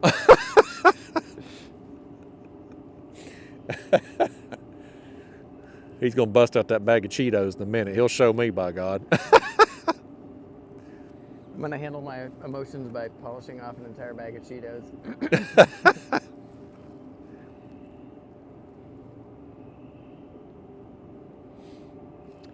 Wow, that's a bummer.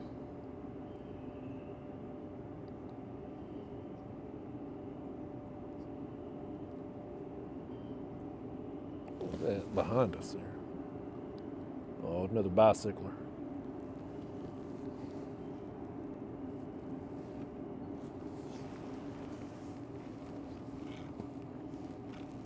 Oh, it's that guy with the radio on his bike again.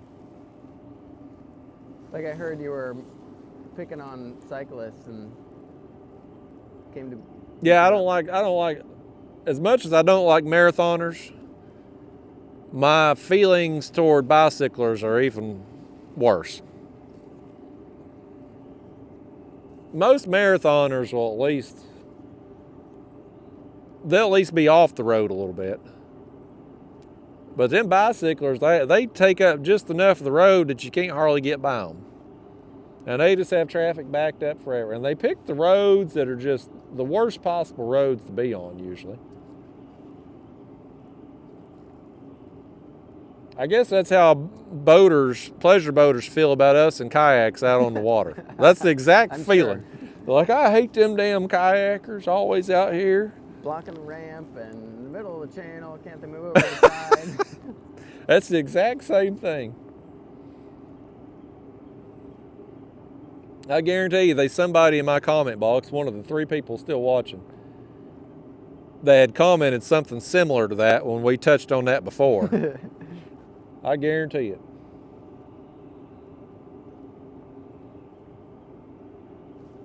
I'm really concerned that we've been fishing 4 hours for real. The camera's been going 36 minutes since the last battery change. The first one I think was about an hour and a half. I don't know how long this video's been going, but I know we're struggling out here today, folks. 2 fish. We got this whole creek covered between me and Daniel. I don't know. Obviously, them 2 fish, I mean, they were here for a reason. So I think my theory is right, that fish are probably working in and out of here periodically. It would make sense, I mean, just logically, right? I mean, the current is 1/3 of the speed here as it is out in the main channel. Water's warmer out here. Wrong time? I don't know. I mean, we've tried shad, which both of those fish eat. Tried bluegill for a little while, got yellow bass on now. Daniel's had the skipjack, frozen skipjack on. I don't know, folks. I don't know. Just one of them days, I guess. But y'all, again, let me know. At least those of you anyway that like these unedited videos. The people that's going to complain just to complain, whatever. But those of you that actually like the unedited videos, and there's a surprising number of you, I'd be interested to know your opinions. With somebody, or just doing it by myself. Days like today where, this is real world fishing. I have a lot of days like this through the year where you grind and maybe you get a bite, maybe you get two.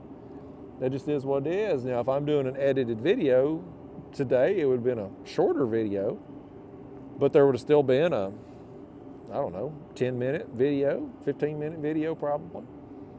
But the unedited version, this is the part that you don't see. Everybody sees these videos on YouTube that are highlight videos, and everybody thinks that it's just one fish after another all the time. In reality, you have downtime like this. And for an unedited video, this is exactly what I've been fearful of, is downtime like this, where we've literally had probably close to 3, maybe longer than 3 hours. Now, I don't know how long we've been filming. I've just nothing. So, I don't know. I don't know. But y'all let me know. You all, I have no doubt, will let me know what you like and what you don't. You know what Daniel don't like? He don't like this day he's having. He don't like the hassle he went through to get his kayak down here.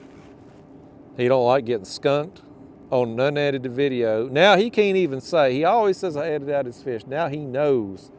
The whole world knows I'm the superior fisherman to you, Daniel. You got your window bashed out. As shown by all of the fish that you've caught for the last 3 hours of this 4-hour video. Yeah. I'm glad you got back in time to see me catch the fish that I caught. Because that's the only fish you're seeing today. No, correction. I got back to see 2 fish. I did not see you catch them. Well, maybe I brought those with me from back home. You'll never know. You had those in your cooler. Yep. Either way, Daniel. It took you the whole last week to catch those 2 fish.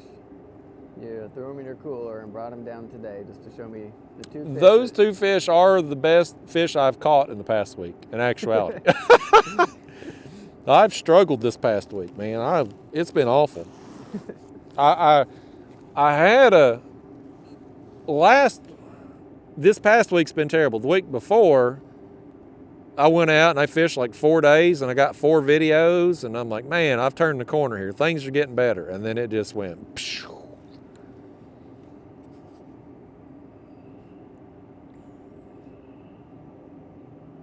It's just inconsistent. The bite I get today, I won't get tomorrow. And it'd be like this here, we stunk it up out here today. Somebody will come out here tomorrow and tear them up. We'll see pictures on social media tomorrow where somebody's caught 83 fish and a 100-pounder in here. Yep.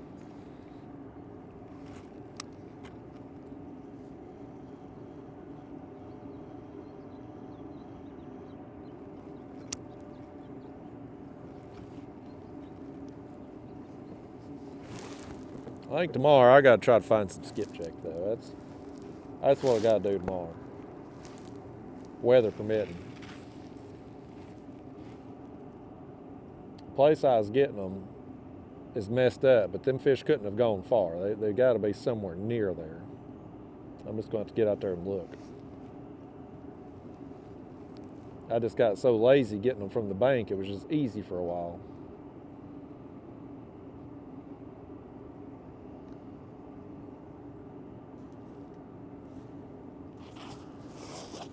I'll tell you what I'm going to do, folks. We're going to give it like 5 more, for video purposes anyway, 5 more minutes. Because I don't want this to be too long a video. I'd like to keep it around 4 hours. And I think with it being noon, we may already be over 4 hours. We're 42 minutes now on this since the last battery change, so I don't know how long this is. Maybe we should just go ahead and wrap it up now. Do you want to wrap this crap up now, Daniel? Do you have any optimism at all that we're going to catch another fish in the next 5-10 minutes? It would be low. My optimism would be low. I would think that if we turn the camera off, odds will go up that we'll catch a fish. And if it does, we'll pop the camera back on to show the fish. Maybe. If I got any battery. I don't think that was a fish, Daniel. That wasn't a bump. I just want anything to be a bump. Maybe it was my arm moving in the kayak. No, my arm didn't. Yeah, just the tease. Yeah, I tried doing an unedited video earlier this week, and I talked for like an hour and something. I hadn't got a bite. And I was like, well, if I can't get a bite in the first hour, I have no chance of maintaining an audience. As soon as I turned the camera off, rod went down. I'm like, you gotta be kidding me. All right, well, yeah, I guess we'll just go ahead and wrap this crap up. Y'all let me know. On the Water podcast here, I guess we call it today, since Daniel can't catch a fish. You've let me down, Daniel, I want you to know. In a terrible way.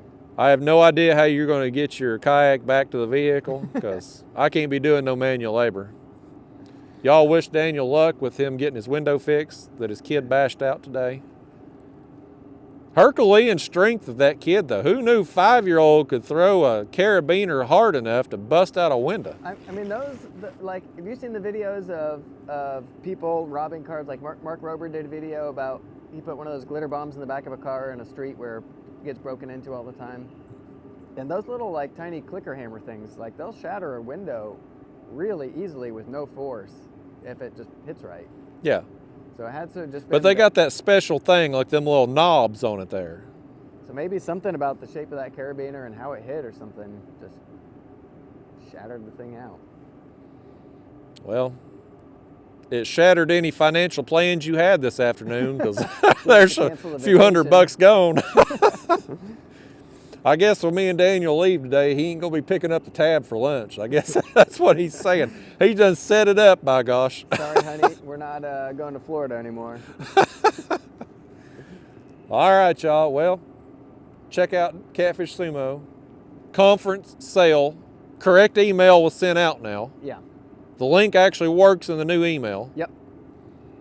Best sale prices of the year, aside from Black Friday. Yeah, pretty much. Get you Kayak Catfish Signature Edition Golly Whopper rod. And get you some of them Catfish Sumo sinkers with the inserts like we used them today. It's the best price of the Signature Series rod that will happen all year. Good. Good. People need to go load up on them. I'm biased, obviously, but it really is. For what I do and how I fish, it couldn't have turned out better. I mean, I love the rods. I love the short handles. I love being able to extend them when I go bank fishing.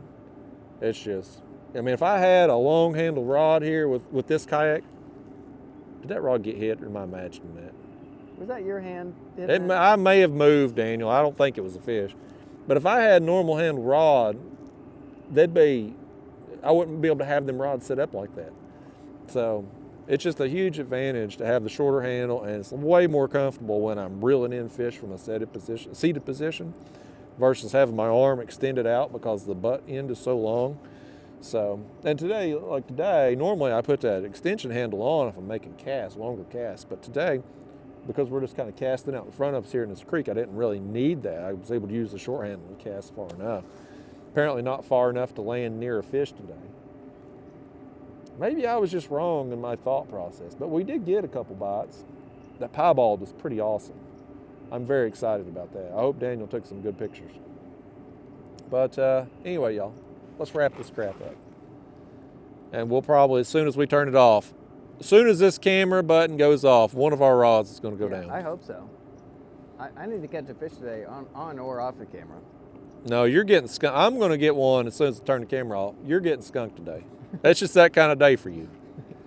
Sometimes you win in life, sometimes you lose.